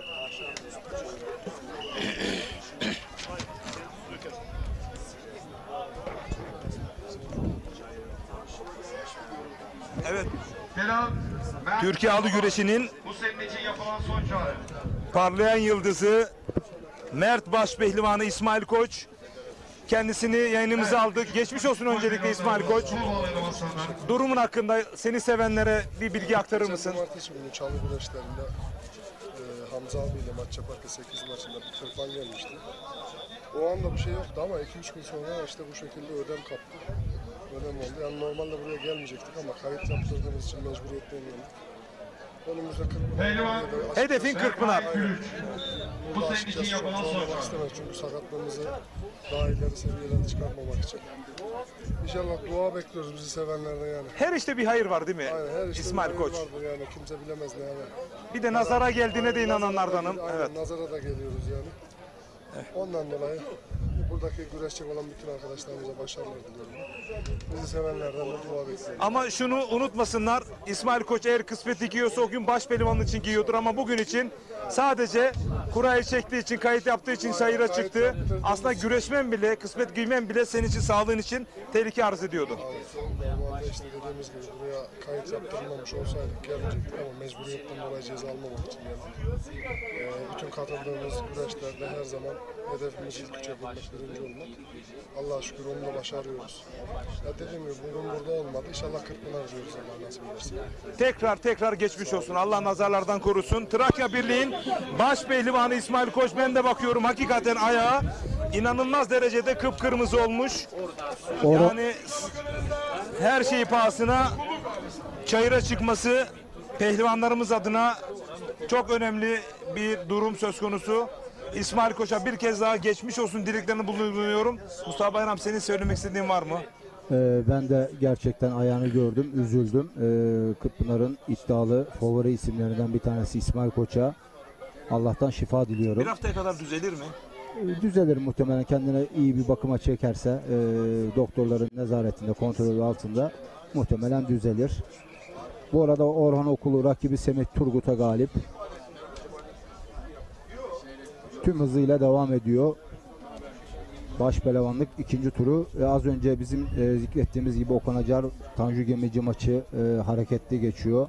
Yıldır'a yakın Yusuf Can Zeybek, Fatih Atlı, Furkan Durmuş Altun, Kürşat Şevki Korkmaz, Faruk Akkoyun, Mustafa Batu ve Hamza Köseoğlu müsabakaları. Recep Taslak Yalçın Üncül mücadelesi de uzak kadrajda devam ediyor. Uzayan güreşler olacak gibi görüntüsü var.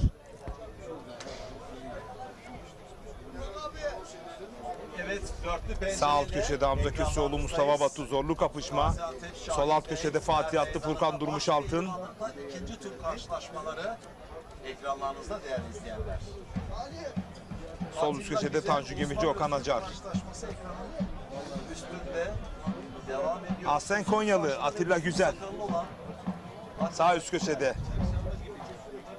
Alttaki de Kocaeli Halıdıreli Osman Özgün.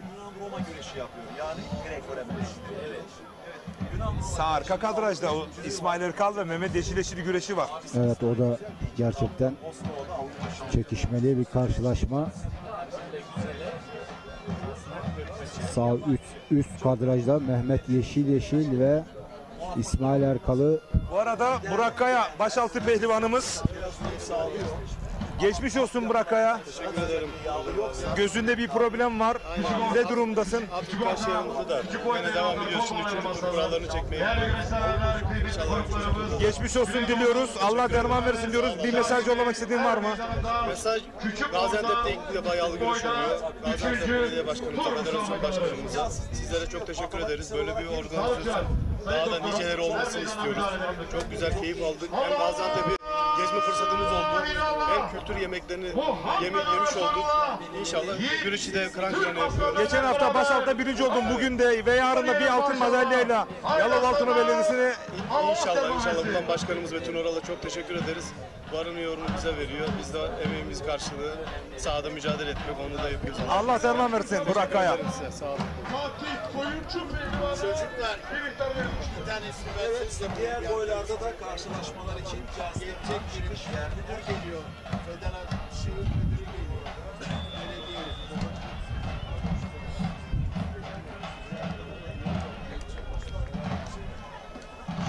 Sağ üst köşede Mehmet Yeşil. Evet. Tanju Gemici mücadelesi ekranlarda.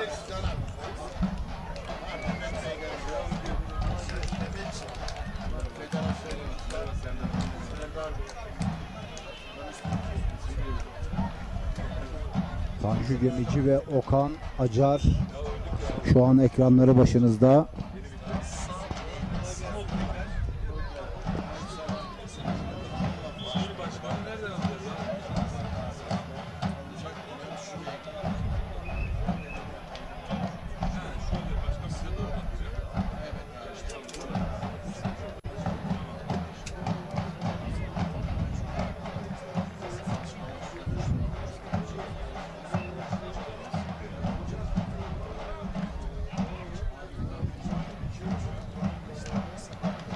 Güreş puanlamaya doğru gider mi? Tanju Gemici Okan Arcar mücadelesi.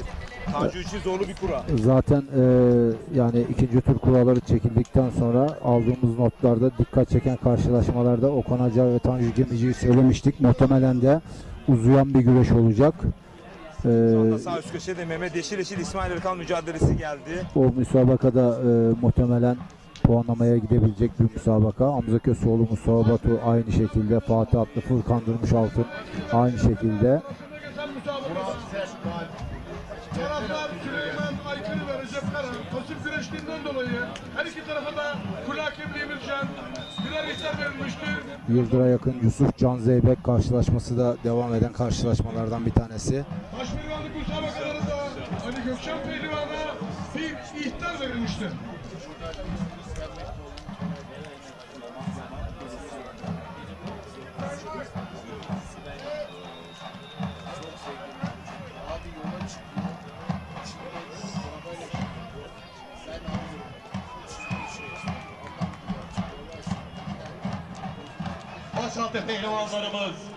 Başaltı pehlivanlarımız 3. tur kurallarınızı çekmek üzere çok acele Lider Haber TV, Başaltı pehlivanları. İkinci Türk TV ve Koza TV Facebook ortak canlı yayın ağıyla karşınızdayız değerli güreş severler. Burası Gaziantep Şahinbey Belediyesi Yağlı Pehlivan Güreşleri. İsmail Erkal Pehlivan'a bir ihtar verilmiştir.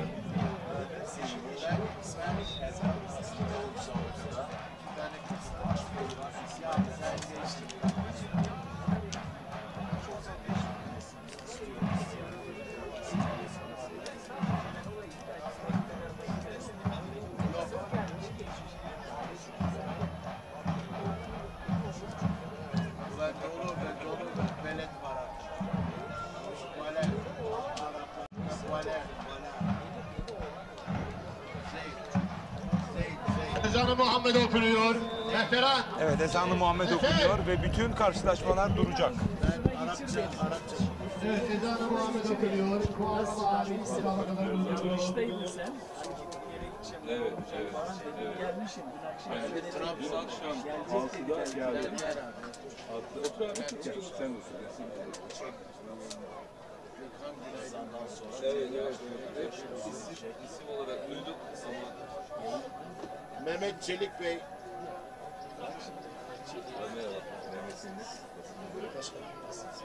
Mehmet Hilmi Bey burada teşvikler. Hoş geldin diyelim Sayın Başkanım. Hoş geldin. Recep. Mehmet Hilmi Belediye'nin Ayhan Harun. Başkan bize bir şey dediği zaman bak. Büyük gol pehlivanı Ayhan Harun. Çok acele etmeler.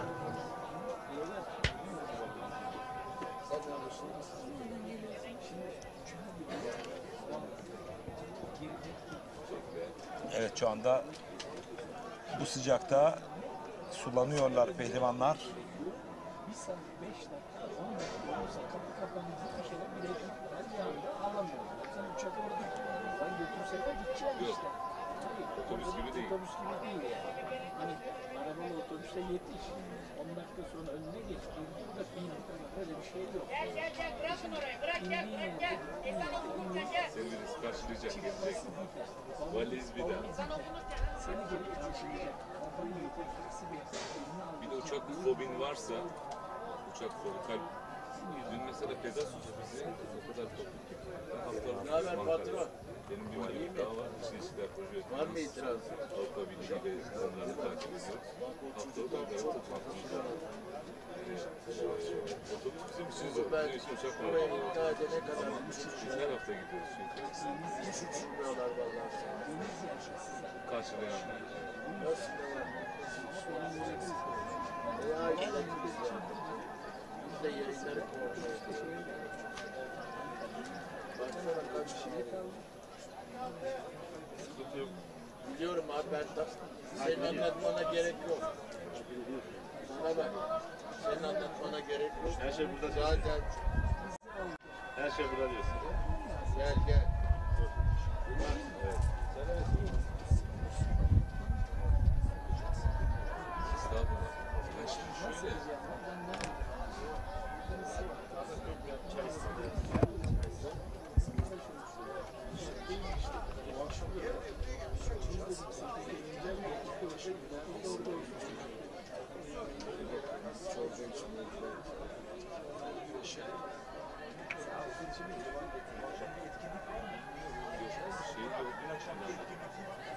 Hangisi? Etkinlik dediğiniz? Var sıra gecesi. Sıra gecesi. Ya bugün sıra var mı? gecesi var bugün.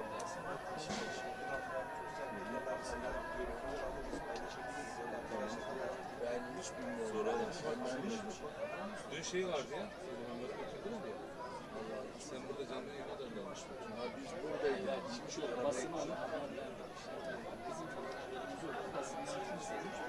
O şeyi gördüm.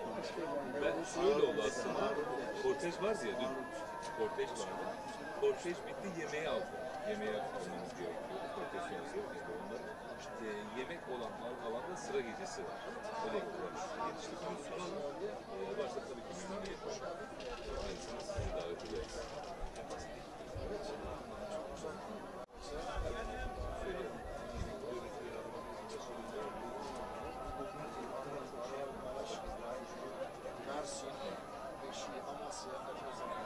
Başaltı pehlivanlarımız, başaltı pehlivanlarımız 3. tur kurallarını çekmek üzere çok acele felaketle geliniz.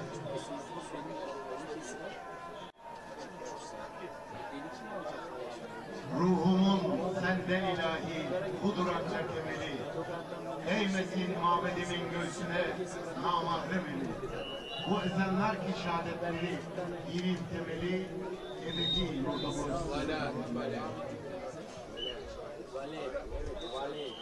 Aletler öyle mi?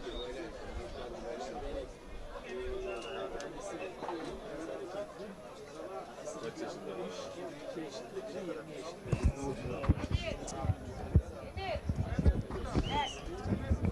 Evet değerli güreş severler, ezan-ı Muhammed bitti Sevgili seyirciler, ve ezan okundu. Pehlivanlar tekrar mücadeleler tekrar kaldığı yerden devam ediyor. Kıbleye karşı duayla salavatla başlayan Lider Haber TV, Koza TV Facebook ve Ekin Türk TV ortak canlı yayın ağındayız. Bu arada uzak kadrajda bu yüzden geleneklerimizin Erkan Ertan, Fatih Koyuncu'yu İçkazı Serspaşa ile mağlup ederek adını 32'ye yazdırdı. müsabakalardan daha önemli. Bu yüzden geleneklerimiz kaybolmasın. Yağlı güreşimizde huzur olsun. İşte burada aman diyene el kalkmaz. Rakibin zayıflığından ya da sakatlığından asla faydalanmaz. Bence ince güreş. Bu yüzden bizlerimiz bence ilgici, ahlak. Evet sağ üst köşede Mehmet Yeşil İsmail Erkal mücadelesi.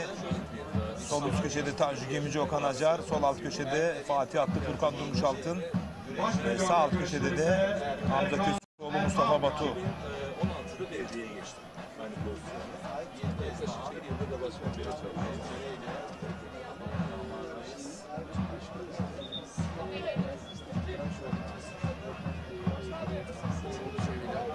Çok severdim. Çok severdim.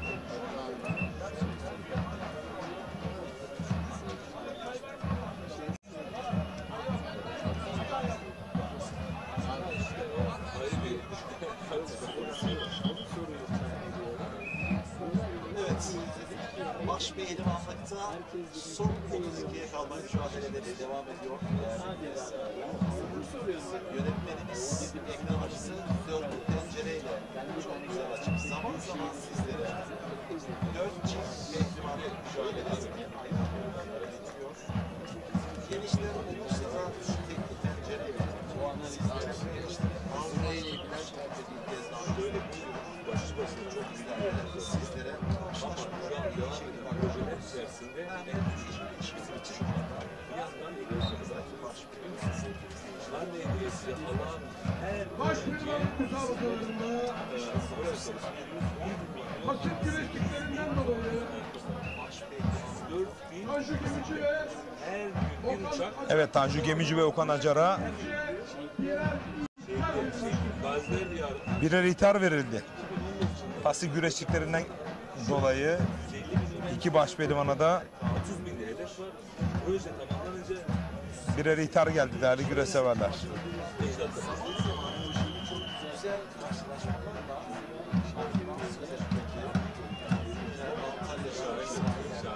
Birisi Şehit abi, birisi Şahin.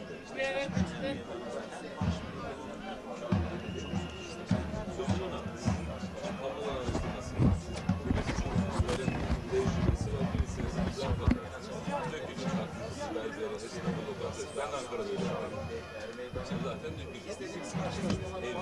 çocuk doğumu ihtiyaçsız gibi belediyesi. Hoş geldin bebek projesi. Çantası gider, ateş örtleri, değişim, anneyi büyüyüş alan Süleyman Paşa, Süleyman Balaban, Loğutları hemen bir emeği var, işler gider. Çocuk nasıl emzini bir ateş çıkmasına, başkanın selamıyla eve gibi. Yıldırım sahip hoş geldin. Okula gider. Boyanası yetişmiş. Spora yaklaşır. Okul kitapları. Son 32'ye yazdırmışlar. Veteran, veteran. Hava 30 derecenin üzerinde bir sıcaklığa sahip. Her meydanında Aslan Özkaradeniz. Baş altı bekçilerimizden Devlet Köken Hamza Özkaradeniz. 3. tur kurallarınızı çekmek üzere çok acele cetvel hakemine geliniz. 1.2 milyon 1.3 kişi hizmet şu anda bastırmış durumda. Bir el Paça'da, bir el Kaslak'ta.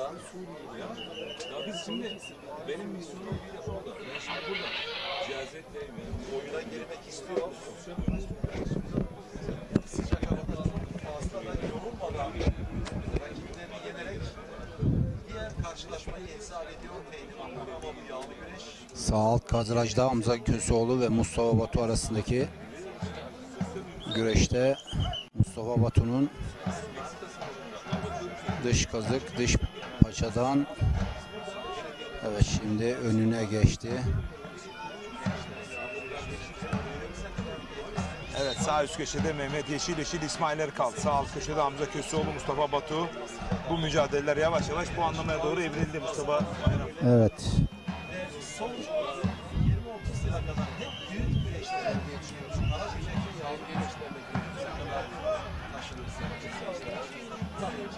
Şimdi çift paçadan Mustafa Batu patlangoç oyunu. Şu anda patlangoç oyunu yapıyor sağ alt köşede. Mustafa Batu boşalttı.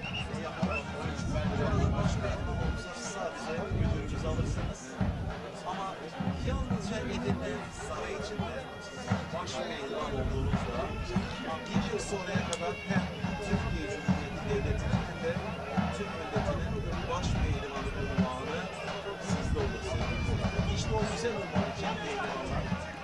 40 yıllar öncesi Mustafa Batu'nun dış kazık, dış paçadan oyun arayışları var.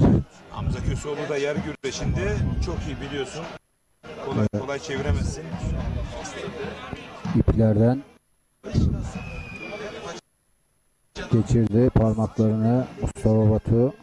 sonuç almak için plan yapıyor Mustafa Batu. Her meydanında güreş olmayan pehlivanlar lütfen her meydanını boşaltalım.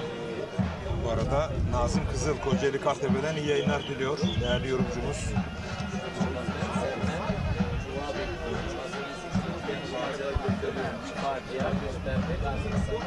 Sahanın konusu değil. Mustafa Batu bize Hamza Köseoğlu demek ki paçanın içi bağlamamış. Her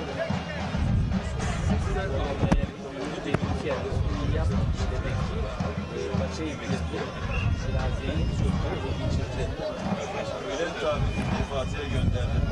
Allah razı olsun. Evet, Mustafa Batu'nun sarma kılı oyundan oyuna geçişlerini izliyoruz. Sanırım 5 dakika sonra puanlama anonsu gelecek değerli güreş severler. Ölüm hazretlerinin türbesinde dua ederken Orhan Okulu, Ali Gürbüz, İsmail Balaban, Mustafa Taş isimlerini Hüseyin Gümüşalan erken yazdırdılar son 32'ye. Orada Cuma'yı biliyor.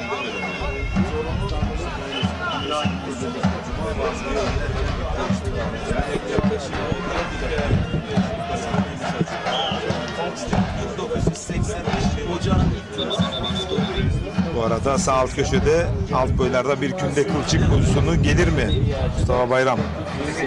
Alt boylar her zaman karışık güreş yapar.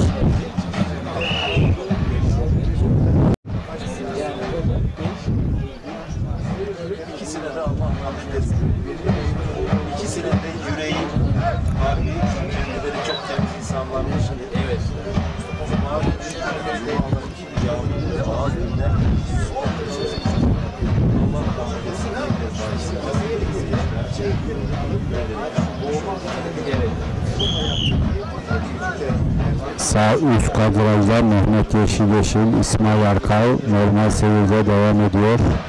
Hamza Köseoğlu, Mustafa Batu sağ alt kadrajda.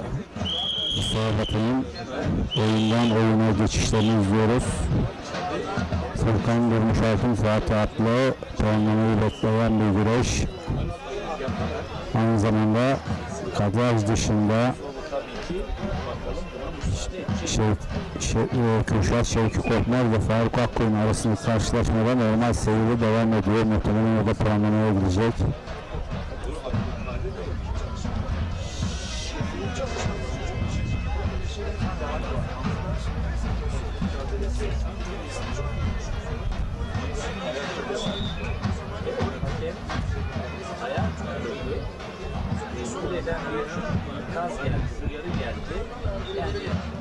Mustafa Bakır'ın herhangi bir hamle yapmadı. Belki Hamza Köseoğlu'nda yerde herhangi bir şey yapmadı. Beyan ediyor ama Hamza elense yiyince ayağa kalktı. Şimdi orada zaten ayağa kalktığında kendine Mustafa Bakır'ın önüne yaptı. Baş pehlivan Mustafa Bakan'ın da. Mustafa Bakır'da bir tane elenseyle ayağa kalktı. Evet, kule hakemiyetinden Hamza Köseoğlu'na bir ihtar geldi. Hamza Köseoğlu müdafada kaldığı için bir ihtar verildi. Evet. Aslında Mustafa Batu dalıp zorla bastırmadı. Hamza Köseoğlu altı yattı. Acaba yani Samsunlu İbrahim Karabaca gibi bir alt oyunu mu hazırlıyor Mustafa Batu'ya diye düşünmekten kendim alamıyorum. Olabilir. Alta yazıp Mustafa Batu'yu çalıştırmışlar.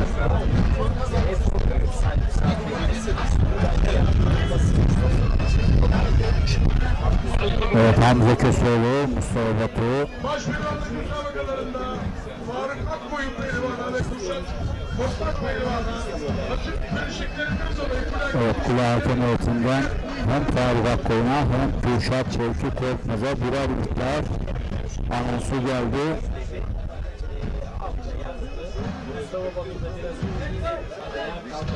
Muhtemelen kısa bir süre sonra puanlama sürecine geçilecek. Mustafa Batu arayışları var. Keçi dikmesi deneyebilir mi?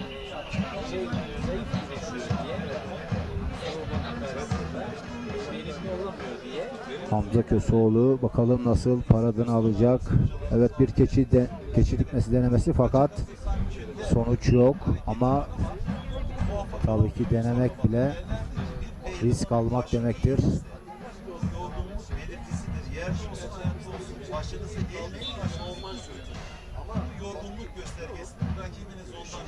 Kendini muhtemelen puanlamaya saklıyor Hamza Köseoğlu.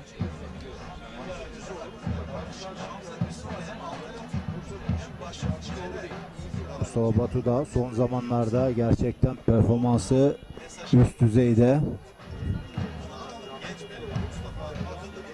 Bu sene güzel güreşlere imza atıyor.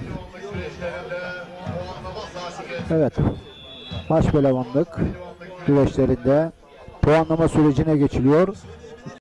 Şimdi baş pehlivanlarımız Yasu Bez ihtiyaçlarını karşıladıktan sonra puanlama sürecine geçilecek. İlk 32'ye ismini yazdıran baş pehlivanlar kimler olacak birazdan belli olacak.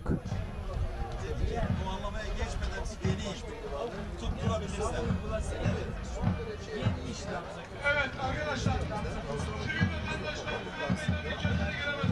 Sivil vatandaşlarımız dışında, görevler dışında sivil vatandaşlar, antrenörler kesinlikle elbeylerin içerisine giremezler. Yoksa ceza kuruma giderler. Antrenörler Bayram Erkan geldi. 2012'de tarihi 40'larda minik bir pelotlarımız, kovalarımızdan.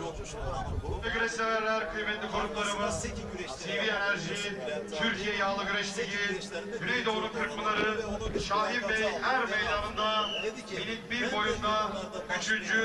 tur müsabakaları. Küçük orta küçük boy puanlama saatleri gelmiştir. Allah Allah! İllallah! Muhammedur Resulullah! Bu arada minik boyların boy salımı yapılıyor. Geleceğin baş pehlivan namzetleri Minik pehlivanlarımız şu an dualarla salındılar. Gazda bulunuyorum. Mustafa Hamza Köseoğlu minder yaptı ve Sakar pehlivanlar çıkarttı. Yer gerici gibi Sakar ne demek? Minik bir boyunda yapılacak olan müsabakalar günün son müsabakalarıdır. Pehlivanlar yarın müsabakalarına devam edeceklerdir. Minik bir pehlivanlarımızın ve ustalarının ilgi ve bilgilerine arz olsun. Evet, minik bir boy pehlivanlarının bugün son karşılaşmaları yapılıyor.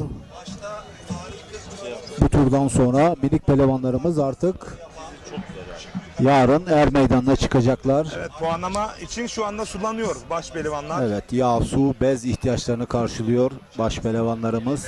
Bir boyu tanıvatlanmak üzere er meydanda Şu anda bir boyu sanırım 6 çift var çayırda. Su ve bez molasında. Hamza Köseoğlu pehlivan. Lütfen puanlama müsabakası için er meydanına gelin. Tekrar ediyorum.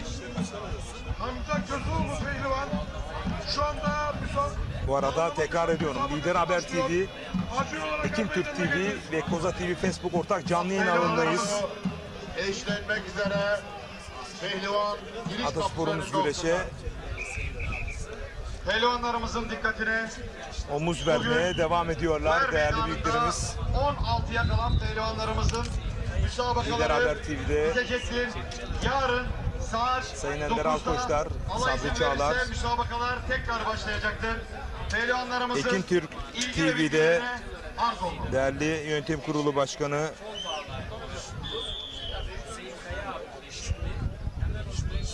Evet, kulenin önünde baş pehlivanlarımızın puanlama süreçleri başlamak üzere. sayın büyüklerimiz katkılarını sağlamaya devam ediyorlar. Evet, Hamza Köseoğlu ve Mustafa Batu arasındaki karşılaşma başladı. Güreşimiz başladı. İsmail Erkal ve Mehmet Yeşil arasındaki güreş başladı. Sayın Selahattin Bayram, Ekim Türk Yönetim Kurulu Başkanı. Evet, bu arada Mustafa Bayram saatleri de tuttu. Orhan'ın daha miniklerde final yaptığı görüntüler var. O görüntüleri izleyin. Biraz geçmiş zamanı nostaljik bir şöyle gezinti yapabilir Hüseyin abi. Evet, baş pehlivanlıkta puanlama. Evet, puanlama başladı. Mehmet Yeşil İsmail Erkal mücadelesi. Mustafa Bayram neler söyleyeceksin? Valla ben en çok Mustafa Batu ve Hamza Köseoğlu arasındaki karşılaşmayı Arka çok kadrajda merak o da hemen. ediyorum. Tabii yani Mehmet Yeşil ve İsmail arasındaki ve tüm sahada bulunan baş pehlivanlar ikinci turun kuralları çekildikten sonra zaten dikkat çeken karşılaşmalar diye anons ettiğimiz karşılaşmaların hepsi puanlamaya kaldı. Recep Tosun. Değerli güreş severler, kıymetli konuklarımız, Güneydoğu'nun Kırkpınarı Bu arada Recep Kara ve Süleyman Aykırı arasındaki karşılaşmada puanlama sürecinde. Bunun bilgisini de verelim. Allah Allah illallah Muhammedur Resulullah. Yiğit aslanlar hep beraber alkışlarla diyelim maşallah. Haydi aslanlar. Aslında kulenin önünde sadece puanlamalar olsa, diğer boyları böyle diğer protokola doğru çekse hakemlerimiz çok güzel olacak.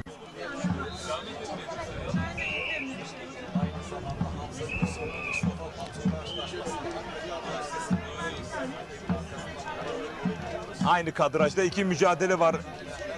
Önde İsmail Erkal, Mehmet Yeşil arkada Hamza Köseoğlu. Şimdi mücadele biraz daha uzaklaştı. Yalçın Öncül ve Recep Taslak karşılaşması da güreşi de Yeşil her an puanlamada. puan alabilir. Beline girdi. Henüz tam hakimiyet söz konusu değil. Şimdi bastırdı. Beline girdi, bastırdı. Ve Mehmet Yeşil 30, son 32'de değerli güreş severler.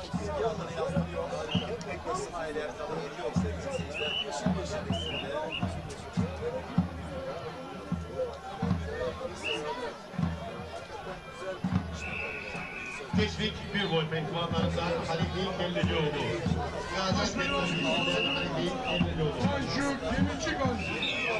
Tanju Gemici de uzak kadrajda Okan Acar'ı bastırarak adını 32'ye yazdırdı. Başkanlık müsabakalarında Mehmet Yeşil geldi.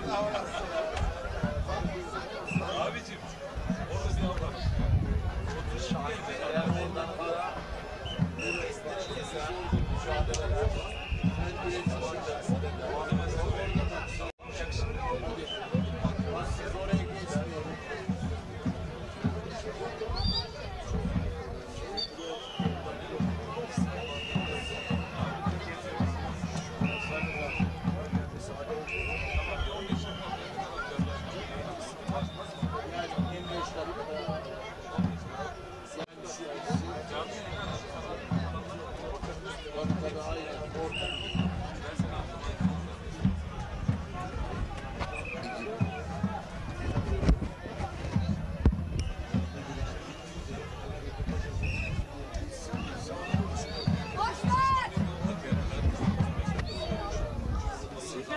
Saygıdeğer misafirlerimiz, kıymetli güreş severler. Recep Kara ve Süleyman Aykırı arasındaki karşılaşmada Süleyman Aykırı'nın üstünlüğü gözüküyor.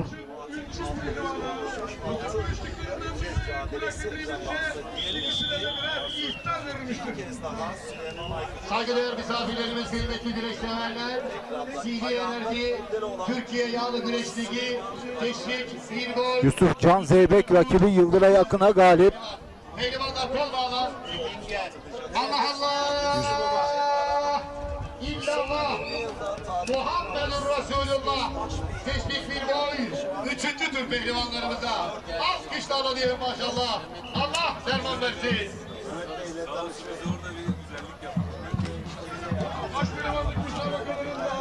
Sol üst köşede Recep Kara, sağ üst köşede Atilla Güzel, sağ alt köşede Fatih Atlı, sol alt köşede de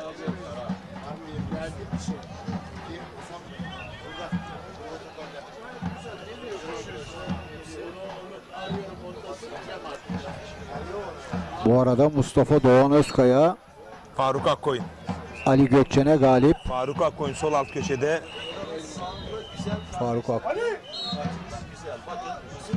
Faruk Akkoyun'un rakibi Kürşat Şevki Korkmaz. Sol alt köşede, evet. Sağ üst köşede Mustafa Batu mücadelesi de var Hamza Köseoğlu'yla.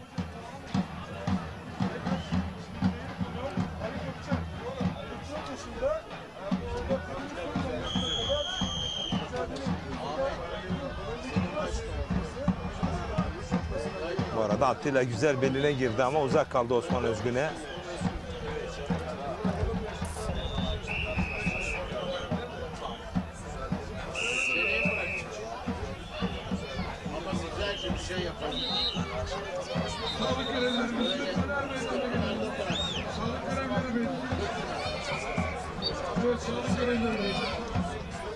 Bu arada Mustafa Batu'nun itirazı var kule hakem heyetine.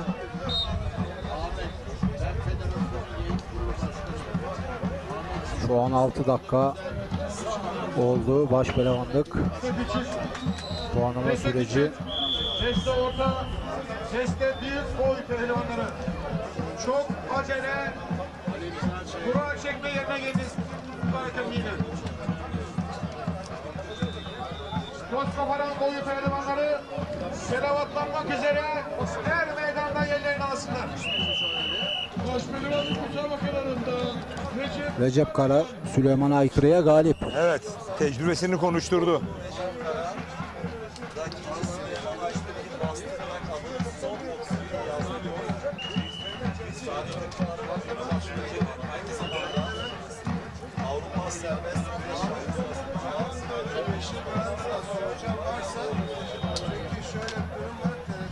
Ali İhsan Batmaz'ı izliyoruz. Ali Altun'la olan karşılaşmasını. Sol alt kadrajda, sağ alt kadrajda Fatih Atlı, Furkan Durmuş Altun. Ali İhsan Batmaz evet geçti, bastırdı ve son 32'ye ismini yazdıran isim oldu. Ali İhsan Batmaz. Sağ üst kadrajda bir saniye evet Hamza Köseoğlu. Hamza Köseoğlu ve Mustafa Batu arasındaki karşılaşmada bir anlaşmazlık var. 32 pehlivan. Pehlivanlar kol bağla. Başpehlivanlık müsabakalarında Ali İhsan Batmaz galip. Minik bir pehlivanlarının puanlama saati gelmiştir. Şöyle mi söylüyorlar? Allah Allah! İllallah! Muhammedun Resulullah! Teşvik 2 boy, ikinci Türk pehlivanlarımıza. Alkışlarla diyelim maşallah. Allah serman versin. Fatih Atlı ve Furkan Durmuş Altın kapışması. Ses kontrol. Pehlivanlarımızın dikkatini her meydanında baş pehlivanlarımıza biter pehlivan.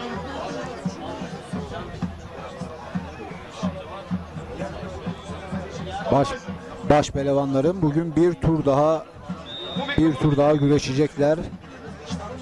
16'ya kalma mücadelesi olacak. Evet, sağ üst kadrajda Hamza Köseoğlu ve Mustafa Batu güreşinde. Enter. Nasıl bir sonuç var? Er meydanında güreşi biten pehlivanlarımız, baş pehlivanlar da dahil olmak üzere lütfen er meydanını boşaltalım. Aksi takdirde isimlerinizi alarak... Evet, sağ alt kadrajda hareketli bir güreş izliyoruz. Fatih Atlı ve Furkan Durmuş Altun arasında. Usta, tecrübeli, çok deneyimli baş pehlivan Fatih Atlı genç rakibi Furkan Durmuş Altun karşısında nasıl bir performans gösterecek? Kim galip gelecek? Er meydanında olacağı sürüyor. Ekranlarınızdaki karşılaşmalar baş pehlivanlıkla Mustafa Batu, evet, galip. Rakibi Hamza Köseoğlu'nu mağlup etti. Çok dikkat çeken, çok çekişmeli bir karşılaşmaydı.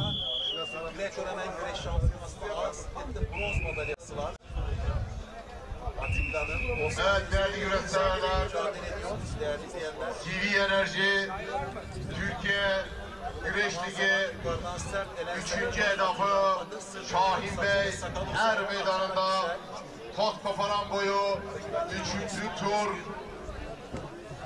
32 pehlivan. Allah Allah illallah Muhammedur Resulullah pot koparan boyu 3. tur pehlivanlarına alkışlarla diyelim maşallah. Haydi Allah termam etsin. Evet, sağ üst kadrajda Atilla Güzel, Osman Özgün. Sağ alt kadrajda Fatih Atlı, Furkan Durmuş Altun. Sol üst kadrajda Yalçın Öncü, Recep Taslak. Ve sol alt kadrajda Faruk Akkoyun, Kürşat Şevki Korkmaz güreşlerini izliyoruz. Sol üst köşede Recep Taslak tek daldı Yalçın Üncü'yle. Hemen orayı boşaltın.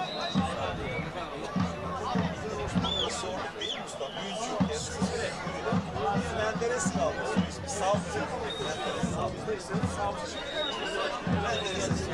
Saltık diye yazıyor. Doğrular isim sahiplerine söylüyoruz.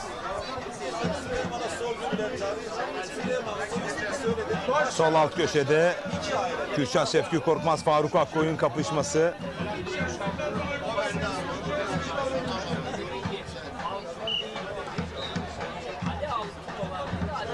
Tamam. Altı.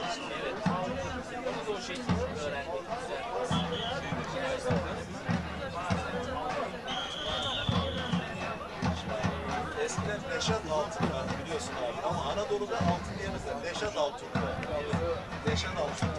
O yüzden oradan kalma altında ama evet sağlık pehlivanlar er meydanı boşaltsınlar. Evet. İşte ekranlarda baş pehlivanlıkta bu anlama derecesinde isimler pencereyle şu anda mücadele ediyorlar. Evet.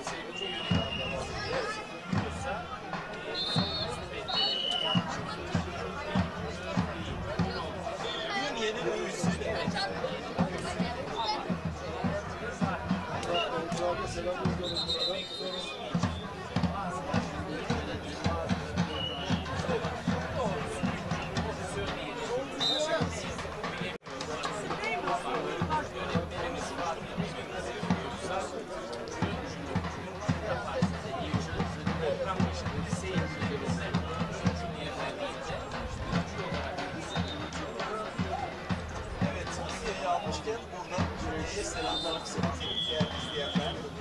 Evet, er meydanındaki sivillerin dikkatine. Lütfen er meydanını boşaltalım. Er meydanında siviller kesinlikle giremeyecektir. Er meydanında sivil dolaşan pehlivanlar. Lütfen er meydanını boşaltalım.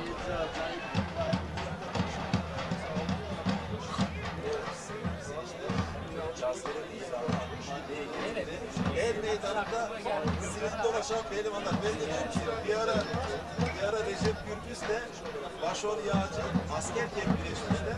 Şimdi onlar burada olsaydı asker elbiseyle el meydanını dışarı çıkaramayacaklar. Siviller dışarı, askerler içeri gidecekler. Şimdi Fatih Atlı, Furkan Durmuş Altın mücadelesi. Evet, sağ alt kadrajda. Şimdi yerini aldı. Atilla Güzel, Osman Özgün mücadelesi de sağ üst köşede. Yalçın Üncül, Recep Taslak sol üst köşede. Faruk Akın, Kürşat Şevki Korkmaz. Sol alt köşede. Henüz puan alabilecek.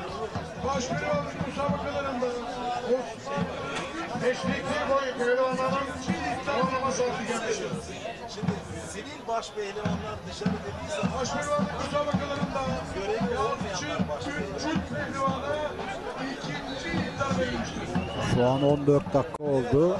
Baş pehlivanlarımız yenişemediler. Puan çıkmadı. Puan çıkmadı. Normalde puanlama sürecimiz 10 dakika. Artık 10 dakikadan sonra artık yani puan alana kadar devam. Bu arada sağ alt köşede Fatih Atlı'ya tek dalmak istedi. Kontra bir hücum yaptı Fatih Atlı.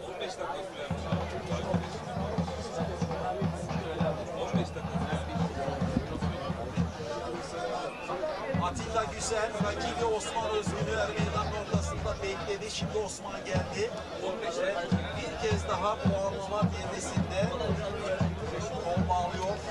Atilla Güzel, Osman Özgün sevgili seyirciler. Ekranın sağ üstünde. Yalçın Üncül, Recep Taslak. Bu arada Fatih Atlı sağ alt köşede risk almaya başladı. Yan baş denedi. Furkan Durmuşaltın savuşturdu onun o ataklarını. Havalar, Mehtara. Evet, değerli güreşçiler. Sol üst köşede biraz daha kısır. Recep Taslak, Yalçın Üncül. Aynı denk baş pehlivanlar, birbirlerine denk. Sol alt köşede Faruk Akkon, Kürşat Şevki Korkmaz mücadelesi de bayağı kilitlendi. Bu arada sağ üst köşede bir sonuç çıktı mı acaba? 32 pehlivan. Allah Allah, billallah. Muhtemelen Atilla Güzel galip. Ayak boyu 3. Türk pehlivanlarına alkışlarla diyelim maşallah. Haydi Allah devam etsin. Deste küçük, deste orta, deste büyük pehlivanları. Pehlivan giriş kapısında salavatlanmak için hazır olunuz. Deste küçük, deste orta, deste büyük boy pehlivanları salavatlanmak için pehlivan giriş kapısında hazır olunuz. Teşvik 2 boy pehlivanları puanlama saatiniz gelmiştir. Evet, Fatih Atlı, Furkan Durmuş altın mücadelesinde her an her şey olabilir. Puan çıkabilir. Fatih Atlı kurmuş altın mücadelesini ekranın görüyorsunuz tam ortasında ve her meydan. Şu an sahanın en hareketli puanlaması Fatih Atlı ve Furkan Durmuşaltın arasında gerçekleşiyor. Bakın hiç boşluk yok, durmak yok. 3 ya da 4 çift kaldı çayırda. Samsun Ladik'ten Fatih Atlı'ya. Kasnağa uzandı. Oradan bir koltuk altı.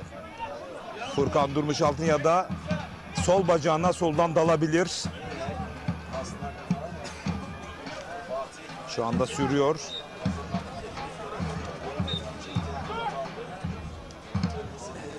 Paçaya uzandı. Paçasını kurtardı. Bu şekilde geri adımlarsa ihtar gelebilir. Zaten uzayan bir güreş. 17. dakika bitti. Bir kez daha giderse ihtarı vereceğim diye yarıda bulundu. Faruk Çayrek.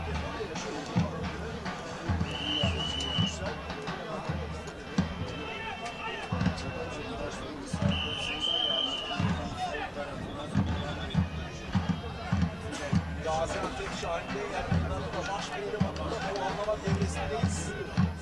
Önemli isimler hem ana devrede hem puanlama devresinde rakiplerini yendiler. Gözümüz şu anda bu mühim karşılaşmada sevgili seyirciler.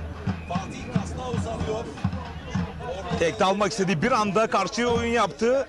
Fatih Atlı orta kadrajda her an puan çıkabilirdi. Ekranın sağ kadrajında bir kez daha kol bastı. Fatih Atlı faktörü. Çok teknik bir baş pehlivan.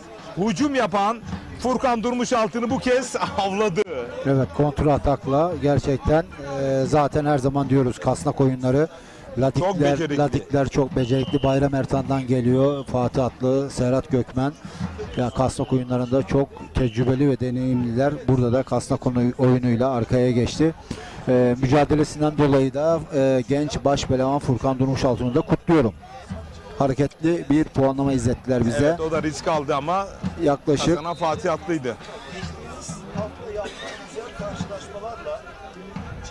Yaklaşık 19. dakikadan sonra sonuçlandı Fatih Puanlama Atlı. değil mi? Evet. 19 dakika süren bir puanlama. Devam eden puanlamalar var. Recep Taslak, Yalçın Öncül, Faruk Akkoyun, Kürşat Şevki Korkmaz arasındaki iki baş pehlivanımızın.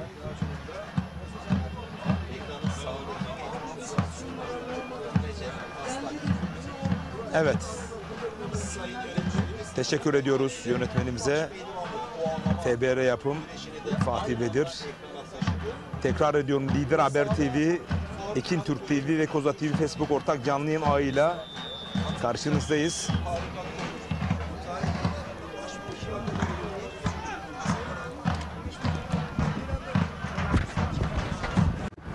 Fatih, Fatih.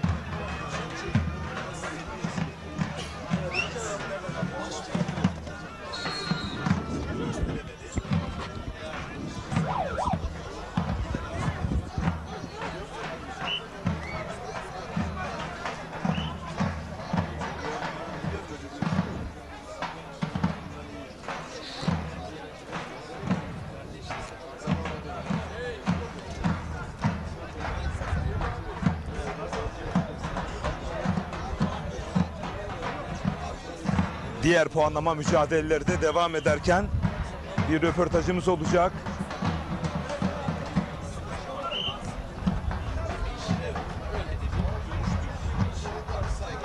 Faruk Akkoyun, Kürşat Şevki Korkmaz mücadelesi de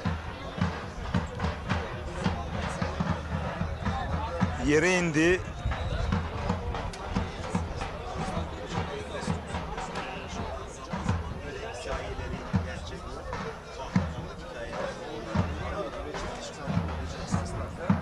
Evet değerli güreş severler, puanlamalar devam ederken az önce ekranlarda gördüğünüz Türkiye Adı Güreşi'nin en teknik baş pehlivanı Fatih Atlı, genç Furkan Durmuşaltı'nı soldan dalmak istediğinde öyle bir kontra bir hücum yaptın ki adeta ezberleri bozdun. Bu puanlama mücadelesini bize anlatır mısın Fatih Atlı? Recep abi, bugün bizi yalnız bırakmadığınız için öncelikle sizlere teşekkür ederim. Biliyorsunuz ki bu yörede ilk defa yağlı güreş oluyor. Biz de elimizden geldiği kadar Türk güreş seyircisine en iyi şekilde, en iyi güreşi yapmaya çalışıyoruz. Furkan Durmuşaltı kardeşimi tebrik ediyorum. Çok iyi mücadele etti. Şahin Bey büyük yağlı pehlivan güreşlerinde bizden sonraki gelecek nesillerde altın kemer alacak. 32 pehlivan. Memleketin altın kemeri götürecek bir arkadaşımız inşallah. Allah Allah. Rabbim kimseye kaza bela vermesin. Amin. Bunlar bizim Kırkpınar'dan sonraki son antrenmanımız. Bize iyi antrenman aldığımızı düşünüyorum. İnşallah kazası belasız. 3. turda Kırkpınar'da da bu şekilde mücadele edip birinci olup Manavgat'ımıza, Şükrü Sözen Belediye Başkanımıza kemeri götürüp hediye etmek istiyoruz. Rabbim tüm güreş arkadaşlarımıza yardımcı olsun. Son 32'ye kaldın. Evet. Yine bir strateji, yine bir soğukkanlı bir Fatih Atlı izleyecek miyiz? İnşallah. Buradaki hedefin nedir? İnşallah ilk turun verdiği bir rehavet ve çok uzun zaman bekledik. Onun bir rehaveti vardı ama onu attık şimdi üstümüzde. İnşallah çok daha iyi teknikleri, çok daha iyi bir mücadeleyi 32'de gösterip 16'ya kalıp yarın da bu serüvene devam etmek istiyorum. Son olarak o kırılma anında müthiş bir kol bastı yaptın. Burada Fatih Atlı izlerken gençler ne hissetmeli, ne düşünmeli? Gözlerini güreşten ayırmasınlar. Her an ne olacağı belli olmayabilir. Dediğim gibi bu Cenab-ı Allah'ın bana bir vergisi. Ne zaman ne yapacağımı inanın ben de kestirebilirim. Bu arada hafta içerisinde Osman Kan sana bir teşekkür mesajı paylaştı sosyal medyada. Tepkiler neler oldu? Çok güzel oldu. Herkes de onayladı zaten bunu. Çünkü tüm güreş seyircisi bunu biliyor. Osman Kan çırağıma da geçmiş olsun diyorum. Kafasına bir operasyon geçirmiş. O da bugün bunu mücadele ediyor.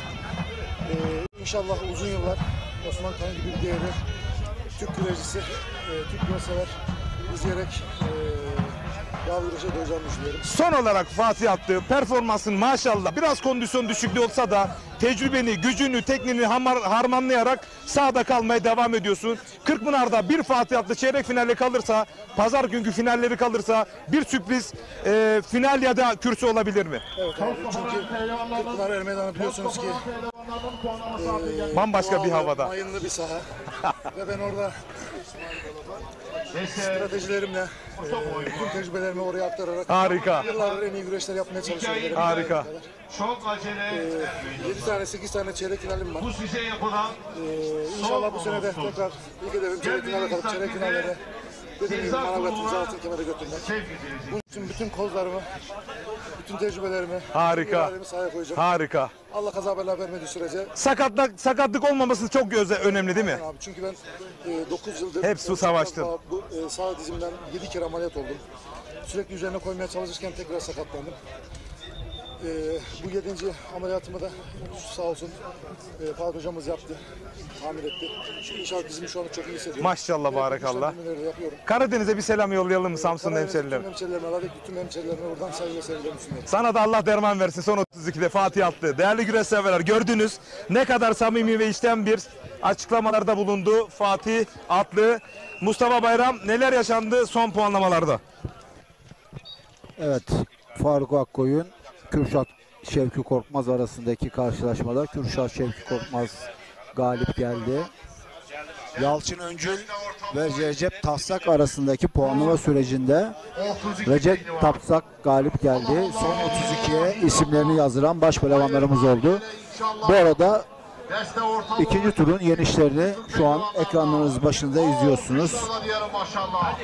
Birazdan bir röportaj hazırlığı olacak. Bülent Yağcı, Sayın Mehmet Tahmazoğlu, evet Şahin Bey belediye başkanımızla röportaj yapacak ve ortak canlı yayın ağıyla da bu röportaj ekranlara gelecek. Son anlara ekranlara geliyor. 64'ün 32'ye kalmada Mustafa Bayram'ın bir değerlendirmesi olacak. Evet, gerçekten bugün beklentinin üstünde güreşler oldu.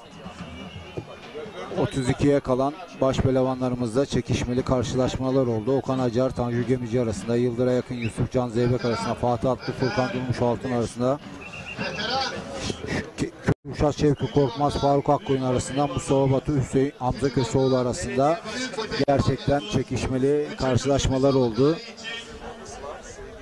İlk 32'nin isimleri belli oldu. Birazdan da 16'ya kalma mücadelesi, günün baş pehlivanlıkta günün son mücadelesi, yaklaşık 45 dakika 1 saat içerisinde kuralları çekilecek ve günün son baş pehlivanlık karşılaşmaları yapılacak. Yarın da minik boydan baş boyuna kadar tüm pehlivanlar 16 kişi olarak sahaya çıkacaklar ve günün sonunda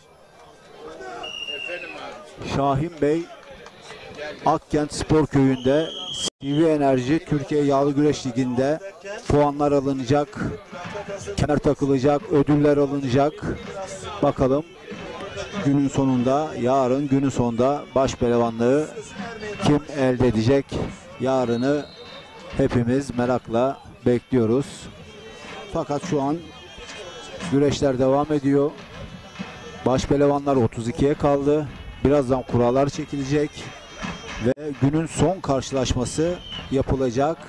Yarına toplamda 16 baş pehlivan izleyeceğiz. Diğer boylar da aynı şekilde, tüm boylar 16 olacak şekilde günü kapatacağız. Ama şu an alt boylarda kıran kırana mücadeleler, güreşler devam etmekte.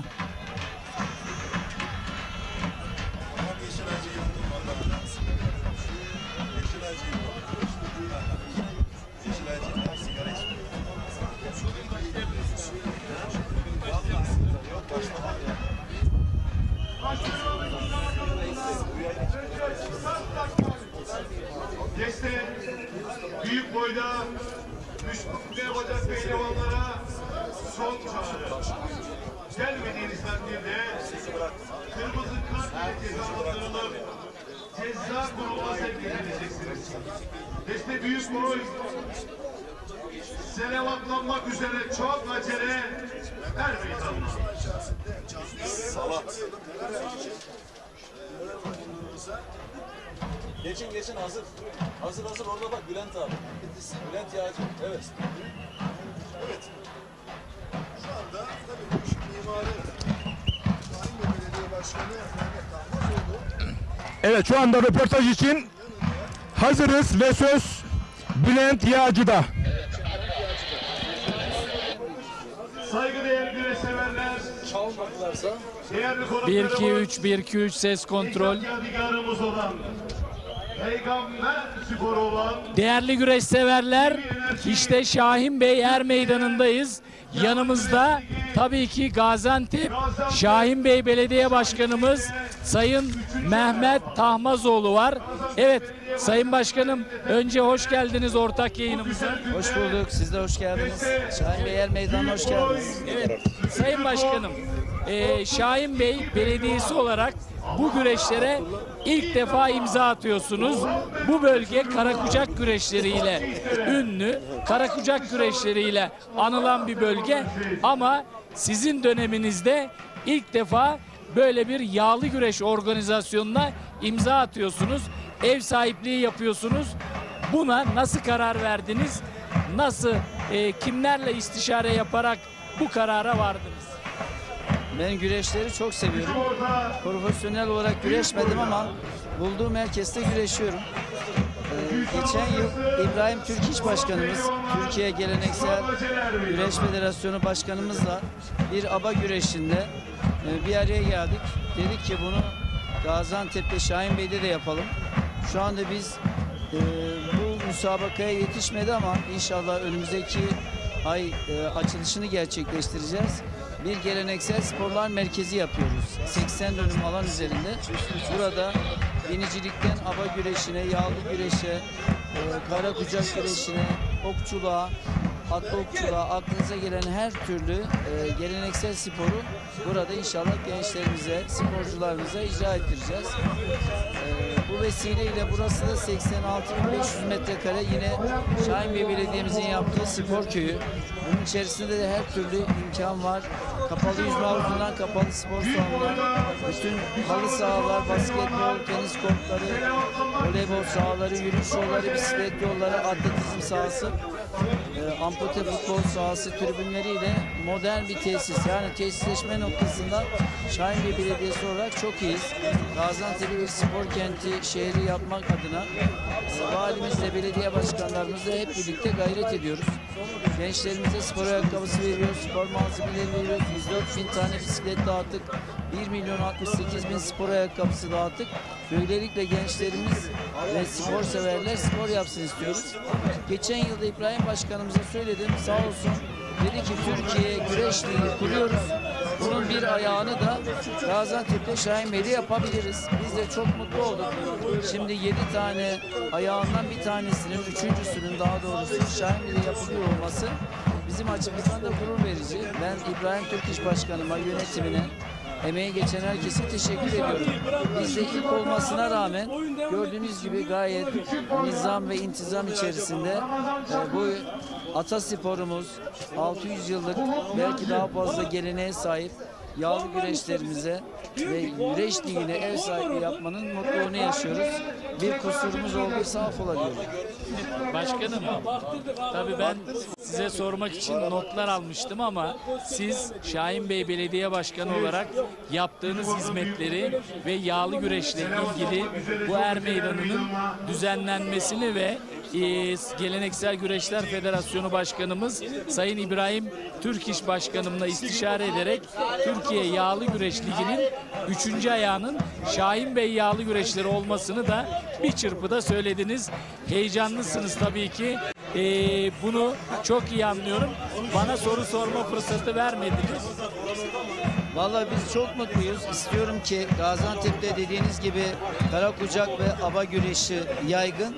Ama başta bu geleneksel sporlarımızdan yağlı güreşin de bölgemiz insanına, gençlerin özellikle sevdirilmesi, tanıtılması ve buradan da pehlivanların yetişmesi en büyük arzumdur.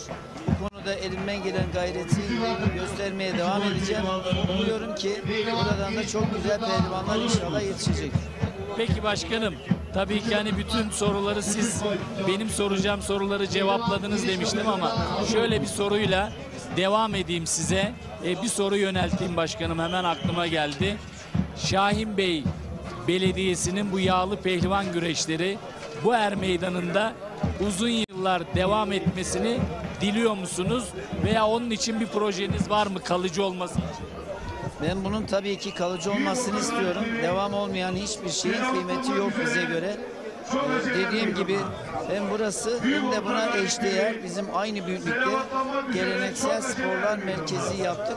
İnşallah bundan sonraki yıllarda da yine Türkiye yağlı güreşlerin ligde oynanacak maçların bir ayağının mutlaka Şahinbey'de olmasını ben arzu ediyorum. Tabii ki elbette bunun kararını başta İbrahim Başkanım olmak üzere yönetim karar verecek. Umuyorum ki onlar da bu yapılan organizasyondan memnundur ve bundan sonra her yıl Türkiye Güreş Ligi'nin bir ayağının Şahinbey'de olmasını ben arzu ediyorum. Bu konuda da elimden gelen gayreti göstermeye hazırım. Evet başkanım, bu sıcak ve samimi açıklamalarınızdan dolayı size şimdilik teşekkür ediyorum. Çünkü yarın da canlı yayınımız devam edecek. Yarın da Er Meydanı'nda güreşlerimiz devam edecek. Yine sizle birlikte olacağız. Size o zaman da yarınki güreşlerle ilgili de soracağımız sorular olacak.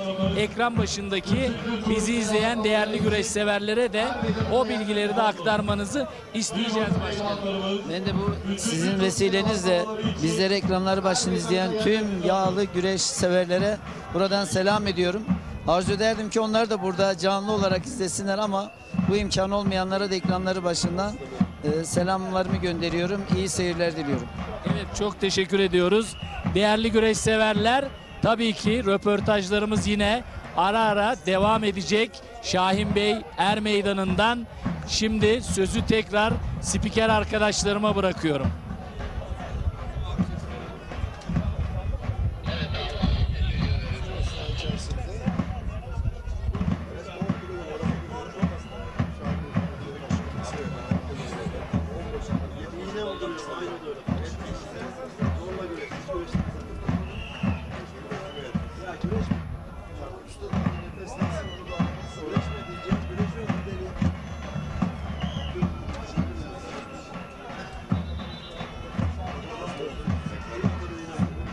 Küçük orta, küçük boy, 4. tur pehlivanlarımız. Pehlivan giriş kapısında hazır olsun. Küçük orta, büyük boy, Er Meydanı'na.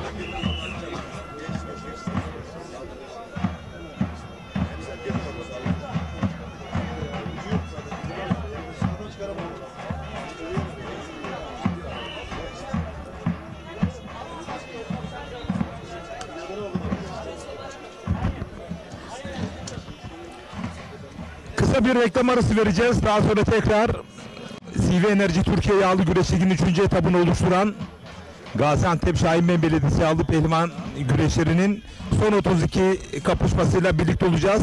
Yeniçeri bir izleyelim. Daha sonra reklam arasında geçeceğiz ve daha sonra son 32 kurasıyla birlikte olacağız.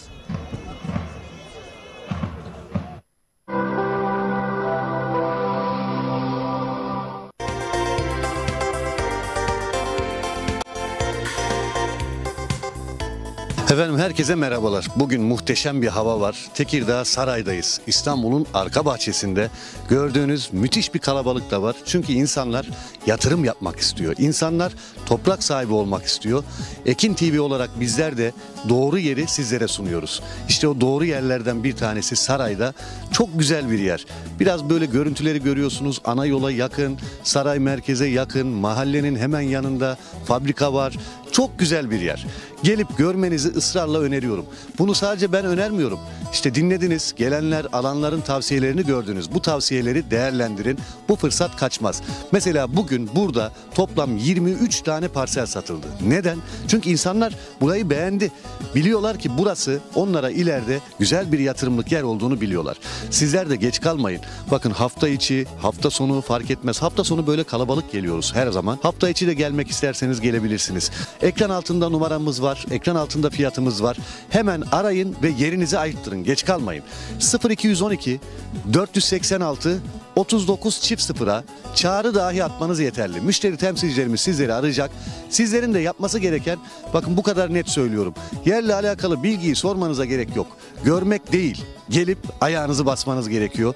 Konumu görmeniz gerekiyor. Sadece televizyondan değil. Bir gün vakit ayıracaksınız. Hafta içi veya hafta sonu fark etmez. Gelecek, göreceksiniz. İddia ediyorum ki alacaksınız. Bu en güzel yatırım. İmalatı olmayan bir yatırım aracı sizlere kazandıracak araçtır. Toprağın imalatı yok. Toprak bitmez. İşte burada da ileriye imar geldiği zaman ne diyorum, bakın yani elektrik çok yakınında, fabrika yakınında, mahalle yanında. Yani buradan 300 metre ileride imar var. Buraya da geldiği zaman almış olduğunuz bu topraklar inanılmaz bir değer kazanacak. Bunu hepimiz biliyoruz. Bakın çevrenizde bundan 2 sene, 3 sene önce arsa alan, yatırım yapan birisi varsa sorun.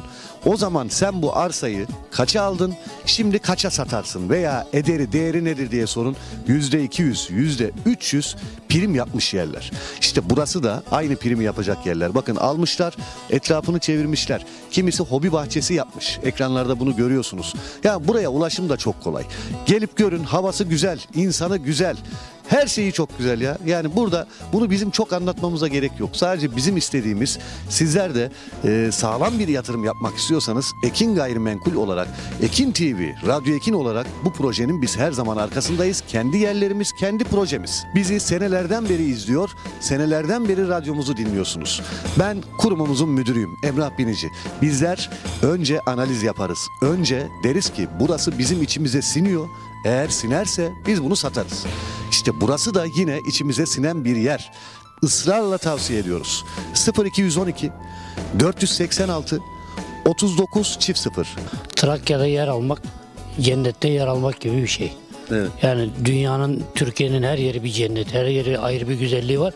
Ama buradaki insanların, buradaki konumun kimsenin kimseye zarar vermediği tek memleket diyebilirim. Ben kayınçomu getirdim bugün. Buradan 4 parsel aldık. O da aldı, ben de aldım. 4 kayınçom daha var. Onları da buraya getirip bütün aileyi burada toplamak. Buraya gelip de burayı beğenmeyen, yani gerçekten almayan olur mu sizce? Kesinlikle olmaz. Yani şimdi televizyondan, internetten, dergiden, gazeteden bakıp da insanlar karar vermesin veya insanların birebir yorumlarını öyle okuyup da karar vermesinler.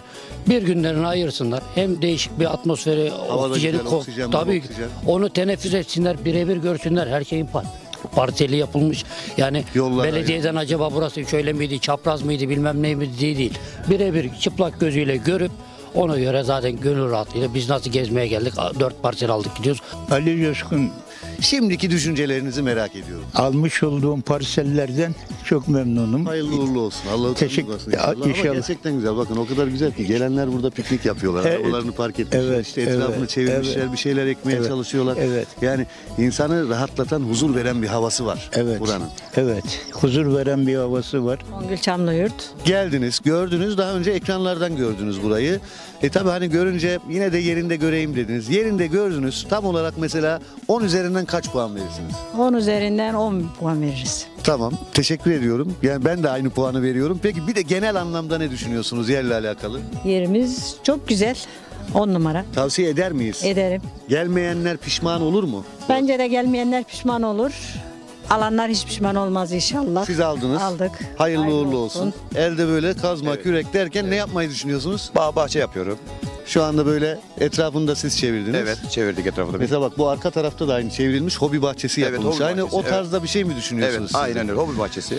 Peki beğendiniz mi siz yeri ki aldınız ama? Yerin konumu çok güzel. Yatırım amaçlı da çok güzel. Yani tavsiye ederim herkese. Örnek biraz önce anlatıyorum zaten. Hani alanlar etrafını çeviriyor, hobi bahçesi yapıyor. Burayı alan müşterimiz daha yeni aldı. Ama görüyorsunuz bakın etrafı çevrilmiş, içine ağacını dikmiş, fidanını dikmiş. Bunlar güzel şeyler. Bunları anlatıyoruz sizlere. Ve bunun gibi bunun yanındaki de aynı şekilde, bir ilerideki de aynı şekilde tamamen hobi bahçesi haline getirmiş. İşte onun yanı aynı. Bakın orada bir abimiz çalışıyor, bahçesiyle ilgileniyor, arazisiyle ilgileniyor. Yani arkamızdaki gelenleri görüyorsunuz. Bu bir abartı değil. Bakın burada 3 tane minibüs var. Bunlar 15 kişilik. 3 çarpı 15 45 kişi. Yani bunun haricinde özel arabasıyla gelenler var. Arabaları görüyorsunuz. Burada şu anda 50-60 kişi varız. Yani insanlar burayı beğeniyor. Beğendiği için geliyor ve tavsiye ediyorlar.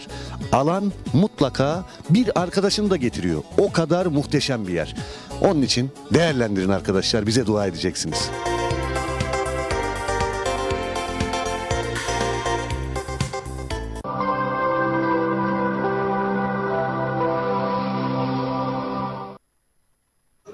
Rezalet izlenmesin mi ya seyirciler?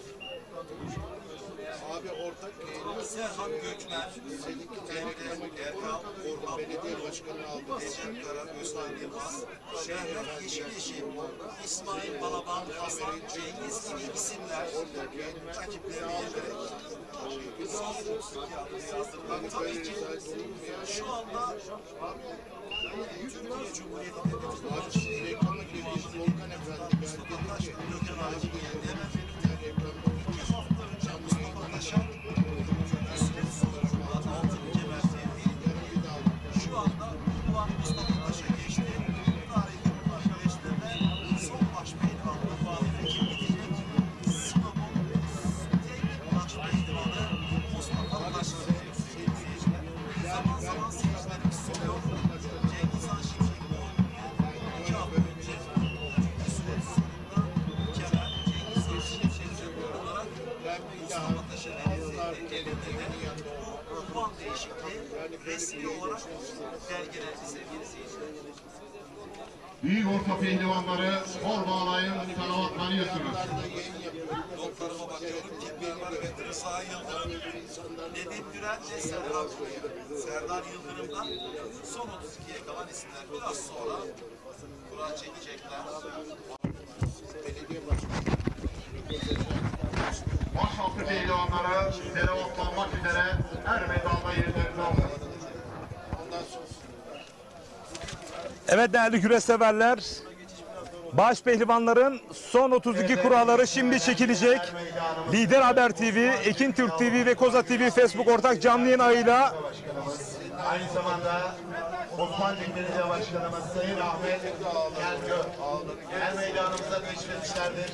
Kendilerine komitemiz adına hoş geldiniz diyoruz. Sağ olsunlar, var olsunlar. Evet. Gençler, orta boy pehlivanlarının puanını sandı gelmiştir. Kolay gelsin. Böyle bir şey olur mu? Ya yayının içine sıçrıyor. Tabii ki biz. Ya ama ben de sana söyledim. Recep'i al dedim. Büyük orta pehlivanı İlham Ergen son çağrı. Ya ne 7 tane abi? Bunların zaten al şu kanallar. Bir tanesi sen alırsın abi. Her tur daha devrenin küçük bir sakatlığı bulunduğu için doktor raporuyla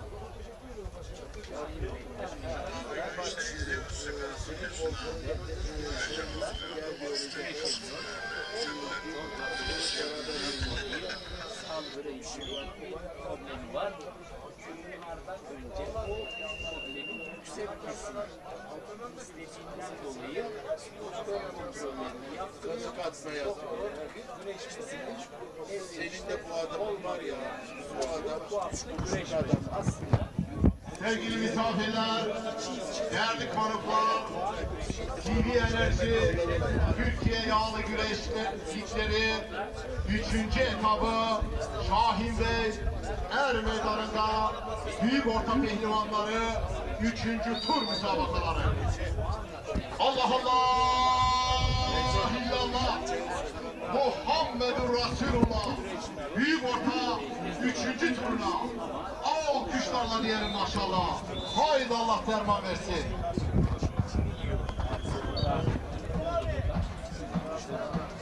Küçük orta küçük boy pehlivanlar salavat sarmak üzerine her meydanda yer almış.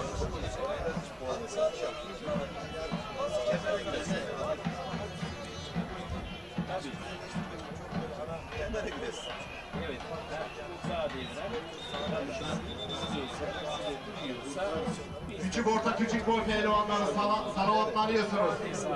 yapma sağ devren kuşanmak için mücadele yap. Kemeri kuşan 3 puan verdim. Bunlar Türk halkının çok eski bir geleneği. Yağ görevli olan yağcı her meydanda. Biraz seferde çıkacak ordular Edirne'den mola verirler. Küçük orta küçük ve başaltı pehlivanları çok acele her meydanda saldırmak üzere hazır olun. Bu size son çağrıdır. Baş pehlivanlar düşeceğim size. Bu adam kemer kuşanmak için baş pehlivan olmak için güreşecekler.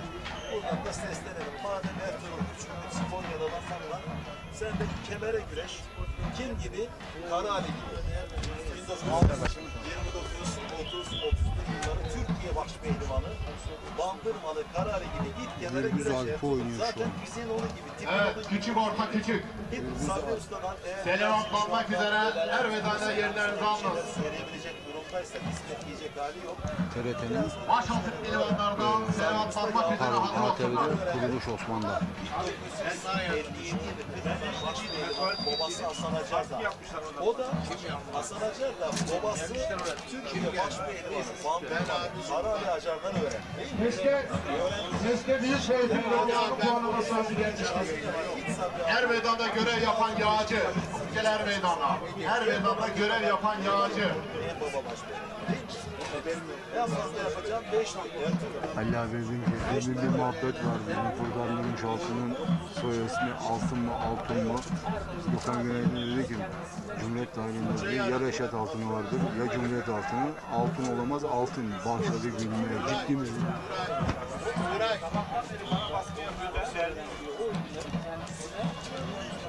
Küçük orta küçük boyda Enes Özbek.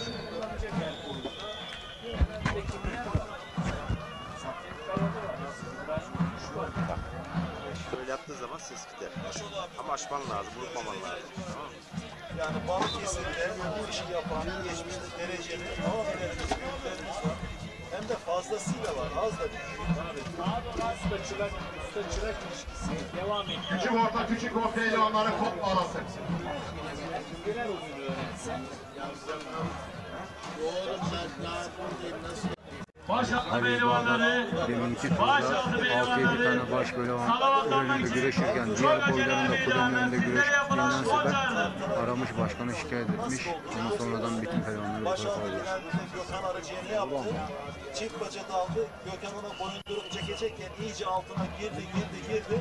Evet değerli güreş severler, bu arada Deli Kadir yenilecek. İşte o anda ayağa kalktı. Sırtını aldı Arıcı'yı.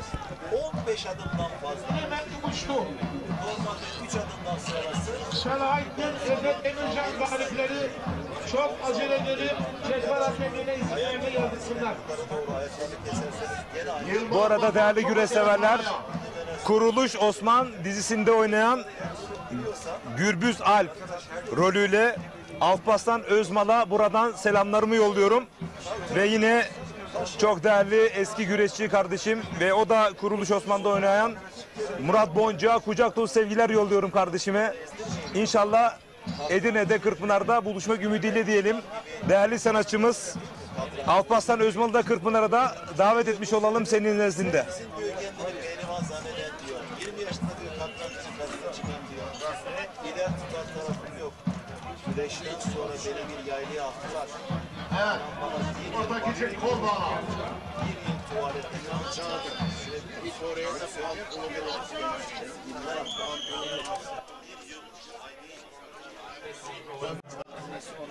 Çağdaşlar 1980 Küçük orta küçük boy 32 pehlivan 3. tur güreşleri. Allah Allah illallah Muhammedur Resulullah. Küçük orta küçük boy. Evet, alt boylarda da kıran kırana mücadeleler devam ediyor. Diyelim maşallah. Haydi Allah der. Ağaç altı pehlivanları. Acayip olmaz.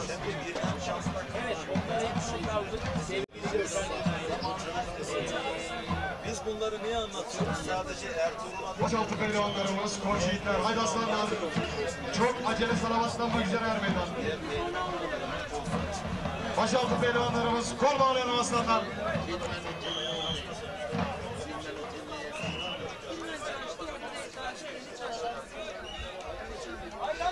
Evet değerli güreş severler, birazdan Çorum Osmancık Belediye Başkanı Sayın Ahmet Gelgör canlı yayın konuğumuz olacak.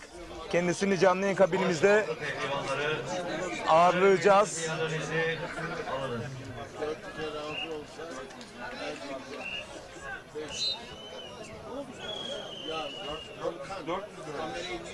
Çorum Osmancık yağlı pehlivan güreşleri hakikaten bölgenin en güçlü organizasyonlarından biri. Öyle geldi bana bilgi. Sen niye söylüyorsun? Hayır abi böyle bir şey demedim. Ben söyleyeyim. Bir kere muazzam bir güreş stadı söz konusu, modern. Sesle büyük boyda Sen gördün mü Mustafa Bayram fotoğraflardan? Fotoğraflardan gördüm. Hatırlarsan o gün sen canlı yayın yapıyordun. Ben de Adana'da, Kozan'da canlı yayındaydım. Ama muhteşem bir güreş arenası. Güreş camiamıza kazandıran Osmancık Belediye Başkanımızı buradan tebrik ediyorum, kutluyorum. Güreş camiamız adına da teşekkür ediyorum. Bunun bir benzeri de biliyorsun kendi bölgemizde Kocaeli'de Derince Belediyesi'nin yapmış olduğu çok benzer. Evet. İsakçılar Taşköprü Er Meydanı mevcut, aynı arenaya sahip. Şu anda üstü kapanıyor. İnşallah Eylül'de yapılacak olan Derince İsakçılar Taşköprü yağlı güreşlerinde yetişecek.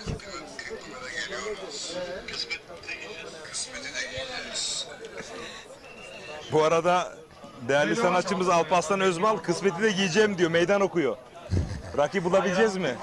Pehlivanlarımız ondan kaçar. Gerçekten çok renkli bir sima, çok renkli bir kişilik. Hakikaten öyle, çok samimi. Çaycı Hüseyin olarak tanıdığımız, sonrasında Kuruluş Osman dizisinde Gürbüz Alp olarak izlediğimiz sanatçımıza, Alparslan Bey'e, Murat Boncuk kardeşime ben de buradan sevgi ve saygılarımı gönderiyorum. Onları izlemekten büyük keyif alıyorum ben. Hiç gurur kibir yok. Tam bir sanat neferleri, sanatçı neferleri. Maalesef günümüzde birkaç rolde şöhrete ününe kavuşanların o zehirlenmiş oldukları o güç sarmalından kurtulmaları gerekiyor. Alparslan Özmal da onlardan biri. Türkiye'de seven kitlesi oldukça fazla ama buna rağmen mütevaziliği, alçak gönüllülüğü, doğallılığı, sempatikliği. İnşallah Kırkpınar'da da tanışma şansımız olur. İnşallah. Bu arada Murat Boncuk da gerçekten güreş camiamızı en güzel şekilde dizi setlerinde temsil ediyor. Kendisini tebrik ediyorum, kutluyorum. Onunla gurur duyuyorum. Ben aslında onun federasyonumuzun farklı kurullarda görev almasını çok arzu ederdim, biliyor musun Mustafa Bayram? Çünkü çok çağdaş, çok yenilikçi ve özellikle uluslararası alanda bu sanatsal becerisini Atasporumuz güreşin tanıtımı noktasında büyük katkı sağlayacağına inananlardanım ben.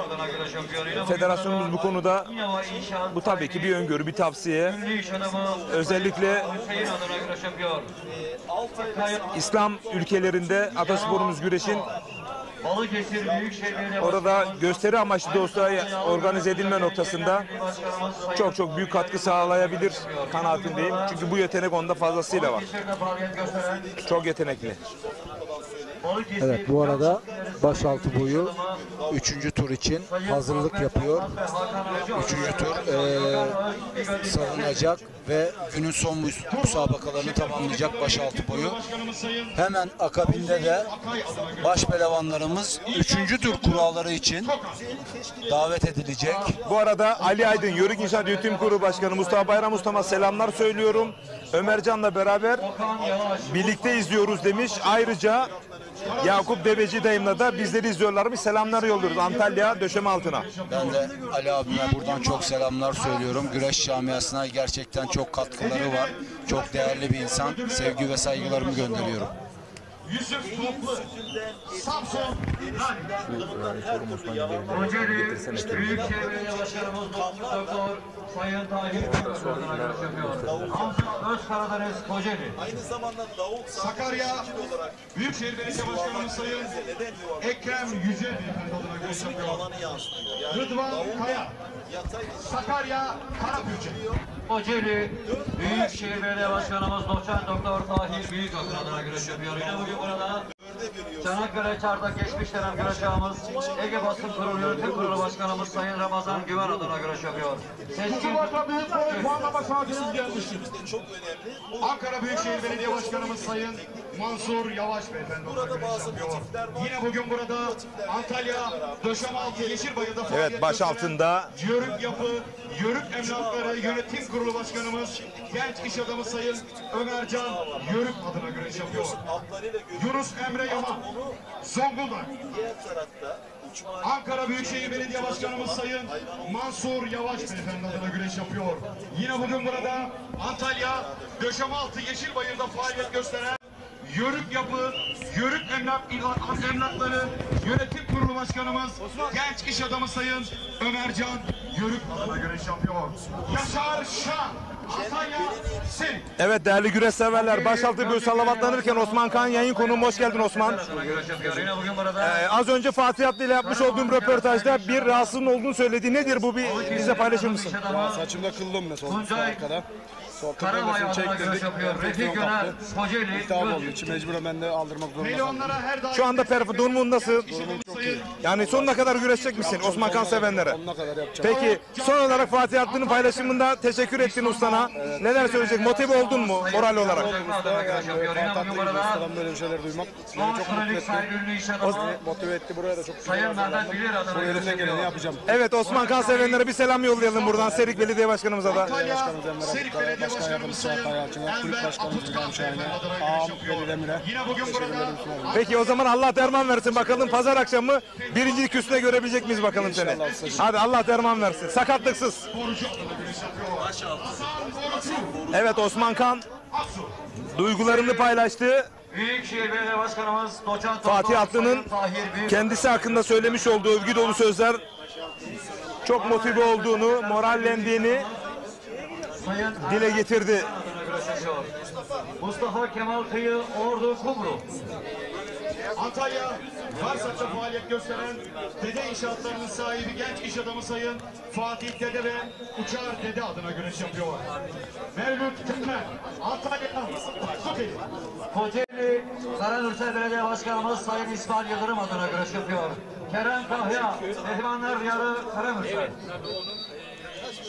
Bağdatlı AVM'lerinin sahibi iş adamı Sayın Bünyamin Bağdatlı adına güreş yapıyor. Yine bugün burada Sakarya Hendek Belediye Başkanımız Sayın Turgut Babaoğlu adına güreş yapıyor. Alparslan Temizci, Sakarya Hendek. Antalya Serik Belediye Başkanımız Sayın Enver Afutkan adına güreş yapıyor. Bayram Arslantaş, Antalya Serik. Antalya Belediye Başkanımız, Antalya Büyükşehir Belediye Başkanımız Sayın Muhittin Böcek Beyefendi adına güreş yapıyor. Erkan Taş, Sinop Duran. Antalya Manavgat Belediye Başkanımız Sayın Şükrü Sözen adına güreş yapıyor. Serhat Elvan Tokal. İkinci turda ne yapacak? 7. turu. İstanbullu iş adamı Sayın Zeynep Empirme Saltık Tekstil sahibi Mustafa Saltık adına güreş yapıyor. Atilla Balcı, Tokat. Kocaeli Büyükşehir Belediye Başkanımız Sayın Doçent Doktor Tahir Büyükakın adına güreş yapıyor. Yine bugün burada Antalya Döşemealtı Yeşilbayır'da faaliyet gösteren Yörük İnşaatları Yönetim Kurulu Başkanımız genç iş adamı Sayın Ömercan Yörük adına güreş yapıyor. Ali İmamoğlu, Kocaeli. Antalya Serik Belediye Başkanımız Sayın Enver Afutkan. Evet, Osman Kan ekranlarda değerli güreş severler. Serik Güreşleri iş adamı Veli Demir Otomotiv'in sahibi Sayın Veli Fatih Atlı'nın kendisi hakkındaki övgü dolu sözleri dile getirdi. Bu turda of kapışmaya bak, Osman Kan Yıldıray Pala mı? Bakacağız. Gereken bir başaltıcı. Mücadeleler Muhammedur Resulullah. Baş altının 3. turunu hep birlikte alkışlarla diyelim maşallah. Allah derman versin. daldığı anda böyle rakibinin tersi bulmuş onlardan ve yeni şansı mükemmel bir refleksli. Baş pehlivanlarımızın 3. tur kura çekimleri yapılacağından dolayı her komut öğretmenlerimizi davet ediyorum.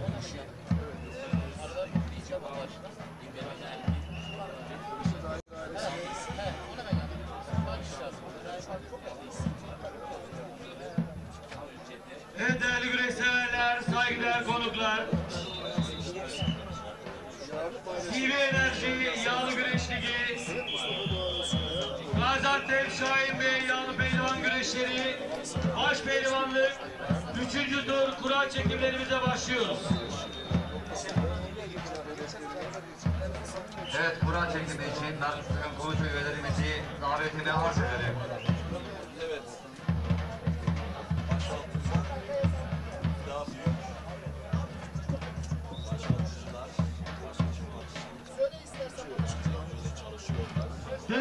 boylu Yasin Eroğlu, Çok güzel eşleşmeler. Mikail Zile. Galipleri çok aklıma cemlara ekibine gelip isimlerini yazsınlar.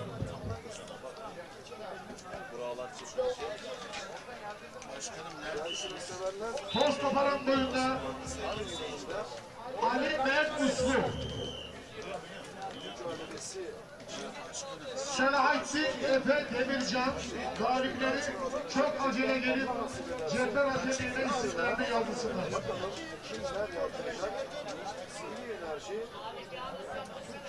yağlı güneş içinde heyecan, kura çekilmiş ama bir yandan da aslında. Evet değerli güreşseverler, saygıdeğer konuklar, baş pehlivanlığın 3. tur kura çekimlerine başlıyoruz.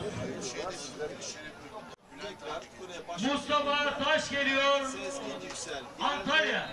Onun gelmesine kura çekimi başlayacak sevgili seyirciler. Bakın karıştırıyor topları Sezgin. Adaletli bir şekilde kura olsun diye. Mustafa Taş, 3 numara. Ali Gürbüz geliyor, Antalya. Recep Kara geliyor, Ordu. Recep Kara 24 numara. Ali Gürbüz, Antalya. Ali Gürbüz 30 numara. Mehmet Yeşil Yeşil geliyor, Antalya.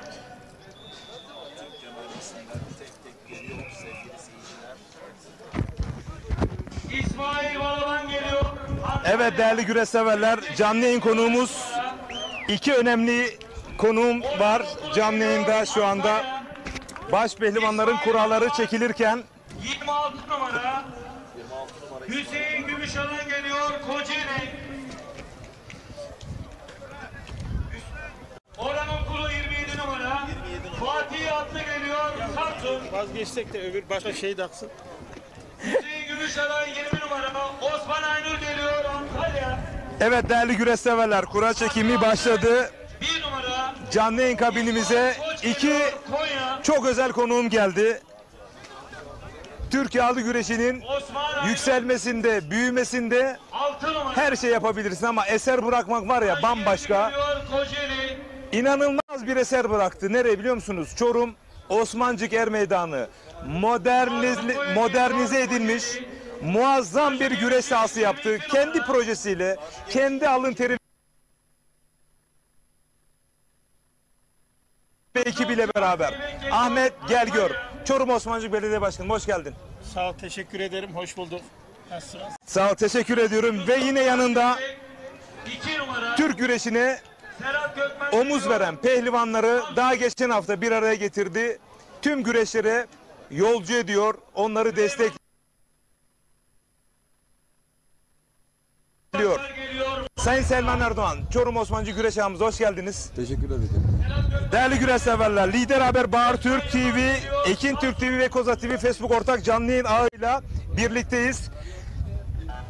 Şahin Bey Belediyesi Yağlı Pehlivan güreşlerindeyiz ve özel konuklarımıza ilk röportaj yapmak istiyorum. Sayın Başkanım, buraya kadar geldiniz. Duygularınız öncelikle nelerdir? Daha sonra devam edeceğim Selman Bey'le. Buyurun. Evet, teşekkür ederim. Atasporuna çok önem verdiğimiz için ta Çorum'dan 650 kilometreden kalkıp Atasporuna değer verdiğimiz için ağamla birlikte pehlivanlarımıza, seyircilerimize destek olmak için Şahin Bey Belediye Başkanımız Mehmet abiye çok teşekkür ediyorum. Böyle bir etkinliği yaptığı için, Atasporuna değer verdiği için tabii ki 23 Eylül'de Çorum Osmancık'ta güreşlerin büyük güreş şöleni olacak inşallah. Tabii ki güreşlerin en güzeli olacak. Ben burada tüm pehlivanlarımıza, bizi ekranları başında izleyen seyircilerimize, pehlivanlarımıza 23 Eylül'de Osmancık Er Meydanı'nda buluşmak dileğiyle diyorum. Hepsini saygı, sevgi, hürmetle selamlıyorum. 23 Eylül'de Osmancık'ta buluşmak üzere diyorum. Takdir edersiniz ki evet, Türkiye'de hiç olmayan, eşi benzeri olmayan örnek bir proje. Şimdi ben bu projeye geleceğim. Onu nasıl gelişti? Baştan sona şöyle bir güreş aşkınıza bir anlatır mısınız efendim? Şimdi hayallerini gerçekleştirirsen verimini de alırsın. Bu projede belediye ekibimizin, bizim kendi ekibimin ortak aklıyla, çünkü biz pandemi süreci olmasaydı bu daha önce yapılacaktı. Dedik ki Çorum Osmancık ve bu bölgede güreşe, atasporuna çok önem veriyor bizim halkımız. Biz bu memleketimize bir eser bırakalım. Nasıl? Güreş arenası. Örnek Yağlı Güreş Federasyonu bizim güreş alanımızın örnek proje olarak tüm belediyelere tesis yapacak arkadaşlarımıza önerdiler. Rol model olarak yolladılar. Evet, ki tabii ki ben bu gurur verici değil mi? Tabii ki gurur verici. Hemen yanı başımızda Sinop Durağan Belediye Başkanımıza aynı projemi yolladım. Bir kuruş para almadım çünkü atasporuna değer veriyoruz. Vermeye de devam edeceğiz. Biz güreşçilerimizin ve seyircilerimizin sonuna kadar yanındayız. Evet. Şunu da söyleyeyim. Osmancık'tan 20 tane pehlivanımı buraya getirdim. Er Meydanı'nda. Şahin Bey Er Meydanı'nda. Şahin Bey Er Meydanı'nda kol bağladılar. Bir de madalyayla dönerlerse yarın da dahil değmeyi keyfinize. Şöyle bir şey, madalya çok önemli değil. Bu sahaya temsil etmek, güreşmek. Tabii ki temsil etmek, bu sahaya cesaretli bir şekilde güreşmek daha cesarettir, başarılı. Yani şunu anlıyoruz. Başarıya giden yolda her şey mübah değil. Sahaya çıkıp bir güreşmeniz, alın teri dökmeniz yeter bizim için. Başarılı olup olması çok da önemli değil. Bir de Türkiye Cumhuriyeti'nin kuruluşunun 100. yılında lider ülke Türkiye'ye giden yolda Çorum Osmancık'ta en güzelini yapacağım. İnşallah. İnşallah. Geçen yıl baş pehlivanlar sahayı almadı değerli güreş severler. Şimdi baş pehlivanlar ikinci tur son 32 kuralları çekildi. Eşleşmeler birazdan ekranlara gelecek. Sayın Ahmet Gelgör, Çorum Osmancık Belediye Başkanımız. Ben eseri oraya belediyenin imkanlarıyla ekibimizle yaptık ama STK'lar ve toplumlar ve ileri gelen değerli büyüklerimizden de artık görev onların dedi ve bu göreve, bu sese kulak veren biri vardı. Kim biliyor musunuz? Sayın Selman Erdoğan. Değerli güreş ağam, bu çağrıya ses verdiniz, kulak verdiniz ve ağa oldunuz. Duygularınız, düşünceleriniz nelerdir? Yol arkadaşı yapıyorsunuz Ahmet Gelgör'le, başkanımla. Teşekkürler Recep Bey öncelikle. Gaziantep Şahin Bey Belediye Başkanımıza güzel davetisinden dolayı teşekkür ediyoruz öncelikle. Osmancık Belediye Başkanımız Sayın Ahmet Bey ile beraber dün itibariyle bu şekil atasporuna Osmancık ilçemizden yaklaşık 20 pehlivanla birlikte sahalarda şu an kol bağladılar. Atasporlarının her daim gece gündüz yanındayız. Bu bir gerçek güreş ağası olarak Osmancık'ımızın. Ağalık sporculara, atasporuna destek verebilmektir. Biz başkanımızla sabah ezanı kalktık. 700 kilometre Gaziantep'e 15 tane pehlivan yetiştirmek için bu sahalardayız. Her daim de bu sahalarda olacağız. Şimdi ağaların bu arada önemi çok dikkat çekiyor. Seyfettin Selim ağamızı aldık. Senin oturduğun yerdeydi. Ahmet Çetin'i aldık. Başkanımızın oturduğu yerdeydi. Başkanlarımız hakikaten organizasyon yapmakta çok zorlanıyorlar. Evet, devletimiz her zaman yanında ancak ağalar önemli bir ritüel. Tesisleşmede belediyemiz kurumsal anlamda omuz veriyor. Pehlivanlarımızı arabalar giydirerek onları güreşten güreşe yolluyorlar. Ama Türkiye'de bir Ahmet Gelgör gibi en az 15-20 tane olması gerekiyor. Dolayısıyla Selman Erdoğanların da çoğalması gerekiyor. Bu bağlamda biz izleyen güreş severlere ne mesaj vermek istersin güreşe katkı sağlamak adına Selman Erdoğan? Atasporumuzun yanlarında olup her zaman atasporumuzu daha üst seviyelere çıkarmak için hep birlikte el birliğiyle yukarı seviyelere çıkarmayı. Selman Erdoğan diyor ki Sayın Başkanım hep birlikte el ele omuz omuza yukarı çıkartalım. Tek davamız bu. Reklam gütmüyor. Bugüne kadar hiçbir zaman bize bu tür çağrıda bulunmadı. Tamamen gönüle esas dayalı bir nefer olarak çayırlarda. Buyurun efendim. Ama çok teşekkür ediyorum. Türkiye'nin 3. ağası güreş meydanlarında. Ben tüm ağalarımıza teşekkür ediyorum. Atasporuna önem verdikleri için, destek verdikleri için, pehlivan çıkardıkları için. Gerçekten atasporu olmazsa olmaz. Biz peygamber ocağından yetişen bir vatandaşız, yurttaşız. Biz güreşe sonuna kadar destek vereceğiz, vermeye de devam edeceğiz. Çünkü İkincisi, bu sene üçüncüsünü yapacağız. Yine diyorum, Türkiye Cumhuriyeti'nin kuruluşunun 100. yılında lider ülke Türkiye yolunda üretken belediyecilik olarak güreşin en güzelini yapacağımıza buradan tüm ekranları başında seyreden seyircilerimize ve pehlivanlarımıza söz veriyorum. Hepsini 23 Eylül'de Çorum Osmancık Er Meydanı'na bekliyorum. Saygılar sunuyorum. Evet, bu arada baş pehlivanlar salınırken ben Çorumlu güreş severlerimize, Osmancıklı güreş severlerimize seslenmek istiyorum. Müsaade edin Selman Erdoğan, Ahmet Gölgör Başkanım. Bu güreşler kolay yapılmıyor. Bazı belediye başkanlarım beni arıyor, diyor ki Recep, güreş haftası geldi, ben stresten ölüyorum. Bu güreş beni çok yoruyor diyorlar ama görüyorsunuz Ahmet Gelgör, Osmancık Belediye Başkanımız Sayın Selman Erdoğan ne diyor? Biz geleneklerimize sıkı sıkıya bağlıyız, olmaya da devam edeceğiz diyor. Ben buradan Osmancık'taki tüm güreş severlere nacizane Recep Tosun olarak biraz hakkım hatırım varsa günü geldiğinde Osmancık Belediye Başkanı Sayın Ahmet Gelgör'ün yanında olmayı ne olur unutmayın. Bunu vazife addedin ve bizler de sizi baş tacı yapalım ve baş pehlivanların son 32 salavatlamızda sizleri başa başa bırakıyoruz. Güreş ağamız Veli Demir Otomotiv Yönetim Kurulu Başkanı Sayın Veli Demir adına güreşiyor. Yusuf Can Zeybek, Antalya Dureller. Antalya Manavgat Belediye Başkanımız Sayın Şükrü Sözen adına güreşiyor. 2014 yılı tarihi Kırkpınar baş pehlivanı Fatih Atlı Samsun Ladik. Muğla Fethiye Belediye Başkanımız Sayın Halim Karacan adına güreşiyor. Aynı zamanda Muğla bölgesi Timoson Bayisi Yönetim Kurulu Başkanı Ümit Kanıtmış adına güreşiyor. Ali Yanatma Muğla Fethiye. Mehmet. Evet.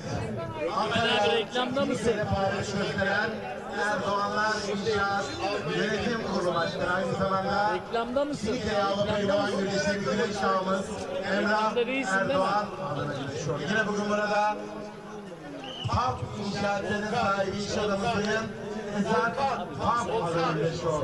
Hasan Cengiz Antalya Korkuteli Kozo. Ankara Büyükşehir Belediye Başkanı Sayın Murat Yılbaş adına güreşiyor. Aski Spor Kulübü'nün pehlivanı yine bugün burada Sakarya Söğüt Diyarlı Pehlivan Güreşleri Güreş Ağası Dinçer Özel adına güreşiyor. Serdar Yıldırım Sakarya Karabükçe.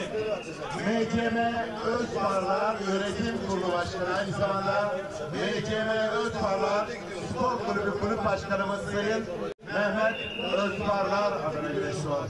Gülşah Şevki Korkmaz Antalya Serik. Ankara Büyükşehir Belediyesi Aski Spor Kulübü adına güreşiyor. Yine bugün burada Antalya Kemer'de faaliyet gösteren Saylot Beach Otelleri Yönetim Kurulu Başkanı Burhan Şeker adına güreşiyor. Özkan Yılmaz Samsun sana verecek. Yalova Altınova Belediye Başkanımız Sayın Doktor Metin Oral Bey adına güreşiyor. Yine bugün burada Altınova Ersek Yağlı Pehlivan Güreşleri güreş ağamız Sayın Erkan Uysal adına güreşiyor. Kaan Kaya Yalova. Antalya Varsak'ta faaliyet gösteren Gönül İnşaatları sahibi iş adamı Sayın Ali Abay adına güreşiyor. Yine bugün burada Serdaroğlu Otomotiv'in sahibi iş adamı Sayın Tuncer Tosun adına güreşiyor. Emre Erkal Antalya Kemer. Antalya Büyükşehir Belediye Başkanımız Sayın Muhittin Böcek adına güreşiyor. Yine bugün burada Antalya Ticaret ve Sanayi Odası Yönetim Kurulu Başkan Yardımcımız, aynı zamanda Gloria Otelleri Yönetim Kurulu üyemiz Sayın Fatih Kabadaya adına güreşiyor. Kur'an Bala'dan Antalya Elmaraz Çay. 2009-2010 yılları Tarihi Kırkpınar baş pehlivanı Balıkesir Büyükşehir Belediye Başkanımız Sayın Yücel Yılmaz Bey pehlivanı. Yine bugün burada Antalya Serik Yağlı Pehlivan Güreşleri güreş ağamız Veli Demir Otomotiv Yönetim Kurulu Başkanı Sayın Veli Demir adına güreşiyor. Mehmet Yeşil Antalya Aksu Karız. Kocaeli Büyükşehir Belediye Başkanımız Doçent Doktor Sayın Tahir Büyük Akın adına güreşiyor.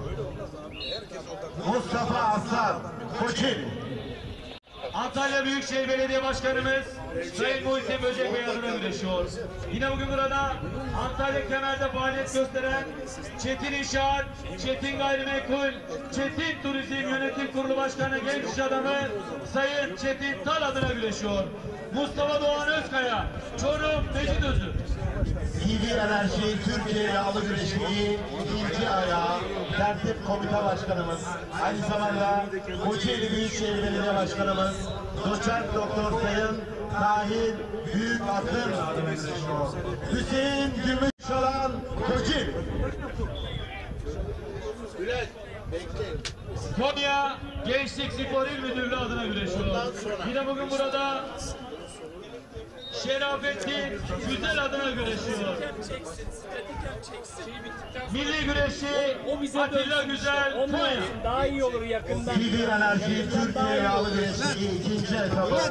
Kocaeli Sekapat Yağlı Pehlivan Güreşleri Tertip Komite Başkanımız. Aynı zamanda Onunla yapsın. Şimdiye gerek yok yani. Doçent Doktor Sayın Tahir Büyük Akın adına güreşiyor.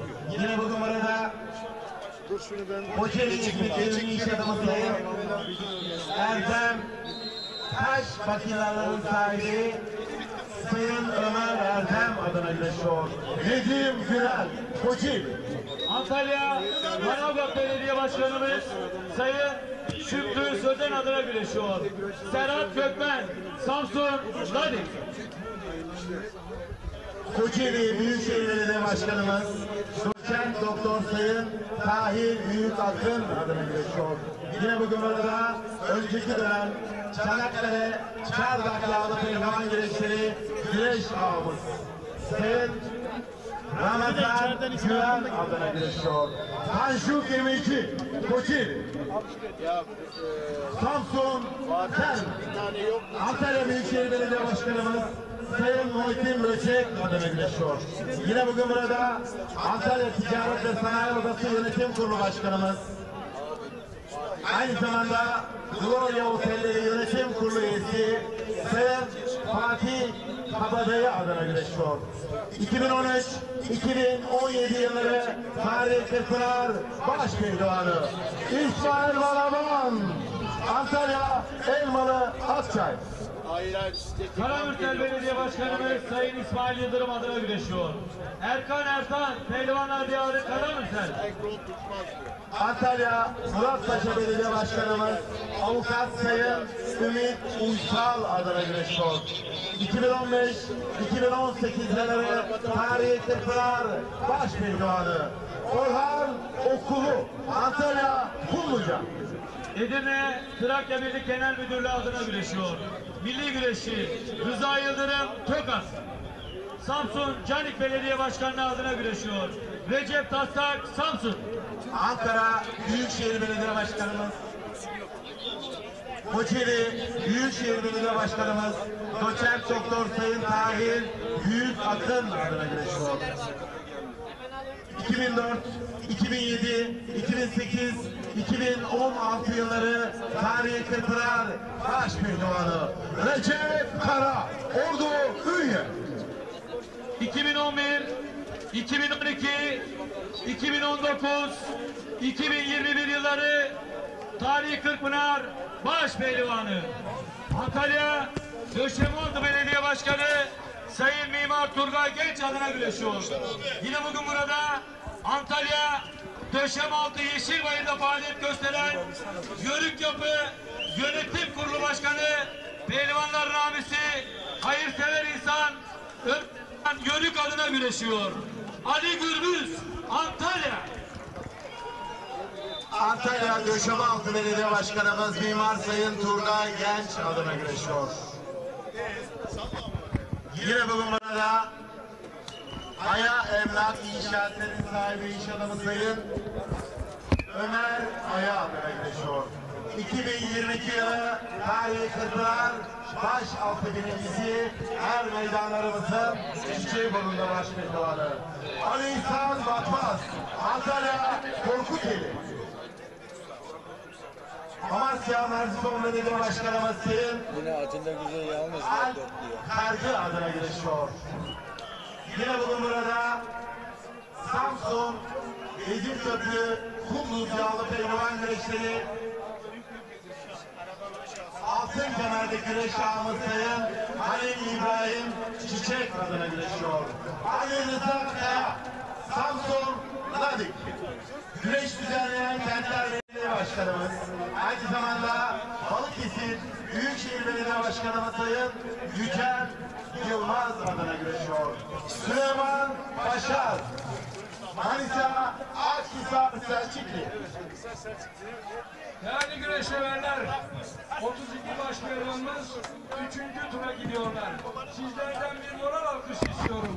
Alkışlar sizden, güreşler onlardan.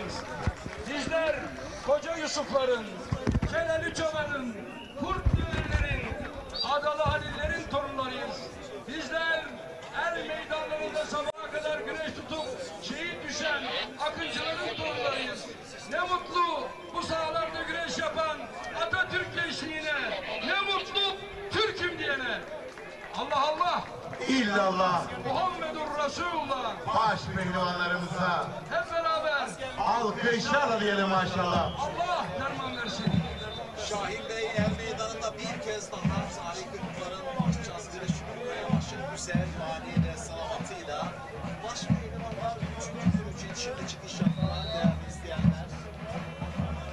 Baş pehlivanlar peşlerini gerçekleştirirken Sırtlıcı Cent Yağcılar bir gerçekleştirecek anons edeceğim ama sağ içerisindeyle koordinasyon başarısı seyirciler o yüzden Evet, Allah nidalarıyla baş pehlivanlar son 32'ye salavatlandı. Şu anda Bülent Yağcı'nın yanında Türkiye Gençler Güreşler Federasyonu Başkanı Sayın İbrahim Türkiş ve CV Enerji Yönetim Kurulu Başkanı Sayın Tarık Sarvan var. Söz Bülent Yağcı'da.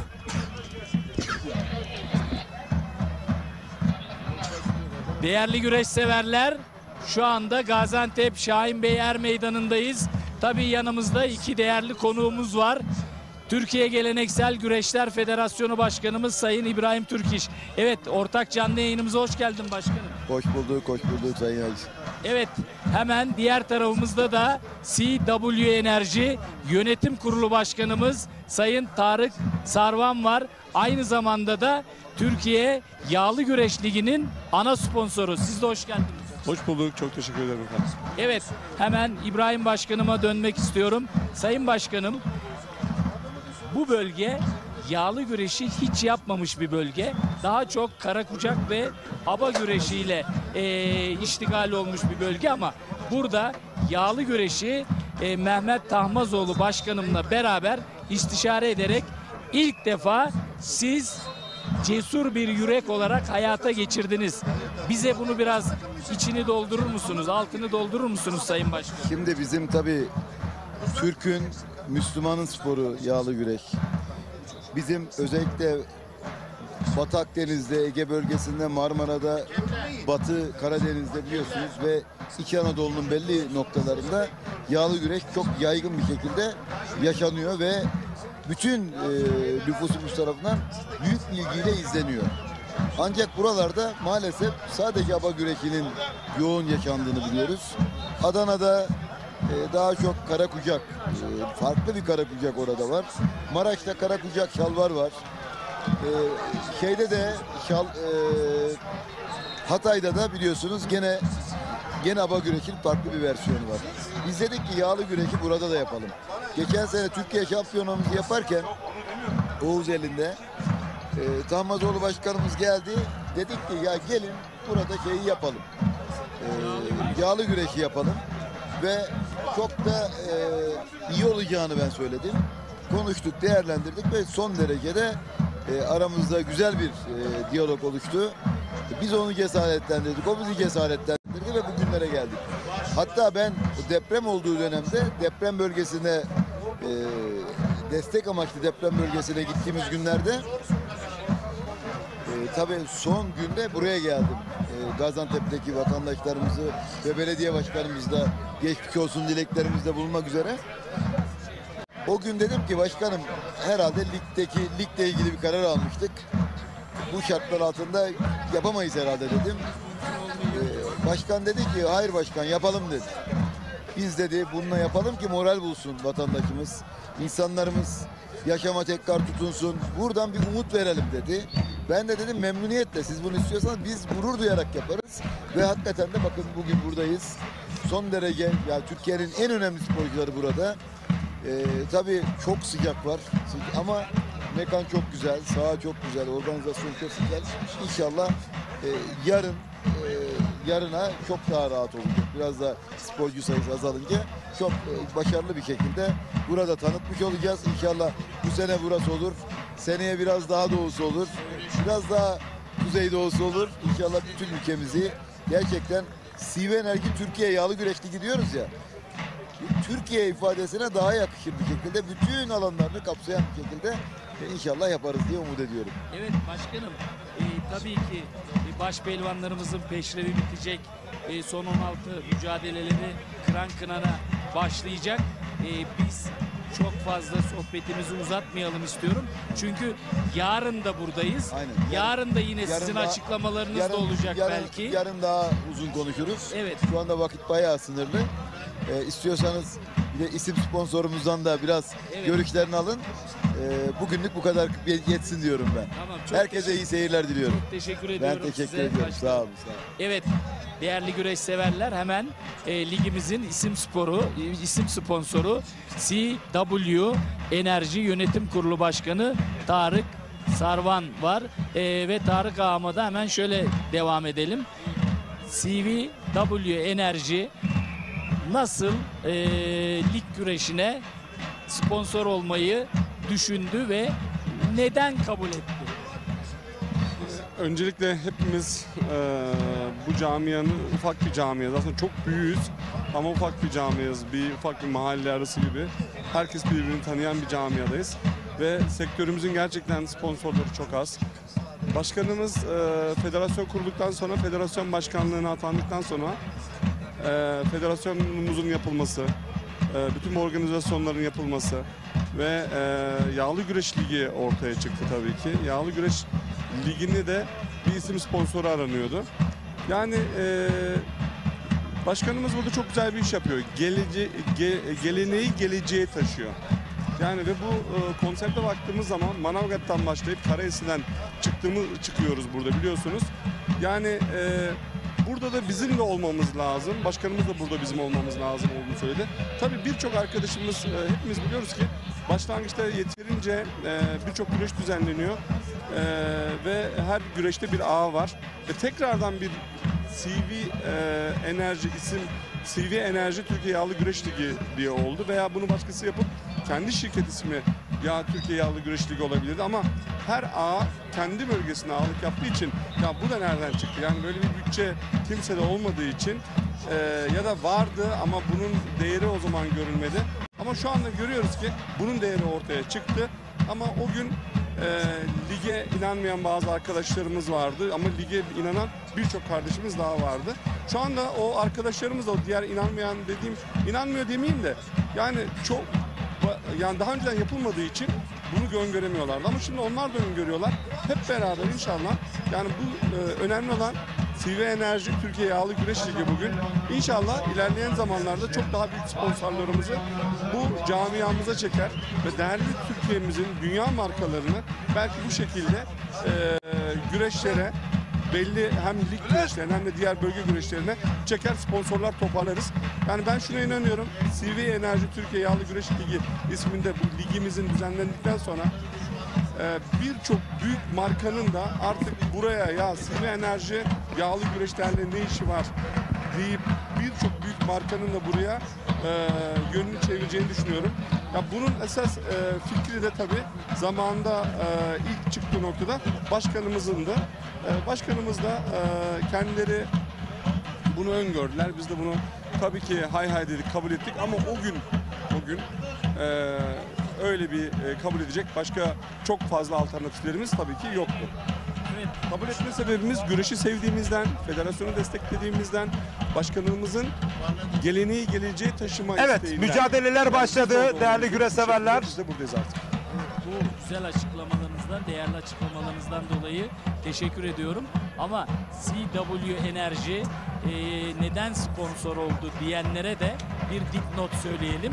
Tarık Sarvan ağamız diyorum, Elmalı Yağlı Pehlivan güreşlerinin Yeşilyayla Er Meydanı'nda 3 yıl ağalık yapıp ebedi altın kemeri kuşanmış bir ağamız. Tabii ki onun da CW Enerji olarak Türkiye Yağlı Güreş Ligi'ne sponsor olması hakkıdır diye düşünüyorum.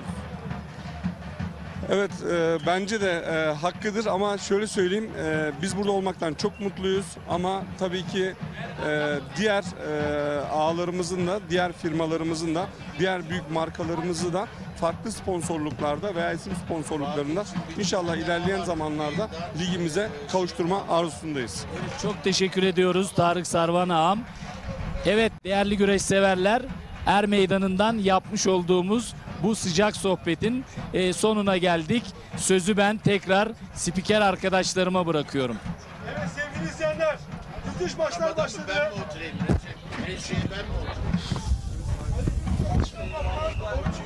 Evet değerli güreş severler, eşleşmeleri bir kez daha Mustafa Bayram sizlere anons ediyor. Evet, başpehlivanlık 3. tur müsabakaları az önce başladı. Fatih Atlı rakibi Yusuf Can Zeybek, Mustafa Taş rakibi Mustafa Batu, Mecit Yıldırım rakibi Osman Aynur, Kürşat Korkmaz rakibi Serdar Yıldırım, Ali Yanatma rakibi Hasan Cengiz, Özkan Yılmaz rakibi Kaan Kaya, Mehmet Yeşil rakibi Mustafa Arslan, Nedim Gürel rakibi Atilla Güzel, Emre Erkal rakibi Turan Balaban, Mustafa Doğan Özkaya rakibi Hüseyin Gümüşalan, Serhat Gökmen rakibi Tanju Gemici, Recep Taslak rakibi Recep Kara, Erkan Ertan rakibi İsmail Balaban, Orhan Okulu rakibi Rıza Yıldırım, Ali İhsan Batmaz rakibi Ali Gürbüz, Süleyman Başer rakibi Ali Rıza Kaya. Ve öne çıkan karşılaşmaları Mustafa Bayram gözüyle yorumlayabilir mi? Evet, Fatih Atlı Yusuf Can Zeybek güreşi dikkat çeken bir karşılaşma. Mustafa Taş ve Mustafa Batu arasındaki karşılaşma dikkat çekiyor. Kürşat Korkmaz ve Serdar Yıldırım arasındaki karşılaşma dikkat çekici. Mehmet Yeşil ve son zamanlarda yıldızı parlayan Mustafa Arslan arasındaki karşılaşma dikkat çekici. Mustafa Doğan Özkaya ve Hüseyin Gümüşalan arasındaki karşılaşma dikkat çekiyor. Serhat Gökmen ve Tanju Gemici arasındaki karşılaşma da gerçekten dikkat çekici. Heyecanla bakalım yarına ilk 16'ya kalacak isimler hangi başpehlivanlar olacak? Merakla bekliyoruz. Çok güzel, çok hareketli, çok dinamik güreşler izleyeceğiz.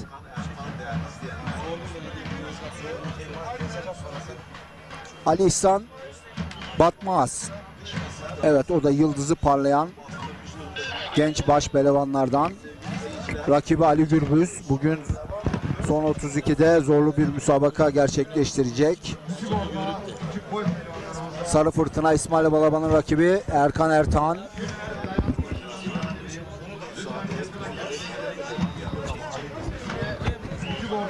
Evet, çok güzel hareketli güreşler izleyeceğiz. Şu an sağ üst kadrajda Orhan Okulu, Rıza Yıldırım, aynı zamanda Tanju Gemici ve Serhat Gökmen'i görüyoruz. Sağ alt kadrajda evet, ekranlarımızda şu an Ali Gürbüz'ün Ali İhsan Batmaz'ı zor anlara düşürdüğünü görüyoruz. Dış kazık, dış paçadan. Ali Gürbüz iç kazığa doğru yöneldi. Erken bir galibiyet arıyor. Değerli güreş severler, eğer iç kazığı alırsa futbol tabiriyle topu penaltıya dikmiş olacak. Ve Ali İhsan Batmaz'ı erken bir galibiyetle sırt aşağı inerek adını ilk 16'ya yazdıran başpehlivan olabilir. Bu arada İsmail Balaban Erkan Ertan'ı mağlup ederek adını son 16'ya yazdıran ilk başpehlivan oldu değerli güreş severler.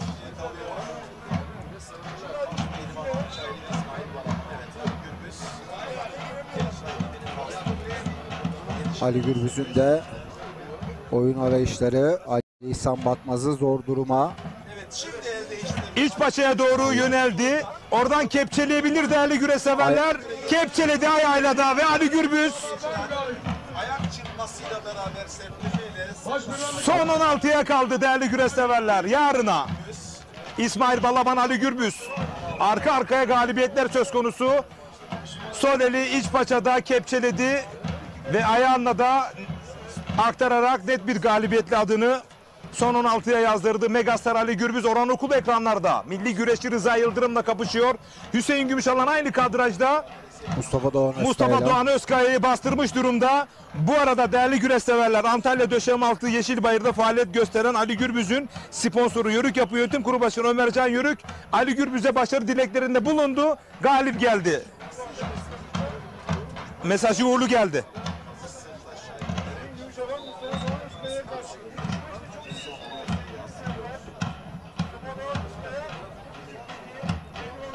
Evet, Mustafa Taş ve Mustafa Batu'yu görüyoruz. Bu karşılaşmada çok zor bir karşılaşma. Çünkü Mustafa Batu gerçekten bu sene çok formda. Kondisyonlu. Yükseliş gösteren baş pehlivanlardan bir tanesi. Bu arada Lider Haber TV, Ekin Türk TV, Koza TV Facebook ortak canlı yayın ağı dolu dizgin devam ederken Lider Haber TV birazdan ana haber bültenine çıkış yapacak. Dolayısıyla Ekin Türk TV ve Koza TV Facebook canlı yayın ağı devam edecek değerli güreş severler. 9 Ağustos Yozgat Sorgun Belediye Başkanımız Sayın Mustafa Erkut Ekinci himayelerinde bu yıl 12.si düzenlenecek olan Sorgun Belediyesi Yağlı Pehlivan Güreşleri Yörük Yapı Antalya Döşemealtı Yörük Yapı Yönetim Kurulu Başkanı Ömercan Yörük katkı sağlayacak. Selamlar, saygılar.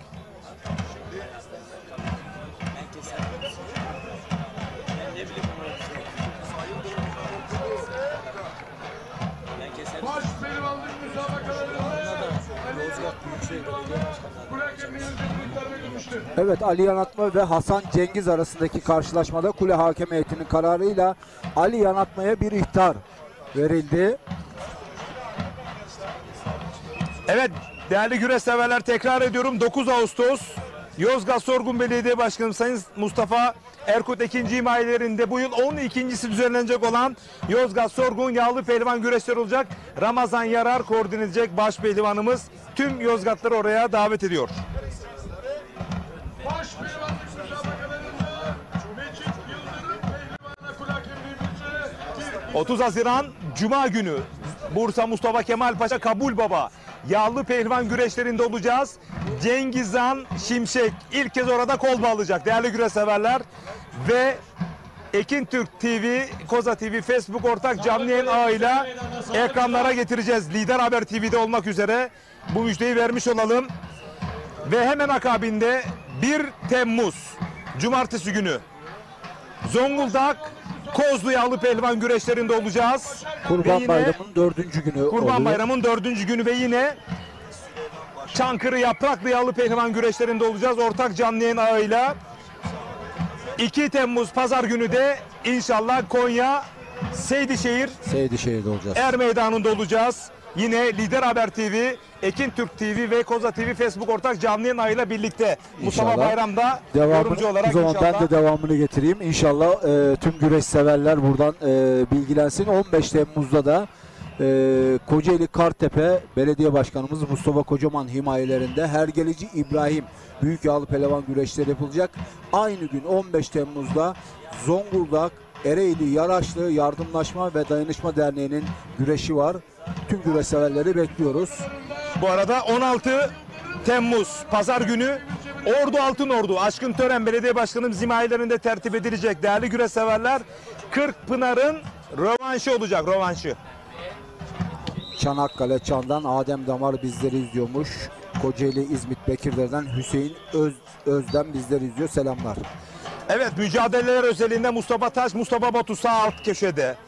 Mücadele puanlamaya doğru gidecek. Bu kesin. İkisi de risk almayacak. Orhan Okul Rıza Yıldırım mücadelesinde Orhan Okulu'nun ilk dakikadan itibaren tempolu güreşi sürüyor. Bakalım Rıza Yıldırım nereye kadar bu güreşi evirebilecek? Tanju Gemici sol alt köşede Serhat Gökmen'le mücadele ediyor. Seçkin Duman da ön kadrajda. Kimle? Yunus Emre Yaman'la. Zonguldak Alaplılı Aski, Ankara Aski Spor Kulübü. Sol üst köşede de Recep Kara, Recep Taslak. İki Karadenizli, Ordulu Recep Kara, Samsunlu Recep Taslak kapışması an itibariyle. Mustafa Bayram. Evet, dediğimiz gibi çok çekişmeli karşılaşmalar var. Orhan Okulu dediğin gibi yani bu sezon özellikle performansı çok üst düzeyde. Rakiplerine çok zor anlar yaşatıyor. Orhan Okulu'nun performansı çok üst düzeyde. Rıza Yıldırım'a zor anlar yaşatıyor. Mustafa Taş ve Mustafa Batu arasındaki karşılaşma da gerçekten zorlu bir karşılaşma. Tanju Gemici, Serhat Gökmen arasındaki karşılaşma. Bence de bu güreşte her an her şey olabilir. Ama tabii daha sabırlı olan burada Serhat Gökmen olduğunu söyleyebiliriz. Mehmet Yeşil ve Mustafa Arslan arasındaki karşılaşmada dikkat çeken bir karşılaşma. Bu arada Kocaeli İzmit'ten babam Ali Mercan bizleri izliyormuş. Buradan inşallah selamlar eski gönderiyorum. sağlığına kavuşacak. İnşallah köyümüzde onunla beraber incir yiyeceğiz. Allah nasip ederse. İnşallah. Teşekkürler. Kestane de yiyeceğiz. Teşekkürler. Sağ olun. Değerli güreş severler, dualarınızı eksik etmeyin. Tüm İslam aleminde şifa bekleyen hastalarımıza Şafi ismiyle Rabbim şifa versin inşallah. Kanser hastalarına, yatakta şifa bekleyen tüm hastalara Rabbim Şafi ismiyle şifa versin. Dua edin lütfen. Değerli yorumcu Mustafa Bayram'ın da muhterem babası Ali Mercan da uzun yıllardır mücadele ediyor. Rabbim onu inşallah sana bağışlar ailene. Amin, amin. İnşallah dostum. Çok sağ ol. Bu arada Recep Kara ve Recep Taslak arasındaki karşılaşmada Recep Taslak için özellikle bu sezonda yani yükseliş görüyorum. Bir farklılık var. Evet. Seka Park güreşlerinde de 8'e kalmıştı. Güzel güreşler yapıyor. Tesadüf olmadığını, yarın 16'ya kalır da bir de çeyrek finale kalırsa Kırkpınar için tehlike çanları çaldırmış olacak yani, Recep Taslak kendi özelinde. Evet, Recep Taslak'ın da performansı gerçekten yükselişte. Bu arada Orhan Okulu bir keçi dikmesi deneyişi olacak. Rakibi Rıza Yıldırım'a karşı gerçekten o bölgelerde çok etkin ve başarılı sonuçlar elde ediyor. Ön kadrajda Burak Kaya var. Mücadelenin tam arkasında.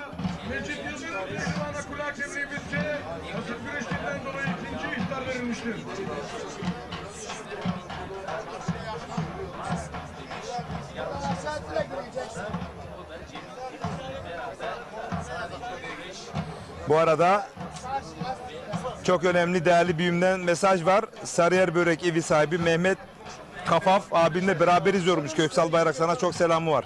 Biz de çok selam gönderiyoruz Köksal abimize. Selamlar, saygılar. Efe Atabey, Alparslan Tekmen, Salih Şentürk, İlhan Ergin. Bu arada Kocaeli Derince, Sopalı Derince Eğitim ve Araştırma Hastanesi'nin başhekimi olarak atanan Sinan Arslan'ı da hafta içi ziyaret ettik. Selam, saygı ve hürmetlerimizi yolluyoruz değerli hocama.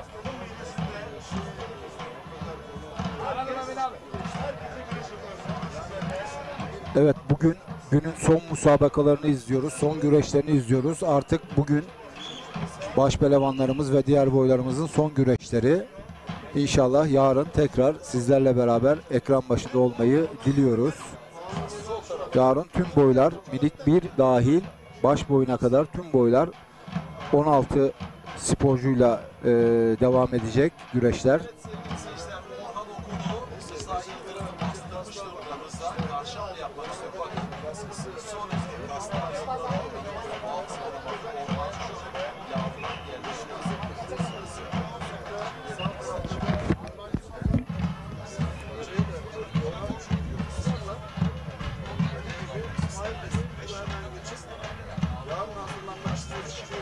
Evet, Orhan Okulu Rıza Yıldırım'a karşı oyun arayışları içerisinde dış kazıkta. İlleri kuran, gönüllere iman isterim. Her meydanlara pehlivan, cenk meydanlarına kahraman isterim.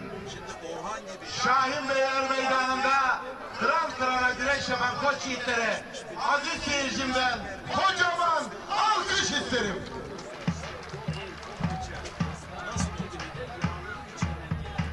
Evet, Tanju Gemici'nin sağ bileğinde bandaj görüyoruz. Sağ bileğinde biraz sıkıntısı olduğunu söyledi. Az önce kendisiyle merhabalaştığımda sordum. Biraz sıkıntısı olduğunu söyledi sağ bileğinde.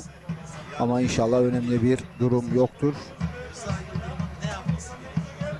Bu sahaların gerçekten dev adamı Tanju Gemici.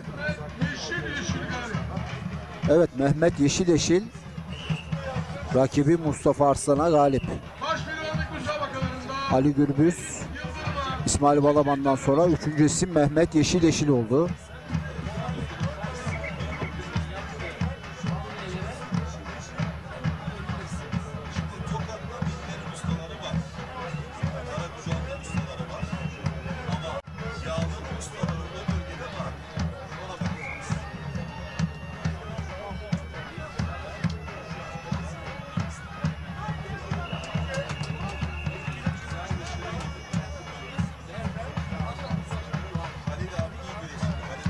Orhan Okulu ve Rıza Yıldırım arasındaki güreş normal seyirde. Sol eliyle dış kazıktan baskı yapmaya çalışıyor Orhan Okulu. Rıza Yıldırım da büyüklerde 97 kiloda Avrupa şampiyonluğu elde etmiş olan eski milli bir güreşçimiz. Bakalım oradan çok iyi yapmış olduğu keçi dikme oyununu gerçekleştirebilecek mi Orhan Okulu? Baskısı devam ediyor Orhan Okulu'nun. Tabi Rıza'nın da orada kafayı dışarı çıkarması gerekiyor. Orhan'ın da kafayı kitlemesi gerekiyor. Dışarıya çıkartmaması gerekiyor.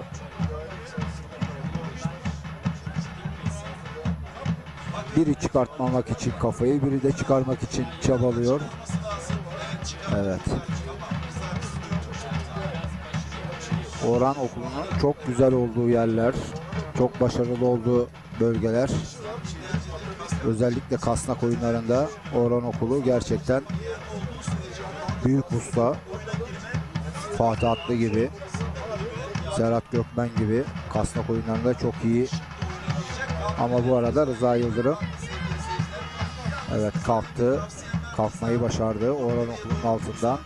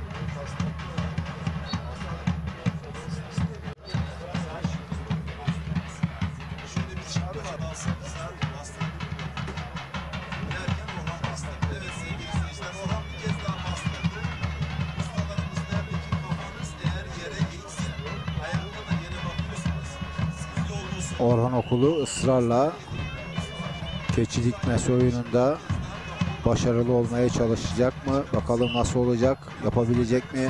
En güzel yaptığı oyunlardan bir tanesi keçi dikmesi.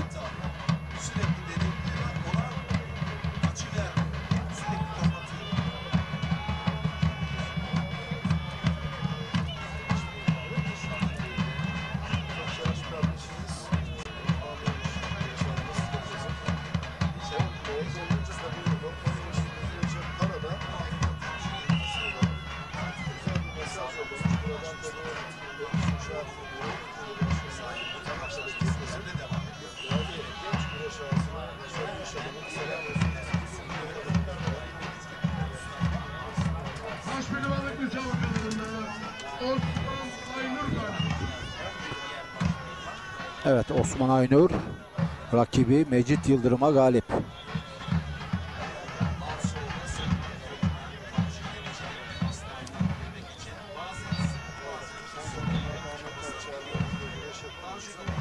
Ali Gürbüz, İsmail Balaban, Mehmet Yeşil, Yeşil'den sonra Osman Aynur da son 16'ya ismini yazdıran isim oldu.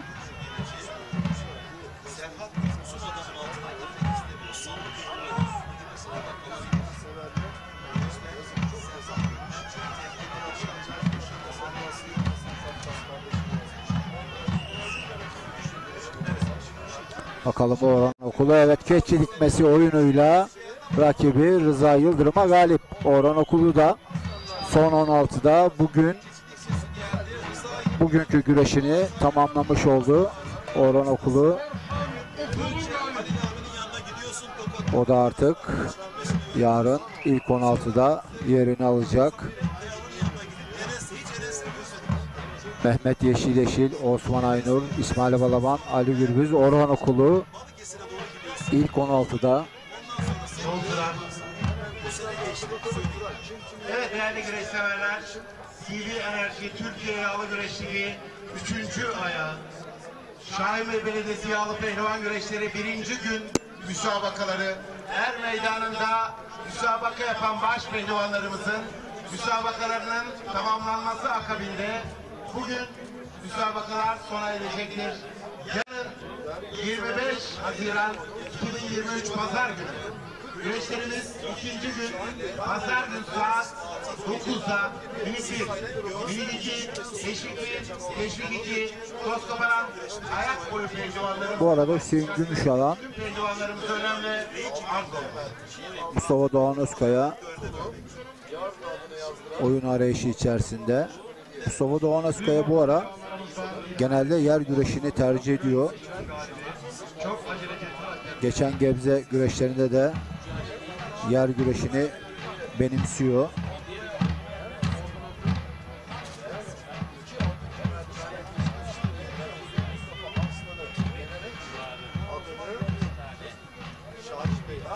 Güzel bir çıkış yakaladı Mustafa Doğan Özkaya. Performansıyla çok dikkat çekiyor. Bakalım Hüseyin Gümüşalan karşısında nasıl bir performans sergileyecek. Mustafa Doğan Özkaya, Kürşat Korkmaz ve Serdar Yıldırım arasındaki karşılaşma da gerçekten önemli ve dikkat çekici bir karşılaşma.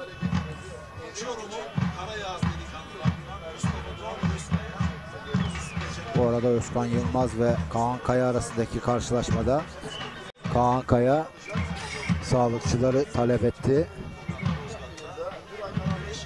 Yalova Altınova Belediyesi baş pehlivanı Kaan Kaya şu an bir sakatlık yaşıyor.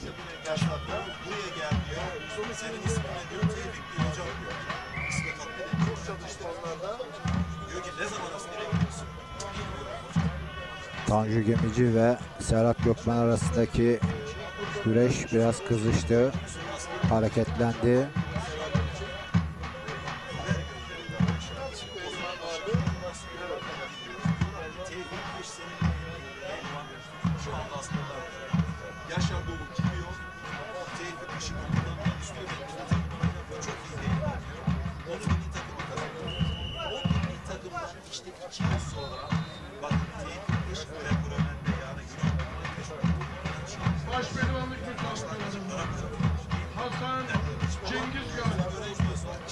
Evet, Hasan Cengiz rakibi Ali Yanatma'ya galip geldi ve son 16'ya ismini yazdıran 5. baş pehlivan oldu. Özür diliyorum, 6. baş pehlivan oldu. Yani şu an 6 baş pehlivanımız son 16'ya ismini yazdırdı. Evet, Mustafa Doğan Özkaya Hüseyin Gümüşalan'ın altından kalkmayı başardı. Sağ üst kadrajda Hüseyin Gümüşalan, Mustafa Doğan Özkaya karşılaşmasını izliyoruz. Sağ alt kadrajda da Mustafa Taş ve Mustafa Batu arasındaki karşılaşma. Sol üst kadrajda Recep Taslak. Sol alt kadrajda da Tanju Gemici ve Serhat Gökmen'i izliyoruz.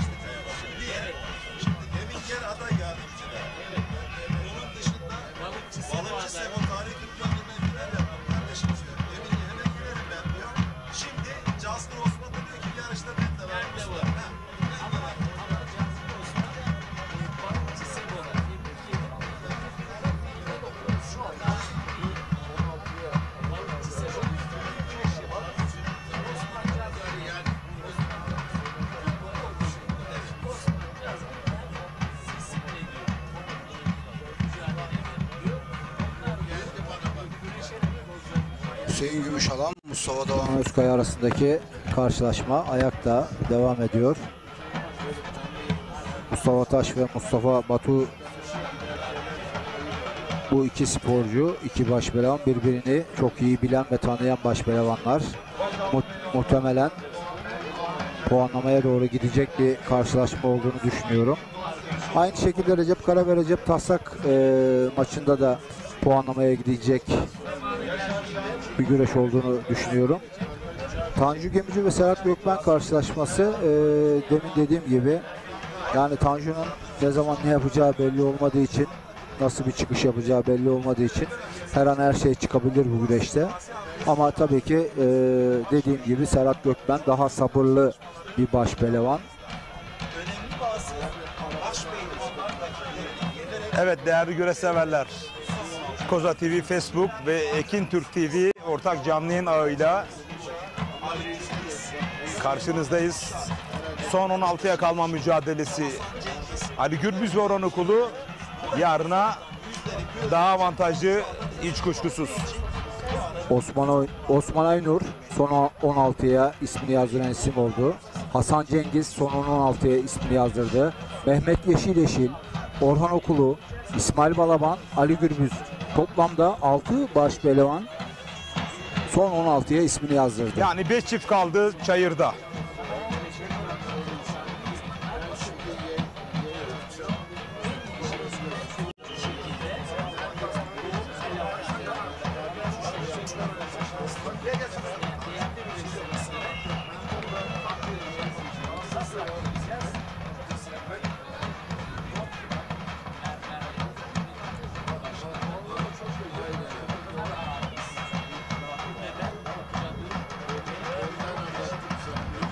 Kocaeli Büyükşehir Belediyesi Başpehlivanı ekranın sağında Hüseyin Gümüşalan,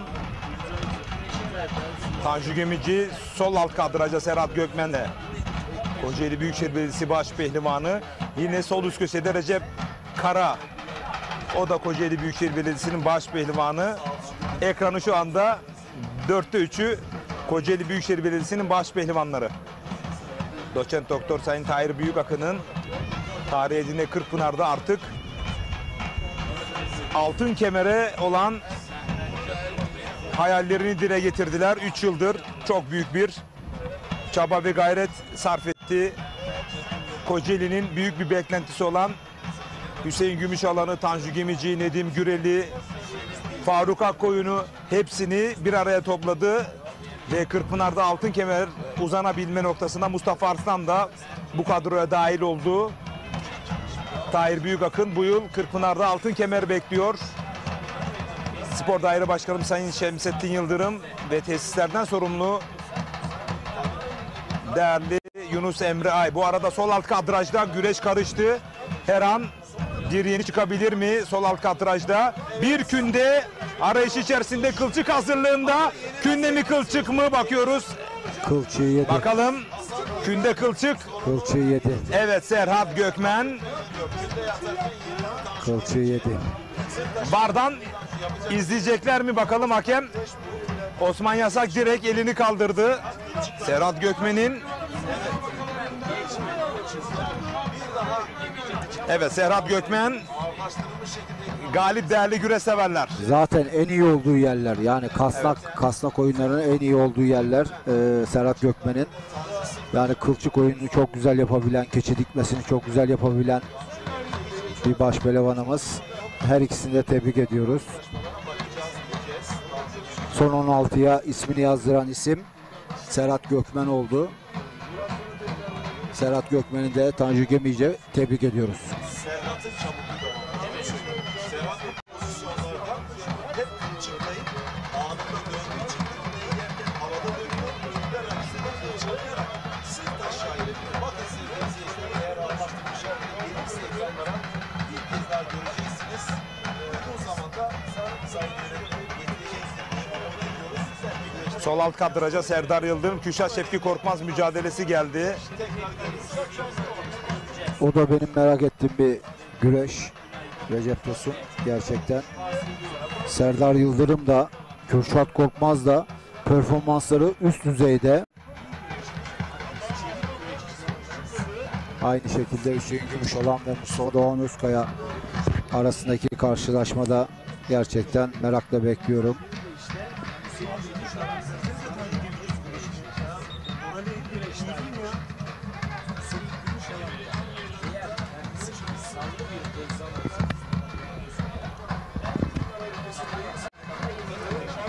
Evet, ekranlara bir kez daha geliyor. Bakın burada kündeye oturdu. Evet, bakın künde pozisyonundaydı. Paça ve kasnağı çok güçlü yakalamıştı Serhat Gökmen. Buradan künde atmak tam tabirle intihardı. Şansını denedi Tanju Gemici. Kılçık oyunuyla adını son 16'ya yazdırdı Serhat Gökmen. Bir kez daha tekrarını izliyorsunuz. Paça ve kazıkta Serhat Gökmen, künde pozisyona dolandı Tanju Gemici. Buradan künde attı, sırt aşağı yenildi Serhat Gökmen. Kılçık oyunu adını son 16'ya yazdırdı. Tanju Gemici veda etti.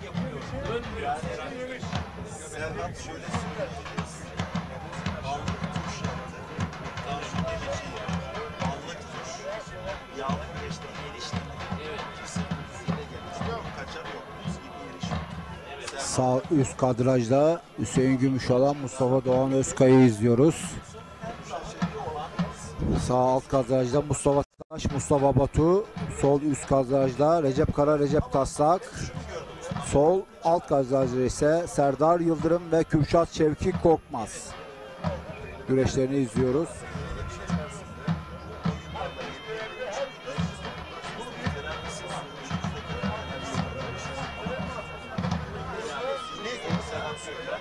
Kadraj dışında Özkan Yılmaz ve Kaan Kaya güreşiyor.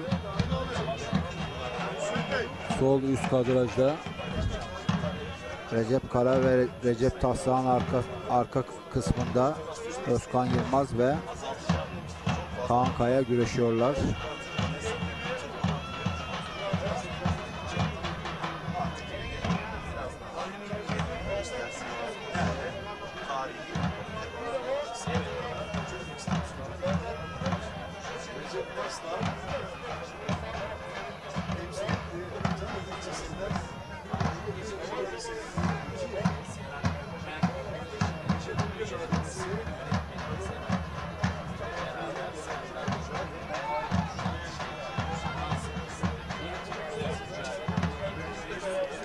Alkış yapılır pehlivanlarımız, alkış.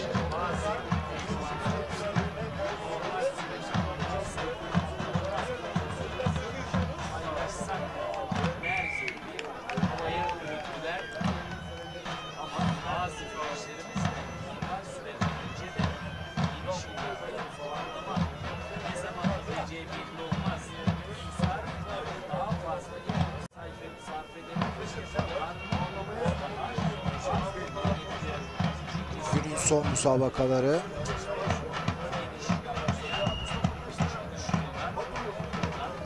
Yarına tüm boylarda 16 pehlivanlarla devam edilecek. Serdar Yıldırım, Kürşat Şevki Korkmaz mücadelesi ayakta mı devam edecek? Bakıyoruz. Yerde devam ediyordu. Aski Spor Kulübü'nün baş pehlivanı Serdar Yıldırım, rakibi Kürşat Şevki Korkmaz. O da NCM Özparlar Spor Kulübü'nün baş pehlivanı.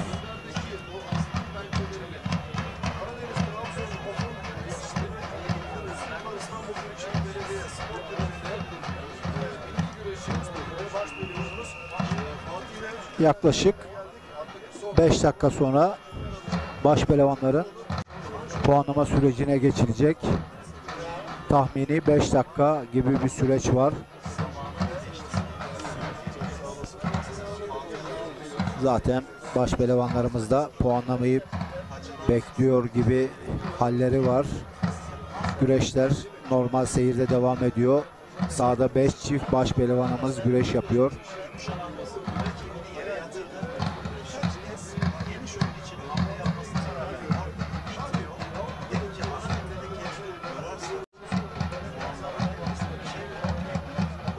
Fatih Atlı. Hüseyin Gümüşalan, Mustafa Doğan Özkaya mücadelesi puanlamaya doğru artık. Evet, bütün güreşler puanlamaya. Mustafa Taş, Mustafa Batu da risk almıyorlar. Recep Tosun, bütün güreşler puanlamaya kalacak. Yaklaşık zaten 2-3 dakika sonra puanlama. Peki yüzdeleri verebilir misin? Fatih Atlı, Yusufcan Zeybek. Sence puanlamada yüzde ne? Şimdi o güreş çok karışık bir güreş. Yani Fatih Atlı çok karışık bir baş pehlivan. Yusufcan Zeybek düz güreş yapan bir baş pehlivanımız. Yani demin de mesela Fatih Atlı kontra atakla puan aldı Furkan Durmuşaltı'nda. Yani Fatih Atlı için yorum yaparsak yanılma ihtimalimiz olabilir. Onun kalitesini, tecrübesini asla söz söylemeyiz ama biliyorsun yağlı güreşte gençlik ve dinamizm bir adımda öne çıkıyor. %51 Yusufcan Zeybek, %49 Fatih Atlı. Çünkü Fatih Atlı Furkan Durmuşaltı'nı yerken çok zorlandı. Zorlandı fakat ne dedi? Dikkatini çekersem orada ustalık tecrübemi konuşturdum dedi. Evet, bakalım burada yapabilecek mi? Burada yapabilecek Hüseyin mi? Gümüşalan, Mustafa Doğan Özkaya. Hüseyin Gümüşalan, Mustafa Doğan Özkaya güreşi gerçekten yani bu heyecanla ve merakla beklediğim bir puanlama süreci olacak. Sana bugün en uzun güreşini söyleyeyim mi? Mustafa Taş, Mustafa Batu. Evet, iki sabırlı, iki kendi birbirini bilen baş pehlivanlar. Bu güreş puanlaması bile bir saat sürebilir. Bence benim tahminim en erken bitecek Serdar karşılaşması. Çünkü ikisi de güreşe girmekten korkmayan baş pehlivanlar. En erken bitebilecek puanlama süreci Serdar Sanırım Yıldırım. puanlama anonsu geldi. Evet, dediğimiz gibi oldu, evet. Şimdi yağ, su ve bez molasını tamamladıktan sonra puanlama sürecine geçilecek. Güreş severlerimiz Faruk Akkoyun'u soruyor. Faruk Akkoyun bir tur önce ikinci turda mağlup oldu. Evet.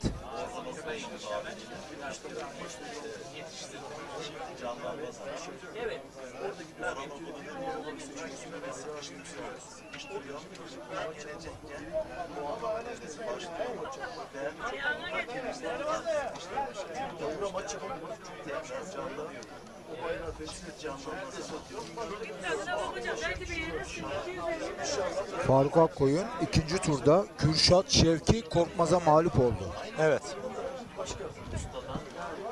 Şu an Kürşat Şevki Korkmaz da Serdar Yıldırım'la puanlama yapacak.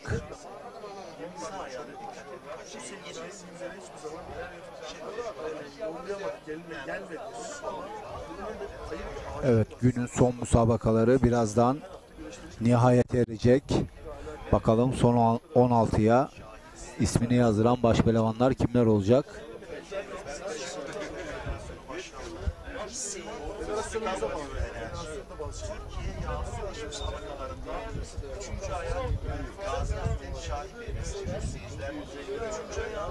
Çok güzel oldu. Çok güzel oldu. Sayın yönetmenim hiç bölmeden bir tane pencereyi direkt puanlama devresine geçecek.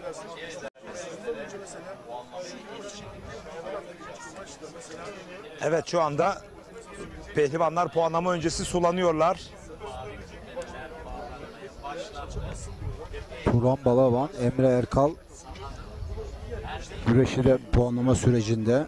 Özkan Yılmaz, Kaan Kaya, Fatih Atlı, Yusufcan Zeybek, Hüseyin Gümüşalan, Mustafa Doğan Özkaya, Serdar Yıldırım, Kürşat Şevki Korkmaz, Mustafa Taş, Mustafa Batu arasındaki güreşlerde puanlama sürecinde. Can Zeybek mücadelesindeki taktiği çok merak ediyoruz. Nasıl geçti Fatih Atlı'nın çok Can Zeybek'le son noktalarda yaptığı güzel karşılaşma. Sağ üst köşede Hüseyin Gümüşalan. Mustafa Doğan Özkaya karşılaşması başladı. Recep Kara mücadelesi de başladı uzak kadrajda Recep Taslak'la.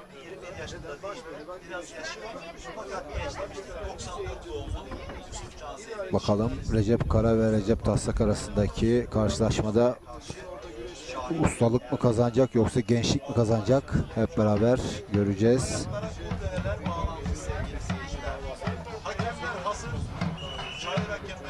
Evet, hemen hemen tüm güreşler start aldı. Bu arada Mustafa Ölmez, Kocaeli Gebze güreşlerinin altın kemerli güreş ağası.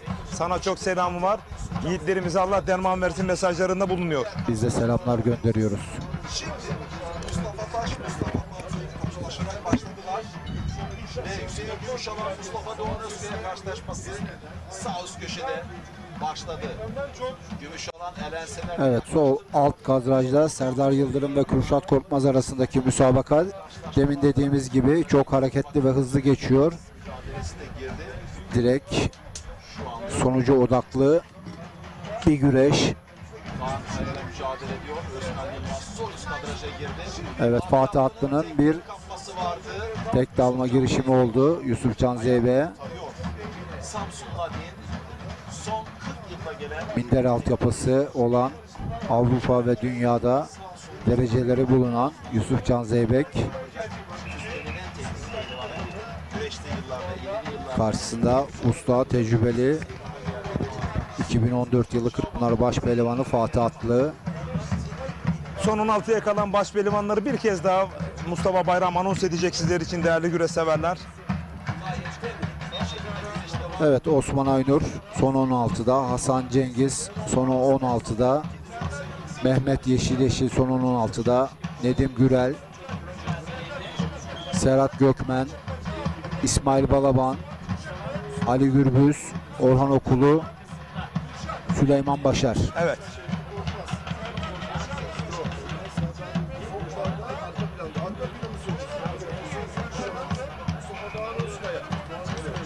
Evet, bakalım. Şu anda yan kazıkta paçaya uzandı, koltuk altından dolanmak istiyor Kürşat Şevki Korkmaz. Dış kasnakta da Serdar Yıldırım her an bir kol bastı gelebilir. O bölgede değil ama sağ eliyle kol bastı yaptığında daha etkili olabiliyor. Buradan da yapabilir. Paçayı çok güçlü yakaladı Kürşat Şevki Korkmaz. Değerli güreş severler.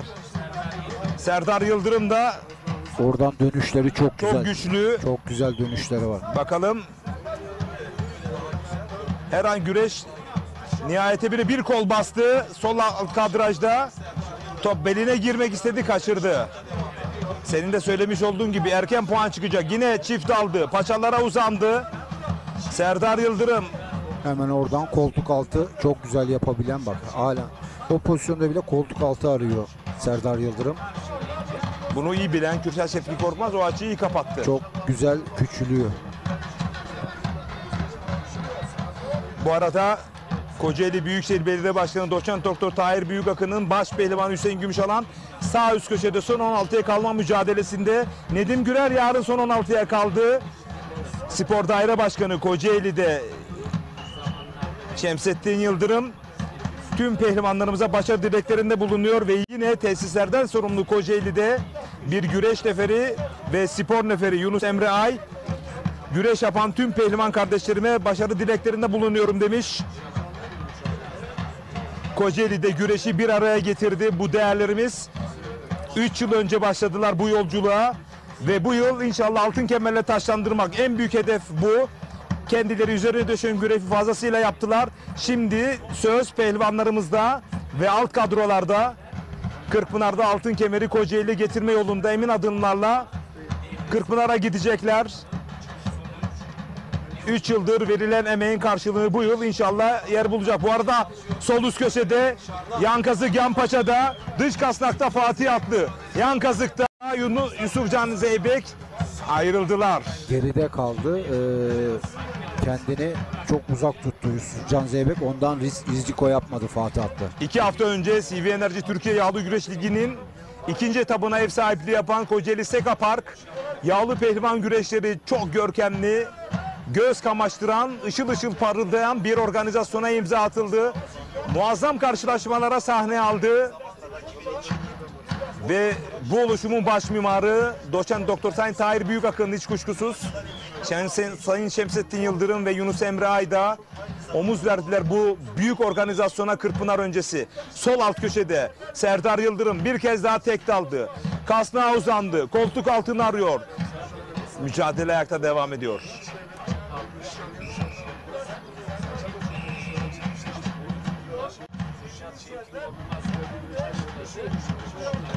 Davulcular Evet değerli güreş severler, kulağımıza çatırtı sesi geliyor.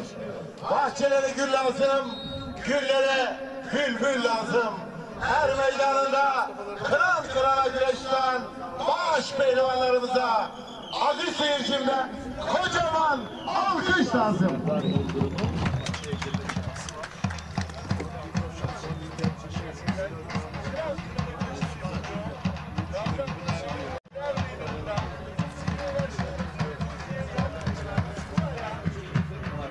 Hüseyin Gümüşalan'ın bir göğüs çaprazı girişimi olacaktı.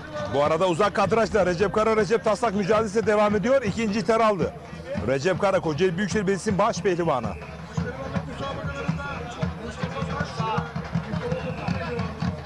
Bu arada Yunus Emre Ay'ın sana çok selamı var. Ben de önümüzdeki ay emekli olacaksın. Evet. Senin üst kurum amirlerin hiç kuşkusuz seni özleyeceğiz diyorlar Yunus Emre Ay. Ben de Şemsettin Başkanıma, Yunus Emre Ay kardeşime çok teşekkür ediyorum. Bu arada Özkan Yılmaz, Kaan Kaya'ya galip. Sırt aşağı yendi. Evet, galip. Şemsettin Yıldırım Başkanıma, Yunus Emre Ay kardeşime buradan sevgi ve saygılarıma. Sayın Tahir Büyükakın'a. O şüphesiz, o zaten bize ekmek veren başkanımız. Ondan Allah razı olsun. Ve tam 500 güreşçiye de sahip çıkan belediye başkanımız. Aynen, güreşe, spora, sporcuya sahip çıkan bir belediye başkanı. Kocaeli'de de 1300 yetime sahip çıkan belediye başkanımız.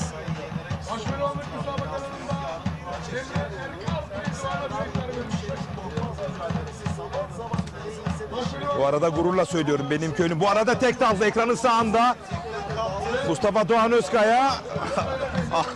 Pire gibi o atom karınca, asıl bu atom. Ona Salih Kaya söyle diyor. Bal porsuğu diyor onun için.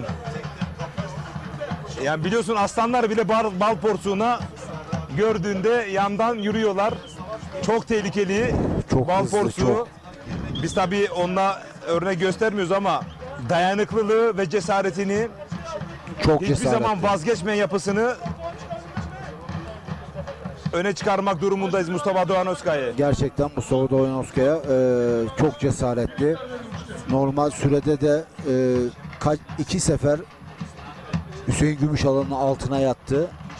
Yani o cesaretinden dolayı da kutluyorum. Serdar Yıldırım bir kez daha dış kasına dolanmak istiyor. 2 çıkış yapan, performansı üst Mustafa, düzey olan. tebrik ediyorum seni. Son 32 eşleşmesinde kıran kırana güreşler dediğin çarpıları koydun. Onlar olduğu gibi devam ediyor kıran Evet, kırana. evet, evet.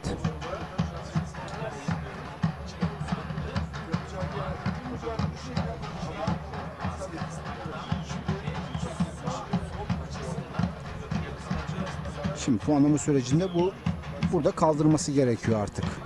Evet, dörtlüde, evet dörtlüye geldik. Her an çünkü puan çıkabilir.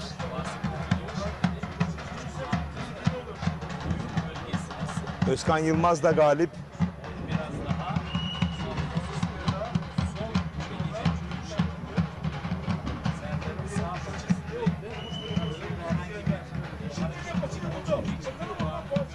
Bu arada Fatih Atlı, Yusufcan Zeybek sol üst köşede koltuk altı arayışları var. Bu arada yine tek daldı. Mustafa Doğan Özkaya. Hüseyin Gümüşalan yavaş yavaş sakatlıktan kurtulduğunu gözlemliyoruz. Ben Hüseyin Gümüşalan'ı Gebze'de de gayet güzel gördüm. Maşallah diyelim. Maşallah. Allah nazarlardan korusun.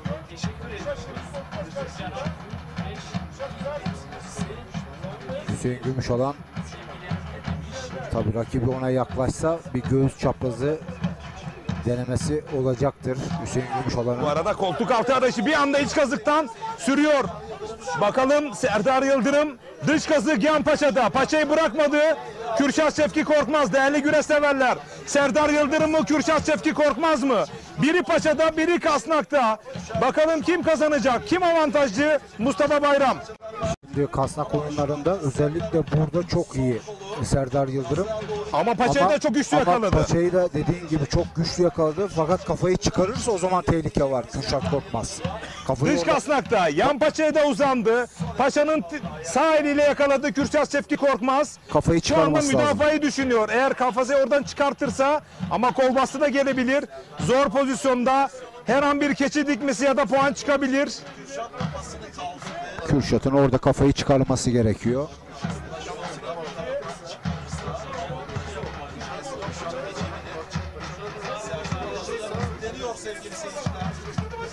Bu arada Hüseyin Gümüşalan da bir atak içerisinde paçayı yakaladı. Dış kasnakta değerli güreş severler, güreş her an sonuçlanabilir. Serdar Yıldırım mı? Kürşat Şevki Korkmaz mı? Dış kasnakta iki baş pehlivan da paçaya uzandı. Kürşat Şevki Korkmaz. Bir kol bastı gelebilir mi? Hayır. Çok yoruldu ikisi de.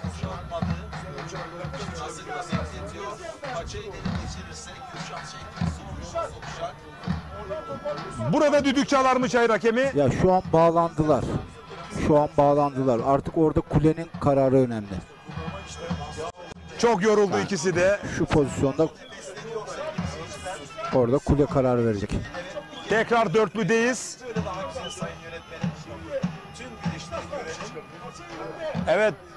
Yusufcan Zeybek sol üst köşede, yan kazık yan paçada. Her an bir sonuç çıkabilir. Bir tırpan ya da bir yan baş mı gelecek? Fatih Atlı'dan tecrübesiyle bir puan çıkar mı? Yan kazık, yan paçada. Henüz tam hakimiyet yok değerli güreş severler. Beline girebilecek mi? Fatih Atlı iç paçaya da uzandı. Teknik baş ayağını taktı ama payanda yaptı. Ama yine son anda yine bir fix yapacaktı. Fatih Atlı inanılmaz bir pehlivansın. Can Zeybek Fatih Atlı'yı geliyor. Ayağında açık düşürdü sevgili seyirciler. Yine dış kasnakta bekliyor Serdar Yıldırım. Gerçekten. Fatih Atlı son bir B planı denedi ama sonuca gidemedi. Paçayı çeşledi. Koltuk altından beline girdi. Bakalım toparlandı. Vay vay vay. Müthiş mücadele. Yine tek daldı. Paçaya uzandı değerli güreş severler. Serdar Yıldırım adım adım son 16'ya doğru güreşiyor. Toparlanmak istedi. Kürşat Şevki Korkmaz paçayı bırakmıyor. Boyundurukla karşılık verdi. Dış kasnakta, yan paçada kaçırdı paçayı. Künde pozisyonunda paçayı bırakmıyor. Müthiş mücadele var son 16 kalma mücadelesinde değerli güreş severler. Havalandırdı. Kürşat Şevki Korkmaz mı? Serdar Yıldırım mı? Dolanmak istiyor. Havalandı. Aktardı. Beline girdi. İnanılır gibi değil. Ya muhteşem muhteşem. Vay vay vay. Muhteşem bir güreş izledik değerli seyirciler. Bu güreşin hakkını veren iki genç başpehlivanımız ve dediğimiz gibi bu senenin yükselen yıldızları çarpıştılar. Ama ne güreş oldu. Ama ne güreş oldu. Güreş gitti geldi. Geldi gitti. Kıran kırana bir mücadele. Serdar Yıldırım ve Kürşat Şevki Korkmaz mücadelesinde.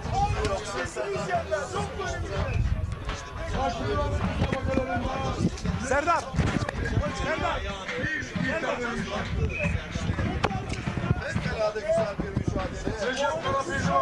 Evet müthiş bir güreş izledik. Biz bile yerimizde hop oturduk hop kalktık. İkisini de tebrik ediyorum. İkisini de kutluyorum. Çok üzüldü Serdar Yıldırım. Önemli değil. Aldığın her kuruş ananın ak sütü gibi helal olsun Serdar Yıldırım. Kürşat Şevki Korkmaz sana da öyle. Kırkpınar Ağası Sayın Seyfettin Selim ikisine bir ödül verir mi Musa Bayram? Vallahi ben olsaydım verirdim de.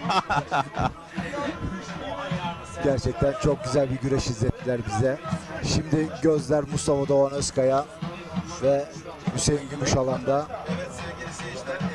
Mustafa Taş, Mustafa Batu mücadelesi de Çayır'da. Tahminlerimiz de güzel tutuyor yani, Mustafa Batu ile Mustafa Taş'ın maçı da.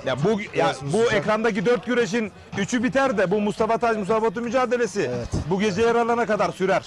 Evet. Recep Taslak güreşi de birazdan sonuçlanır diye düşünüyorum.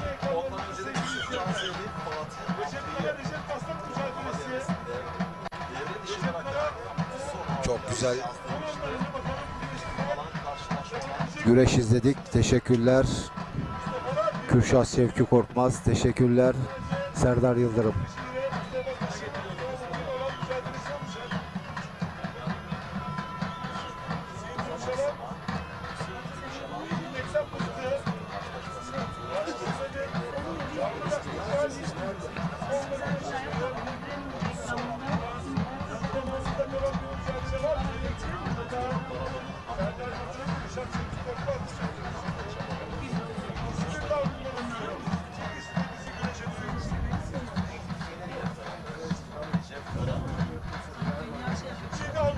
O bu arada tek daldı fakat uzak kaldı. Uzak kaldı. Gerçekten çok dinamik. Sağda 4 çift kaldı değerli güreş severler. Recep Kara, Recep Taslak sol üst köşede. Emre Erkal, Turan Balaban sol alt köşede. Mustafa Taş, Mustafa Batu sağ alt köşede. Ve sağ üst köşede de Hüseyin Gümüşalan, Mustafa Doğan Özkaya. Emre Erkal da kiloları verdikten sonra gerçekten bu sene güzel güreşler yapıyor. Her güreşte üstüne koyuyor. Evet, her güreşte. Evet. Yani çocuğun hakkını yemeyelim. Evet. Emre Erkal da gerçekten kilolarını verdikten sonra güzel güreşler yapıyor. Kanının son Ben bir damlasına güreş kadar- organizasyonu yapsam hemen onu çağırırım Mustafa Bayram. Açık söyleyeyim. Evet. Yapıyor yani çocuk Allah için sonuna kadar. Bu arada Recep Kara, Recep Taslak. Recep Kara'nın 2, Recep Taslak'ın 1 ihtarı var.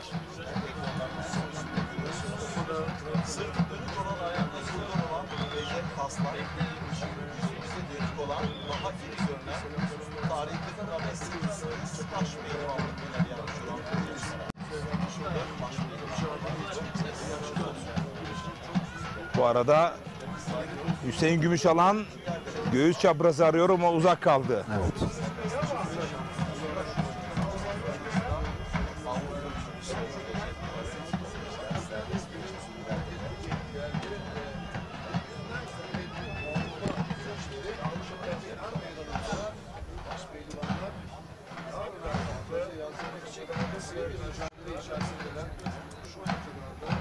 Serdar Yıldırım, Kürşat Şevki Korkmaz güreşi hala tadı damağımda. Evet. Yani çok güzel.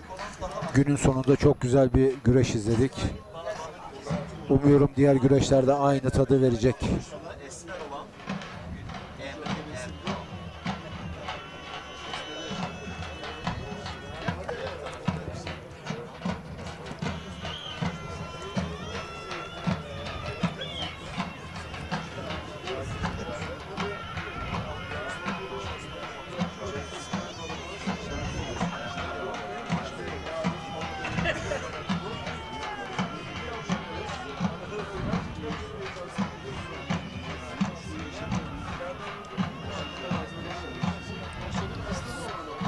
Kocaeli Büyükşehir Belediyesi Baş Pehlivanı Nedim Gürel son 32'de 16'da. Atilla Güzel'i yenerek son 16'ya adını yazdırdı ve yarın da altın kemeri alarak Kocaeli Büyükşehir Belediye Başkanı Sayın Tahir Büyükakın'a hediye etmek istiyor. Nedim Gürel yükselen bir form grafiği söz konusu. Sekapak'ta da bunu zaten ispatladı. Bu formunu Kırkpınar'a taşırsa pazar günkü finallere kalabilir Nedim Gürel. 11 yılında Almanya'nın Dortmund şehrinde final karşılaşmasını ben anlatmıştım. Yendiği isim kimdi? Belarus'tan dünya şampiyonu Alexey Shevarov. İşte bu Fatih Çakıroğlu yanımızda. Hoş geldin Fatih Çakıroğlu. Bizim için anlamlı. Çok kısa, çok yorgun ama çok kısa röportaj alacağız. Kürşat Şevki Korkmaz.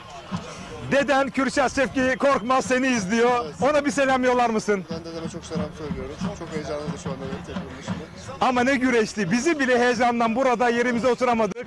Son anları bir anlatır mısın? Neler yaşandı? Çok kaliteli maçlar oluyor. Şimdi Kırkpınar öncesinde gerçekten çok büyük bir sınav burası. Biraz boy gösterme alanı. Bir ara güreş geldi gitti dedin mi? Evet. Şu anda ama şunu söyleyeyim. Serdar kardeşimiz başa yeni çıktı. Yani fiziksel olarak dezavantajına rağmen gerçekten çok hızlı, çok dengeli, çok teknik bir güreşçi. Yani herkesin dikkat etmesi gereken bir pehlivan. Ama sen Faruk Akkoyun'la kapıştın. Çok yorgundun. Buna rağmen strateji belirledin. Burada muvaffak oldun. Kırkpınar'da devam edecek inşallah. İnşallah. Grand Prix için bu hafta antrenmanlarımızı ona göre yaptık. İnşallah yarın da güzel maçlar yapıp Kırkpınar'a güzel bir şekilde gitmeyi düşünüyoruz. Buradan beni izleyen, sevenlerime, kulüp başkanım MCM Özpar, Mehmet Özpar'lara desteklerinden dolayı teşekkür ediyorum. O da bugün burada. Evet, burada ve gerçekten yani şu an onun yanına gidiyorum. Onun heyecanını paylaşmak istiyorum. Buradan aileme, anneme, kardeşime, babama.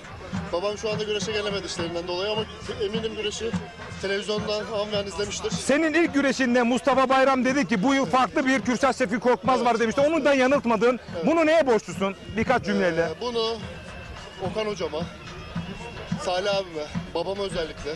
Yani 5 ay boyunca benim tepeme bindiler diyebilirim yani. Maşallah. Hem mental olarak hem antrenman olarak hem yeme içme olarak yani eksiksiz devam ettim. Allah nazarlardan korusun. Herhangi bir sakatlığın yok değil mi maşallah? Allah nazarlardan korusun. Yarın için hedefin ne senin? Güzel bir dinlenmek, beslenmek ve yarın kuramı çekip maçım hazır olmak. Yani hedefin ne? Final mi, birincilik mi, şu ilk kürsü mü? Hedefim tabii ki de altın kebap.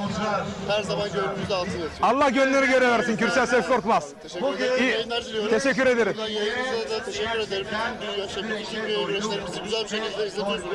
Ekran kalitesi ve güreş stili çok güzel. Senin güreşlerin bambaşka güzel Kürşat Şefik Korkmaz. Başarılar. Allah derman versin. Biz de sana teşekkür ediyoruz. Kürşat Şevki Korkmaz, gerçekten çok güzel güreş izlettiniz. Serdar Yıldırım'la güzel ve büyük mücadele yaptınız. Bu arada Recep Kara tek dalıp bastırdı. Recep Tasla ve son 16'ya ismini yazdıran isim Recep Kara oldu. Usta tecrübeli baş pehlivan ustalığını genç baş pehlivana konuşturdu ve günün maçında Recep Kara son 16'ya ismini yazdırdı. Yarına başarılar diliyoruz.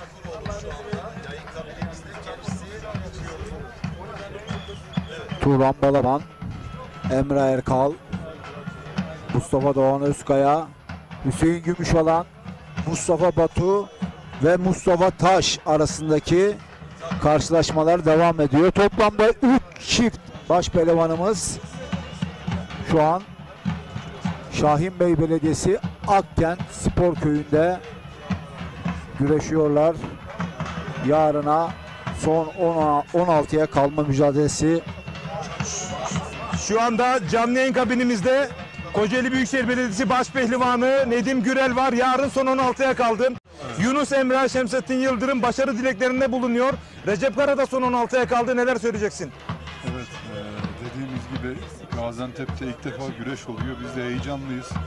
Seyirciler desteğini veriyor. Yarına kaldık. Ben de kendi adıma sezona kötü başlamıştım ama gitgide formu bulmaya başladım Kırkpınar öncesi. Biz de bunu dile getirdik Mustafa'yla. Bu Kırkpınar'a kadar ne kadar yüzde olarak yükselir? Şu anda yüzde kaçsın? Şu an %80'lerdeyim. İnşallah ne kadar üstüne koyabilirsek koyacağım. Maşallah. Motive oldum. Maşallah. Biraz kendime geldim. Geçen kışın bir ameliyat olmuştum. Belimden sakatlığım tamamen gitti. İster istemez bir ameliyat süreci geçince ister istemez bir formda düşüklük oluyor ama onun izleri kalmadı çok şükür. Burada da yarına kaldım. Yarınki hedefin ne? Podyuma çıkmak mı, final mi, birincilik mi Nedim? Açık söyleyelim şimdi. Tabii ki birincilik. Ya ben katıldım her yerde birincilik için uğraşırım. Allah ne nasip eder orasını bilemem. Yarın güreşimizi yapacağız. Önüme kim gelirse hiç fark etmez. Güreşimi yapacağım. En üst basamağa basmak için. Buradan selam yollamak istediklerim var mı? Senden büyük beklenti içerisinde olan büyüklerimiz var. Sevgili Tahir Büyükakın Başkanımız, Şemsettin Yıldırım Başkanımız, Spor Müdürümüz Alparslan Aslan Bey'e, bize gerçekten Kocaeli'de siz de farkındasınız Kocaeli olarak. Ahmet Taşlı döneminden sonra ilk defa biz ilgi gördük. Başkanlarımız. Bu kadar güzel bir birliktelik var. Evet. Bu kadar güzel bir birliktelik var. Dediğimiz gibi o Antalya yadsınamaz lokomotifti. İnşallah Kocaeli özel mesleğine döndürürüz diye ümit ediyoruz. İnşallah. Hepimiz takımımız güçlü. Bize inananlar güçlü. Ben tüm Kocaeli'ye, az önce saydığım başkanlarıma, abilerime, beni seven herkese ve keza size, siz de bizim kamera arkasında olsun, Kocaeli'de olsun, çok büyük destekçimizsiniz, bize destek veriyorsunuz. Sana bir şey söyleyeyim mi? Az önce bir mesaj geldi, sana onu göstermek istiyorum. Bunu neden göstermek istiyorum biliyor musun? Sahada baş ben olabilirsin ama adam gibi adam olmak bambaşka. Bak Ömer Oğuzhan mesaj yollamış. Nedim Gürel efendi kişiyi çok seviyorum demiş. Bir tokatlı güreş sever misin? Bunu söylemedim yayında ama seni çağırıp söyledim. Seni bu kadar seven, izleyen, senin tanımadığın güreş severlerin var. Çok teşekkür ederim ben de. Herkesin iyi dilekleri için. Biz her zaman şampiyonluktan önce herkesle herkes gibi olmayı tercih ediyoruz. Gerisi Allah'ın takdiri. Kimseyi yani küçümsemiyoruz. Mütevazi olmaya çalışıyoruz. İnsanlar da sağ olsunlar bize bunu söylüyorlar. Bunun en önemli nedeni söyleyeyim mi? Çayıra çıkıp terinin son damlasına kadar güreşiyorsun ya. Güreş sever bunu görüyor Nedim Gürel. Açık söyleyeyim. Doğru. Aldığın her kuruş ananın ak sütü gibi helal olsun. Çok teşekkür ederim. Nedim Gürel. Sağ olun. Babana da çok selamlar. Çok selamlar. Evet Mustafa Bayram. Nedim Gürel'in duygularını paylaştı. Neler söyleyeceksin? Biz de Nedim'e teşekkür ediyoruz. Nedim'i inşallah yarın kürsüde görmek istiyoruz. İnşallah. İnşallah. Kocaeli'nin gururu, Kocaeli'nin baş pehlivanı inşallah Kocaeli'ye. Ömer Oğuzhan ne demiş? Adam gibi pehlivan demiş. Ya dayısı kim? İrfan Şen. Yani. Allah gönlüne göre versin. Allah derman versin. Evet, Nedim Gürel'e pehlivanlığı anlatmakla görevliyiz evet, ama evet, pehlivanın tabii ki artılarını da düstur niteliğinde de bunları dile getirmek lazım. Evet. İrfan Şen örnek gösterme çok önemli. Eski bir baş pehlivanımız. Nedim Gürel'in de öz dayısı olur. İrfan Şen'i konuşmak zaten yani İrfan Şen'i bilen bilir. Çok mütevazi, çok beyefendi. Hem kişisel olarak hem sporculuk yapısı olarak yani bir haksızlığa bile uğrasa bile çayırda o güreş yaptığı zamanlarda itiraz bile etmezdi. Hakemlerin kararına saygı duyar, çeker giderdi. Böyle bir mütevazi. Kule hakemliğinin de hakka girerim korkusuyla bıraktı. Bir müddet yaptı, baktı ki bu iş bana göre değil dedi. Elini ayağını çekti, eteğini çekti. Bir zaman Nedim'in üzerinde eğildi. Nedim'in de buraya gelmesinde, buralarda olmasına çok büyük pay sahibi. Bu arada her an sonuç çıkabilir. Bakıyoruz sırt aşağı attı kendini. Puan vermemek adına hemen VAR'dan bakılacak. Puan vermemek adına Mustafa Doğan Özkaya sırt aşağı düştü mü? Bakıyoruz, izleyeceğiz. Bakın tam burada puan vermemek adına tek de almıştı. Bir anda kontrol hücum yaptı Hüseyin Gümüşoğlan. Kocaeli Büyükşehir Belediyesi baş pehlivanı puan vermemek adına sol omuzun üzerine yatmış. Şimdi kule MHK karar verecek. Anons gelecek her an. Her an anonsa geri gelebilir. Bu doğrultuda değerli güreş severler. İşte bakın puan vermemek adına sol omuzun üzerine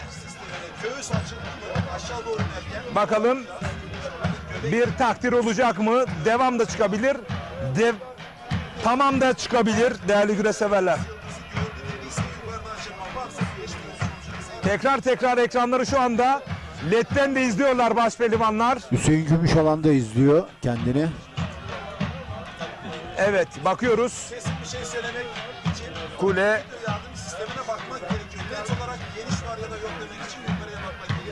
Evet galip ilan edildi. Evet Hüseyin Gümüşoğlan son 16'da. Değerli güreş severler. Her ikisini de tebrik ediyorum.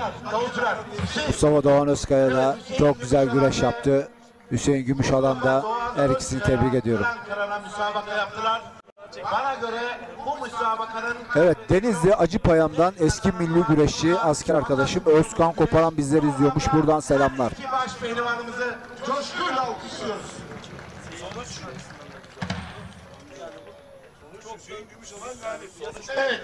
Evet Hüseyin Gümüşoğlan son 16'da değerli güreş severler. Galip gelenlere değerli ağam Seyfettin Selim'den özel ödüller geldi. Gökhan. Fakat az önce Mustafa Doğan Özkaya'da güzel güreşliğinden dolayı Kırkpınar ağam kendisine özel ödüllerle ödüllendirecek. Bu anlamda teşekkür ediyoruz. Sağ olsunlar, var olsunlar.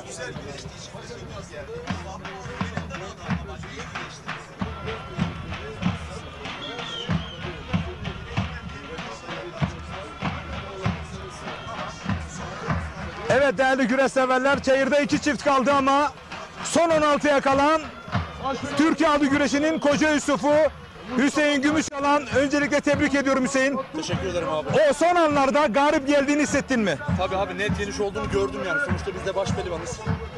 Bu sahalarda yenişi biliyoruz. Yeniş olduğunu gördüğüm anda bıraktım zaten ben de. Evet, şu anda durumu nasıl Hüseyin Gümüşalan? Şu an durum Maşallah. nabzım da atmıyor. Çok şükür iyiyim. Ama ayağımdan dolayı çok kontrollü güreştim Recep abi. Korkarak güreştim. Çok şükür biraz sızıntı oldu ama iyi yani. İnşallah yarın daha güzel müsabaka. Şimdi yarınki hedefin ne? Gökhan Arıcı Usta'nın yanında. Baş pehlivanlık mı? Evet. Allah derman versin. Kocaeli'den Şemsettin Yıldırım ve Yunus Emre şu anda seni izliyorlar. Bir selam yollamak ister misin? İkisine de, başkanıma da, hepsine çok selam. Bize destekleri çok başkanımın. Allah razı olsun. İkisini de çok seviyorum. Gökhan Arıcı, senden de birkaç cümle alalım Hüseyin Gümüşalan özelinde. Size çok teşekkür ederim. Bütün ailemize, dostlarımıza, güreş severlere buradaki yayınları ilettiğiniz için. Görüyorsunuz her yerde biz favori olmak istiyoruz. Kemere aday olmak istiyoruz. Biraz ayağımızda sıkıntı vardı. Yavaş yavaş geçiyor. İnşallah 2 hafta sonra, 3 hafta sonra Kırkpınar'da bomba gibi olacağız. İnşallah. Allah gönlünüze göre versin. Allah derman versin. Sağ olun. Gökhan Arıcı, Hüseyin Gümüşalan.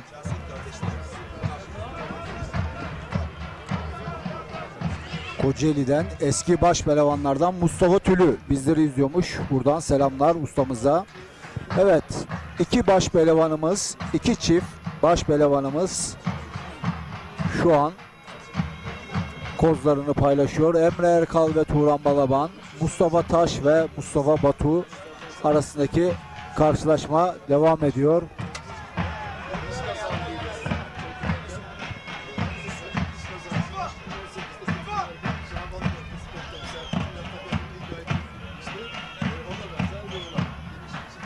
Evet değerli güreş severler, az önce izlemiş olduğunuz kıran kırana mücadelenin baş mimarlarından Mustafa Doğan Özkaya. Geçmiş olsun Mustafa, buraya kadarmış. Üzgünsün, yorgunsun biliyoruz ama ilk duygularını alabilir miyiz?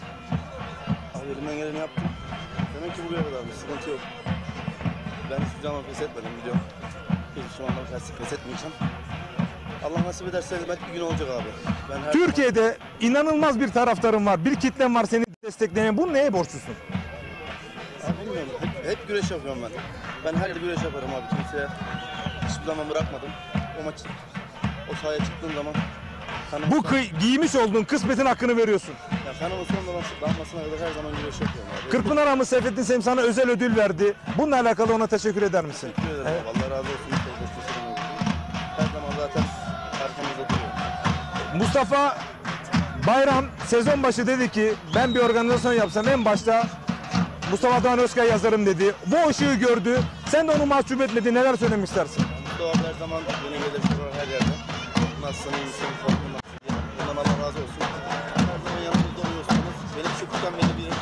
Ben 20 kiloyken güreşleri kovaladığımdan dolayı Mustafa her zaman bana verim. Allah razı olsun Mustafa'dan. Çorum'a bir selam yollamak istesin memleketine. Zaten buradan her zaman destek. Evet. Ben elimden geleni yaptım abi. Allah nasip ederse. Hani elbet bir gün olacak abi. Hani ben kendime inanıyorum. Bir şey söyleyeyim mi? Türkiye'de çok büyük güreş sever kitlem var. Ne olur bunu kaybetme. Ne olur bunu kaybetme. Elimden geleni yapacağım. Allah büyük hakkınız vergisi olsun. Allah derman versin. Ben herkese teşekkür ederim. Hani beni sevenlere hiçbir zaman mahcup etmeyeceğim. Bunlar emin olabilirler. Elbet bir gün.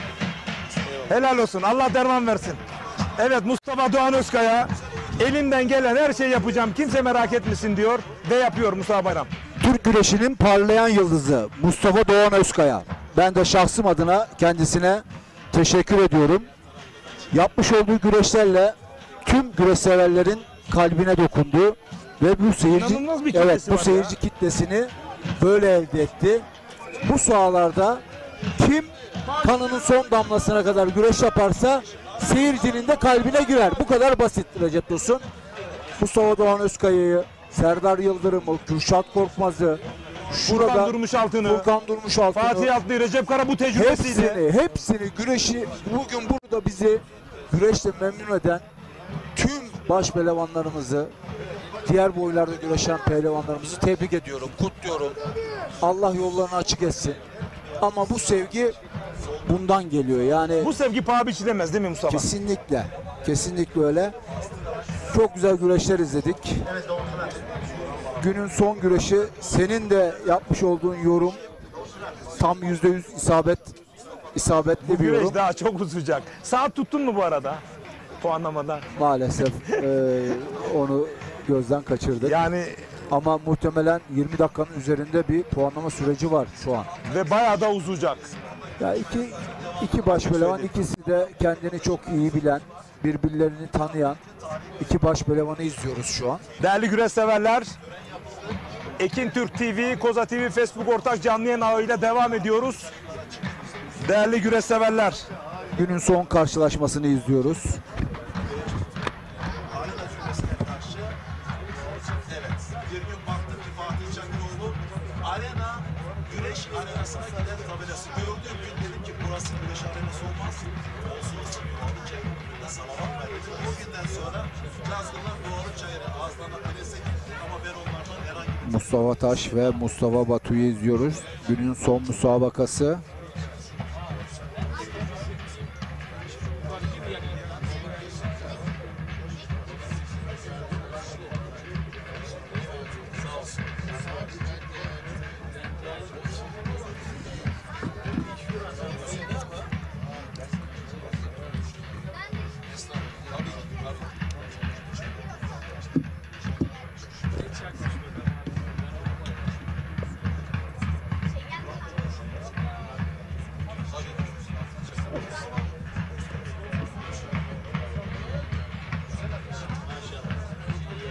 Evet, Turan Balaban da büyük bir mücadele örneği göstererek rakibi Emre Erkal'a galip geldi. Turan Balaban'ı da Emre Erkal'ı da kutluyoruz. Mustafa Taş ve Mustafa Batu arasındaki karşılaşma normal seyirde devam ediyor. Birbirini çok iyi bilen ve tanıyan iki baş pehlivan. Bakalım son 16'ya ismini kim yazdıracak? Mustafa Taş mı yoksa Mustafa Batu mu?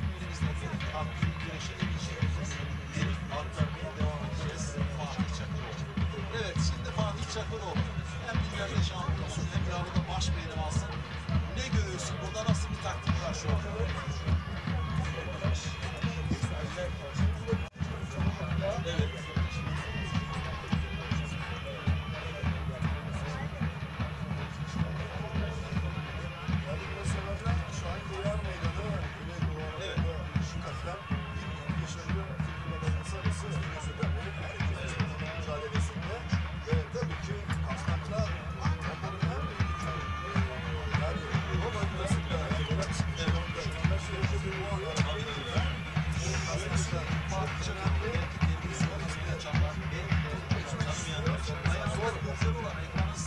Mustafa Batu ve sırtında bir kola ve son baş pehlivan Mustafa Taş. Biraz daha uzun boylular. Burası Gaziantep. Şahide her meydan sevgili seyirciler. Şu anda baş pehlivan üçüncü hamam gözünün karşılaşması ekranlarda. Ve Avrupa serbest güreş şampiyonu. Tamam başkanım, hizmetler saygı. Önemli ki de başarılı evladı Fatih Çakıroğlu'yla gideceğiz. Unutmak sanmasın. Amcaoğlu Çakıroğlu'da ben silahlı kuvvetlerdeyken görev yaparken takım kaptanı Hasan Çakıroğlu. Buradan bir selam gönderelim. evet. Tabii. Öyle mi?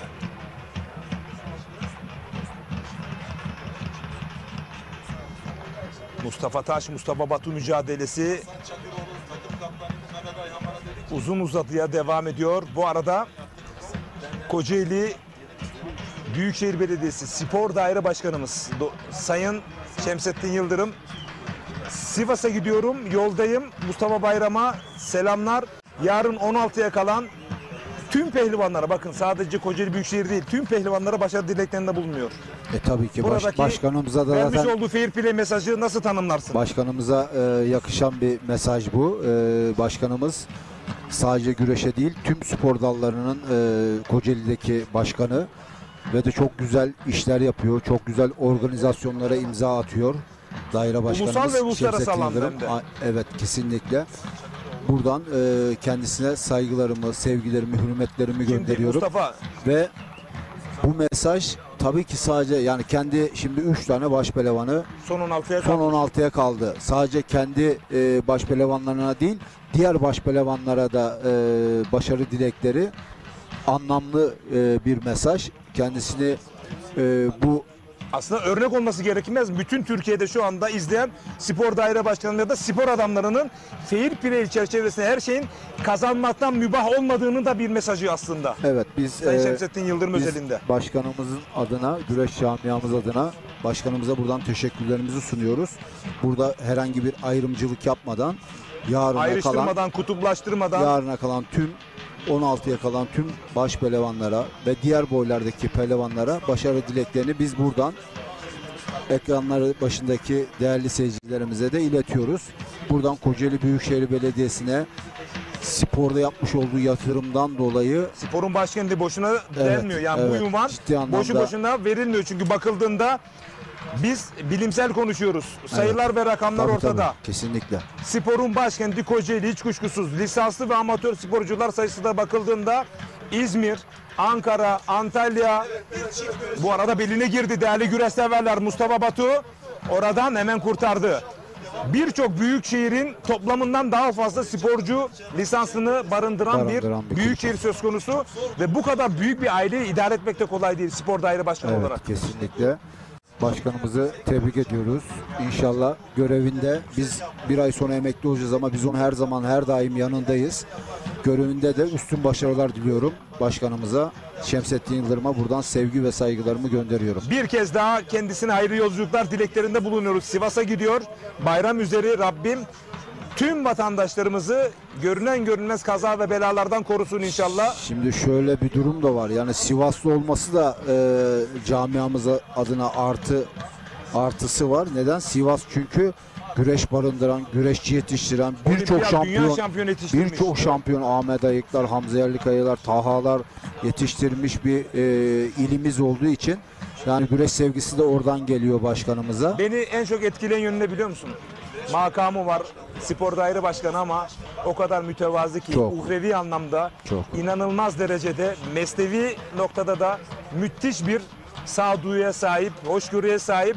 Biz o konumlarda olsak belki nasıl güç zehirlenmesini yaşarız ama o sarmaldan o kadar güçlü bir şekilde duruyor ki manevi noktada Cenab-ı Allah böyle değerli büyüklerimizi, güç zehirlenmesi yaşamamış büyüklerimizi Allah her noktada büyüsün ve yüceltsin Mustafa Bayram. İnan ol, altındaki personele bile o kadar mütevazi ki, yani kendini o kadar sevdirdi ki personele, işçisi olsun, altında çalışanlar olsun.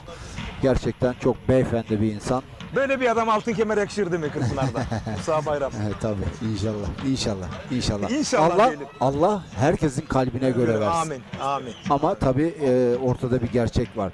Bu işte çok çalışan, hak eden. Çok çalışan zaten hak ediyor. Yani tesadüfen bir tur bile geçemezsin. Belediyesi'nin baş pehlivanları da az mı çalışıyor? Hayır, onlar da çok çalışıyor ama daha çok çalışacaklar ve sonuca odaklanacaklar. İnşallah demin dediğimiz gibi Allah herkesin kalbine göre versin. Amin. Allah herkesin yolunu açık etsin. Ama bir şey söyleyeyim mi? 3 yıldır o kadar büyük bir emek veriliyor ki Kocaeli'de altın kemer gelebilme noktasında. Bu yıl inşallah bunu gerçekleştireceğiz. Biz biliyoruz, biz görüyoruz, biz şahidiz. Evet. Recep Tosun. Bu kadar emeğin karşılığını Rabbim inşallah boşa koymaz. Tabii ki biz Şemsettin Yıldırım özelinde konuşuyoruz ama pehlivanlarımız da çok gayretli, çok büyük çaba sarf ediyorlar. Doçent Doktor Sayın Tahir Büyükakın bakalım o altın kemerle Kocaeli'de Fethiye Caddesi'nde yürüyebilecek mi? Allah nasip edecek mi? İnşallah. Demin farkındaysan Mustafa Batu'nun çok iyi olduğu bölgelerde üstten sarıldığı zaman oradan biliyorsun saltolar, süfleksler atabilen bir baş pehlivanımız. Orada bir an bir deneme girişiminde bulundu ama bu arada Hakan, değerli Hakan Çoban, hoş geldin. Değerli dostum. Bir güreş aşığı, güreş sevdalısı İskenderun'dan bugün güreşlerimize buraya kadar geldi. Güreş aşığı, güreş sevdalısı.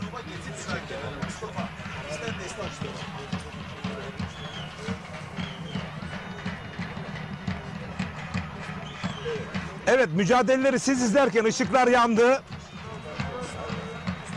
Mustafa Bayram baş pehlivanlarımızın bugünkü grafiklerini sizlere anlatacak. Söz sende. Evet, Ali Gürbüz ilk turda tur atladı. İkinci turda Ali Güngörekin'i mağlup etti. Üçüncü turda Ali İhsan Batmaz'ı mağlup etti. Ve dördüncü tur, yani yarına 16'ya kaldı. Orhan Okulu birinci turda tur atladı. İkinci turda Semih Turgut'u yendi. Üçüncü turda Rıza Yıldırım'ı yendi. Ve yarına 16'ya ismini yazdıran isim oldu. İsmail Balaban birinci tur atladı. İkinci turda Hasan Zeybe'yi eledi. Üçüncü turda Erkan Ertan'ı yendi. Fatih Atlı ilk turda tur atladı. İkinci turda Furkan Durmuş Altun'la yaptı. Üçüncü turda rakibi Yusuf Can Zeybe'ye mağlup oldu ve ismini son 16'ya yazdıramadı. Yusuf Can Zeybek ise ilk tur atladı. İkinci tur Yıldıray Akın'ı mağlup etti ve üçüncü tur Fatih Atlı'yı mağlup ederek son 16'ya ismini yazdırdı. Hüseyin Gümüşalan ilk turda tur atladı. İkinci turda İsmail Güzel'i yendi. Üçüncü turda Mustafa Doğan Özkay'ı yenerek son 16'ya ismini yazdırdı. Recep Kara ilk turda tur atladı. İkinci turda Süleyman Aykırı'yı yendi. Üçüncü turda Recep Taslı'ya yenerek son 16'ya ismini yazdırdı.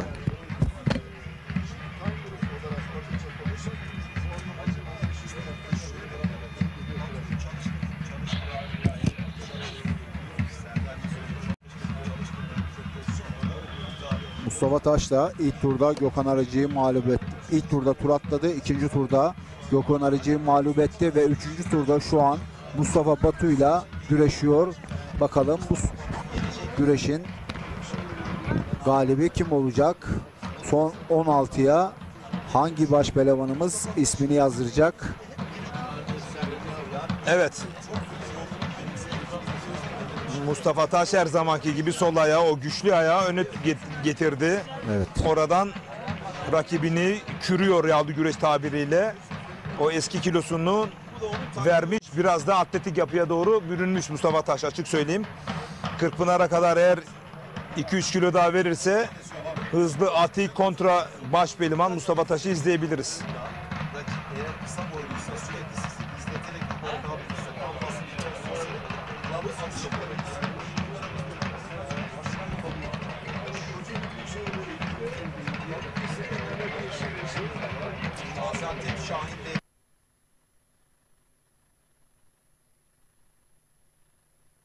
Baş pehlivanlıkta 3.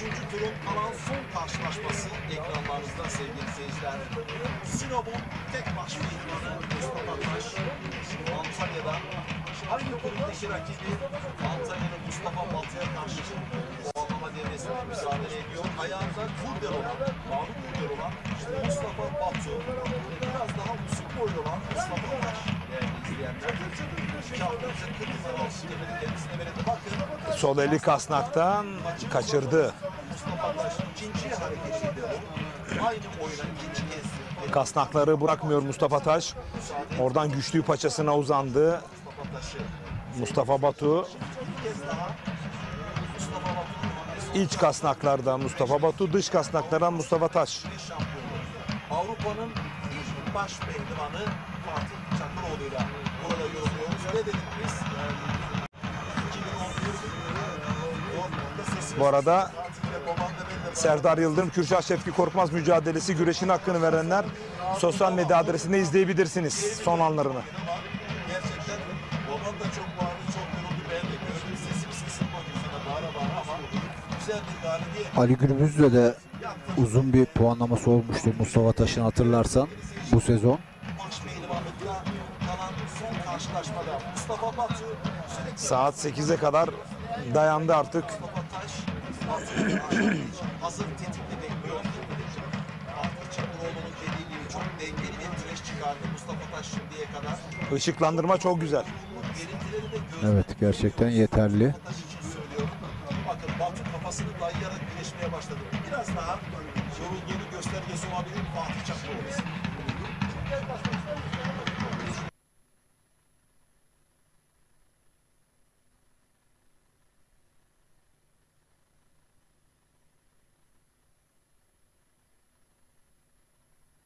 Sahili kasnakta. Zaman zaman diyorsun keşke Avrupa Şampiyonu Kupası'na biz de gitseydik ya.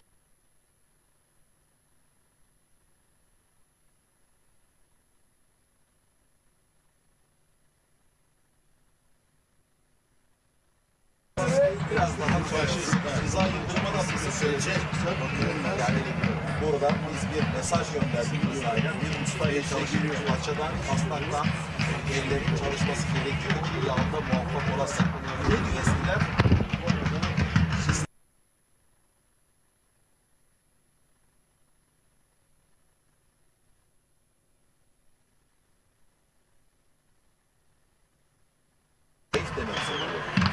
O yüzden çok önemli sevgili seyirciler yağlı çalışmak. Evet. Tabii ki.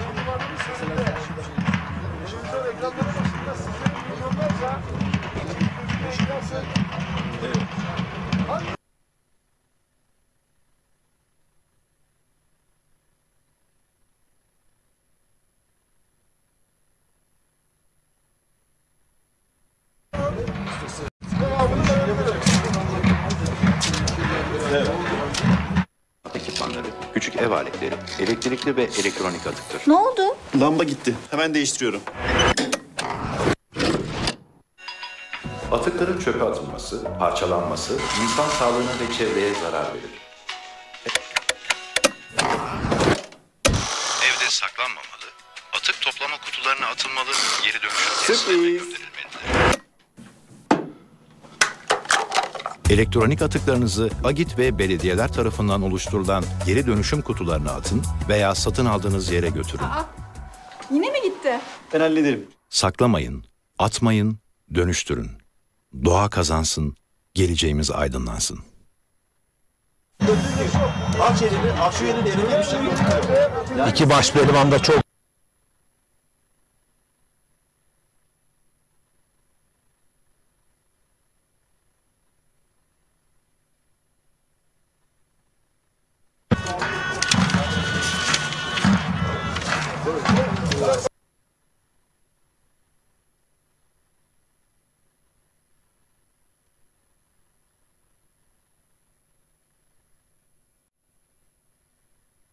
Özkan Yılmaz, Mehmet Yeşil, Nedim Gürel, Turan Balaban, Hüseyin Gümüş.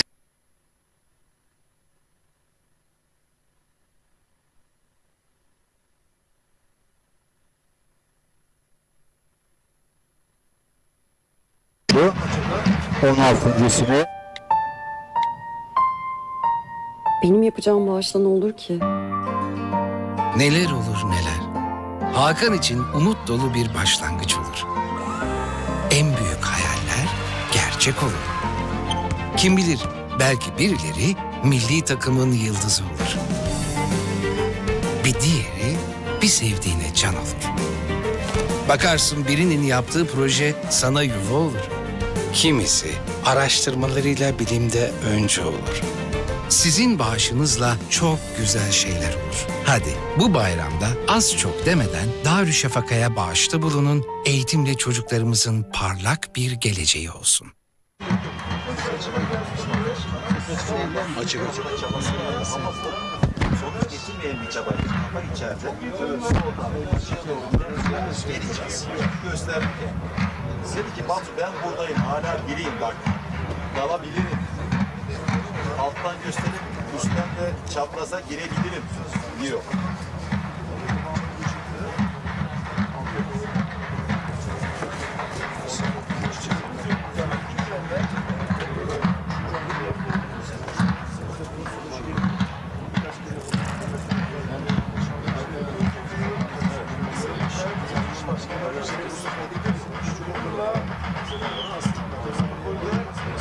Evet. Makaç Murtazaliye.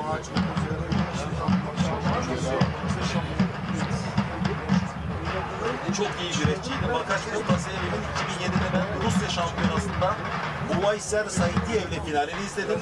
Buvayser'i yendi, takıma girdi ve o yıl dünya şampiyonu. Fatih sen de oradaydın. Biliyorsun. Evet sevgili seyirciler zaman zaman Fatih Çakıroğlu'yla zaman tüneline girip nostalji yapıyoruz. Dünyanın evet, çok güzel zamanlardı. Dünyanın en ünlü güreşçisiydi Buvayser Saitiyev. 3 olimpiyat şampiyonuydu. Türkiye'den evet Üstü abi de arkadan söylüyor. Üstü kaptan abimiz. Ben de anlattım. Sayın diyor. Türkiye'de ona en iyi güreş yapan 2 kişi var. Birisi Nuri Zengin, birisi Murat Atmaca. İkisi de kafadan puan aldı. Nuri 3 puan aldı. Murat Atmaca 2 puan aldı ama daha sonra Uvaysel Saitiye. Evet. Oradan selam edelim. Tek puan olarak galip geldi puanla ama kafadan 3 ve 2 puanı aldılar. Doğru söylüyorum. En iyi güreş yapan onlar. Evet. Evet. Güzel güreşti ama Ahmet Günan'a gücü yetmedi. Avrupa şampiyonu Ahmet Günan'a da buradan selamlarımızı iletelim. Zaman zaman milli takımlarda antrenör olarak görev yapıyor. Ahmet Günan. Evet, bir kez daha paça kasnakla indirmeye çalışıyor. Mustafa Batu Birel kasnakla gelen paçadayken Taş gerçekten güzel bir hamle yaptı. Neden böyle yapıyor? Devamını getirmiyor Mustafa Taş. Merak ediyoruz. Evet.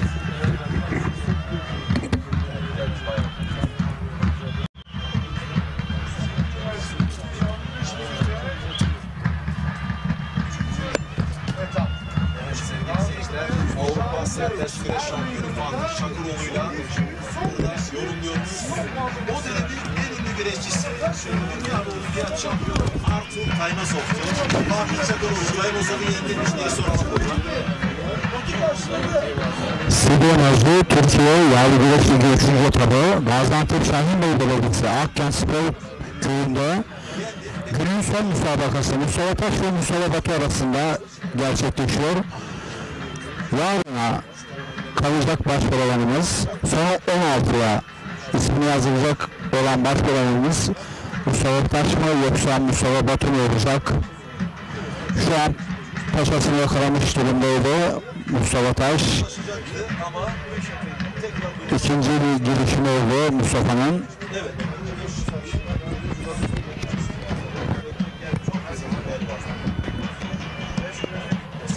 Artık güreşin biraz daha hızlanması ve hareketlenmesi gerekiyor. Yaklaşık 35-40 dakikadır süren bir puanlama süreci var. 40 dakikada normal güreş yaptı başpehlivanlarımız. Eline girdi bir kez daha. Oradan çok güçlü ama. Çok güçlü. Ya birbirlerini çok iyi biliyorlar, çok iyi tanıyorlar. O yüzden başka bir başpehlivan olsaydı Mustafa Batu kesin orada bir arayış içerisinde olurdu yani.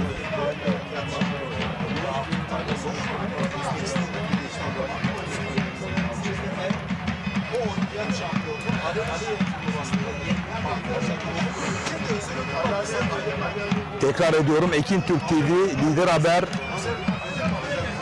6.30'da ana haber bültenine çıktı. Koza TV Facebook ortak canlı yayındayız. Ekin Türk TV ve Koza TV Facebook.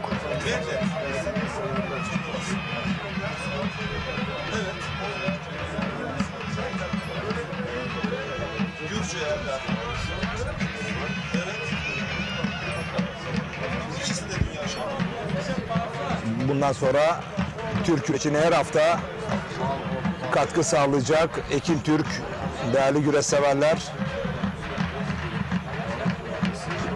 değerli büyüğümüz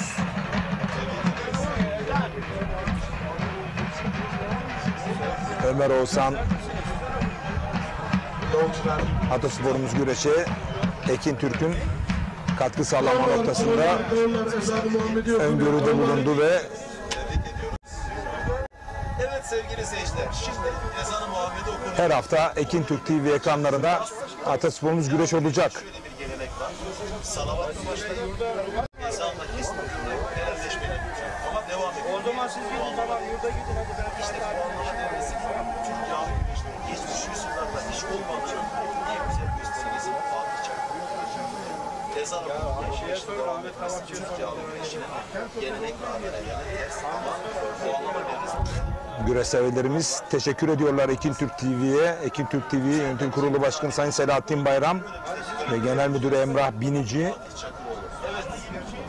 Atasporumuz güreşin, Türk'ün gen sporu olan yağlı güreşe hafta içi hafta sonu hangi şartlarda olursa olsun koşulsuz katkı sağlayacaklarının müjdesini verdi. Koza TV Facebook ortak canlı yayınıyla önümüzdeki haftada 30 Haziran Cuma günü Bursa Mustafa Kemal Paşa Kabul Baba Er Meydanı'nda olacağız. Yine Ekin Türk TV ve Koza TV Facebook ortak canlı yayın ağıyla. Geçmeyi başarmıştı. 1 Temmuz Cumartesi günü de Zonguldak Kozlu Er Meydanı'nda olacağız. Yine Ekin Türk, Koza TV, Bahar Türk TV ortak canlı yayın ağıyla.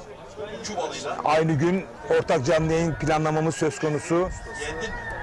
Çankırı, Yapraklı, Yağlı Pehlivan güreşlerinde ortak canlı yayın ağı dönüşümlü olarak hafta içerisinde bilgilendireceğiz. Ve 2 Temmuz Pazar günü de Konya Seydişehir Er Meydanı'nda olacağız. Yine Ekin Türk TV ve Koza TV Facebook ortak canlı yayın ağıyla. Güreş şampiyonası ağır siklette şampiyon olmuştu. Belki o karşılaşmayı üstüne anlatmıştır, bilmiyoruz. Zekeriya Güçlü'nün Kübalı Rodriguez'i yendiği karşılaşma. Evet, Krosnayas'taki o karşılaşmayı Hüsnü abi siz anlattınız. Şu anda yanımda o da. Evet. Evet, düdük çaldı. Herhangi bir ihtar var mı iki baş pehlivan için? Mustafa Bayram. Hiç öyle bir anons yapılmadı kuleden. İvan Yarıgin'de kime benzetiyor? İhtar anonsu İhtar anonsu gelmedi. Ama artık güreşin biraz daha hızlanması ve hareketlenmesi noktasında birer yani ihtar ikazı gelmesi gerekiyor diye düşünüyorum. Zaten Mustafa Taş da el kol hareketi yapıyor.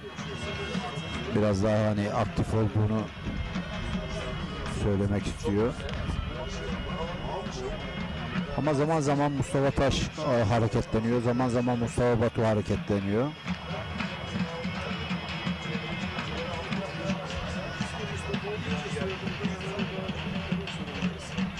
Evet, siyah mesaj atmış. Mustafa Taş'ın biraz daha iyi gelişmesi lazım diyor. Süleyman Abdül'ün babası Siyah Muğla'dan selam söylüyor. Biraz daha hareketli. Kemer onda. Onun daha çok çalışması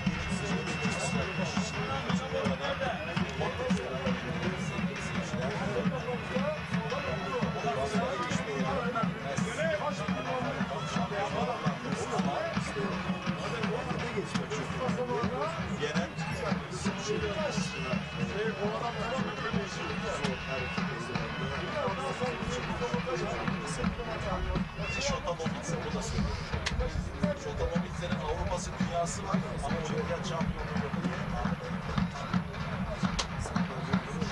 Peki, sana bir soru Evet.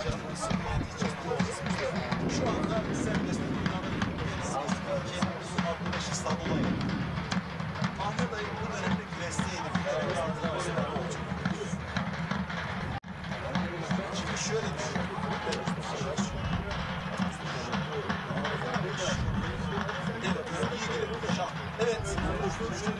Bu arada her an bir künde kılçık pozisyonunda Mustafa Taş iç kazık ters paçada açık düşürebilir mi? Toparlandı. Bakalım düdük çaldı çayır hakemi. Evet. Düdük çaldı, VAR'a gönderdik pozisyonu. Tekrar izleyeceğiz. Tekrar izleyeceğiz bakalım. Künde kılçık pozisyonuydu. Bir kılçık var mı yok mu? Çok bakalım bir anda gelişen bir olay oldu. Bir anda künde kılçık pozisyonuna geldi. Tam burada iç kız. Evet. Taş. Evet, Mustafa Batu galip. Evet. Tam burada künde atarken burada kılçık yedi. Evet, tam burada. Aslında biraz daha ileriki bu elleri bağlı ama işte burada sağ omuzuna işte tam burada açıldı. Evet. Net bir galibiyet. Bak. Net hayır. Bir gerideyken net bir galibiyet. Devamı da var yani. İkinci kez yenmiş. Evet. Evet. Evet, günün sonunda Mustafa Batu galip. Son 16'ya ismini yazdıran isim Mustafa Batu oldu. Her iki başkanımızla tebrik ediyoruz. İzliyoruz. Pehlivanlarımız önemli az oldu.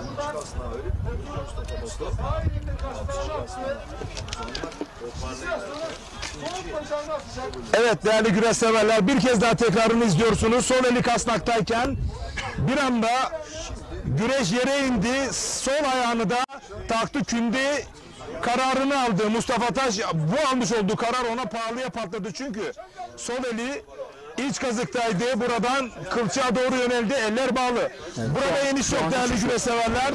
Tam burada bakın eli çözüldüğünde bakın işte bu eli çözüldüğünde burada açıldı ama güreş devam ediyordu. İkinci bir kez daha açılma söz konusu. Evet. Aşağı yapacak bir şey yok. Şu anda Mustafa Batu bu karşılaşmayı kazanmanın verdiği mücadele yarına kaldı. Bu gece dinlenip yarın ünlü isimlere güzel güreş tutmanın sevdası. Evet, Fatih Çakıroğlu. Bir kez daha işte bakın sol eli kasnaktaydı içeride. Sol ayağıyla da farklı açıdan izliyorsunuz. Bakın burada açıldı. Bu bir açılma, ikinci açılmada buradan işte bakın karşı tarafa iki kez üst üste açmış rakibini Mustafa Taş. Mustafa Batu düzeltiyorum. Mustafa Taş son 32'de veda ediyor. Evet, artık bugünün yayınımızın sonuna geldik. Değerli güreş severler, Ekim Türk TV canlı yayınıyla ve Koza TV Facebook adresi canlı yayınıyla günümüzün sonuna geldik. Yarın saat tam 12.00'da Gaziantep Şahin Bey yağlı pehlivan güreşlerinde buluşmak ümidiyle. Hoşçakalın, dostça kalın. Mutlu akşamlar. İyi akşamlar. Çok teşekkür ederim Fatih Çakıroğlu. Kolay gelsin. Sana iyi çalışmalar. Başarılı bir antrenörlük hayatı diliyorum.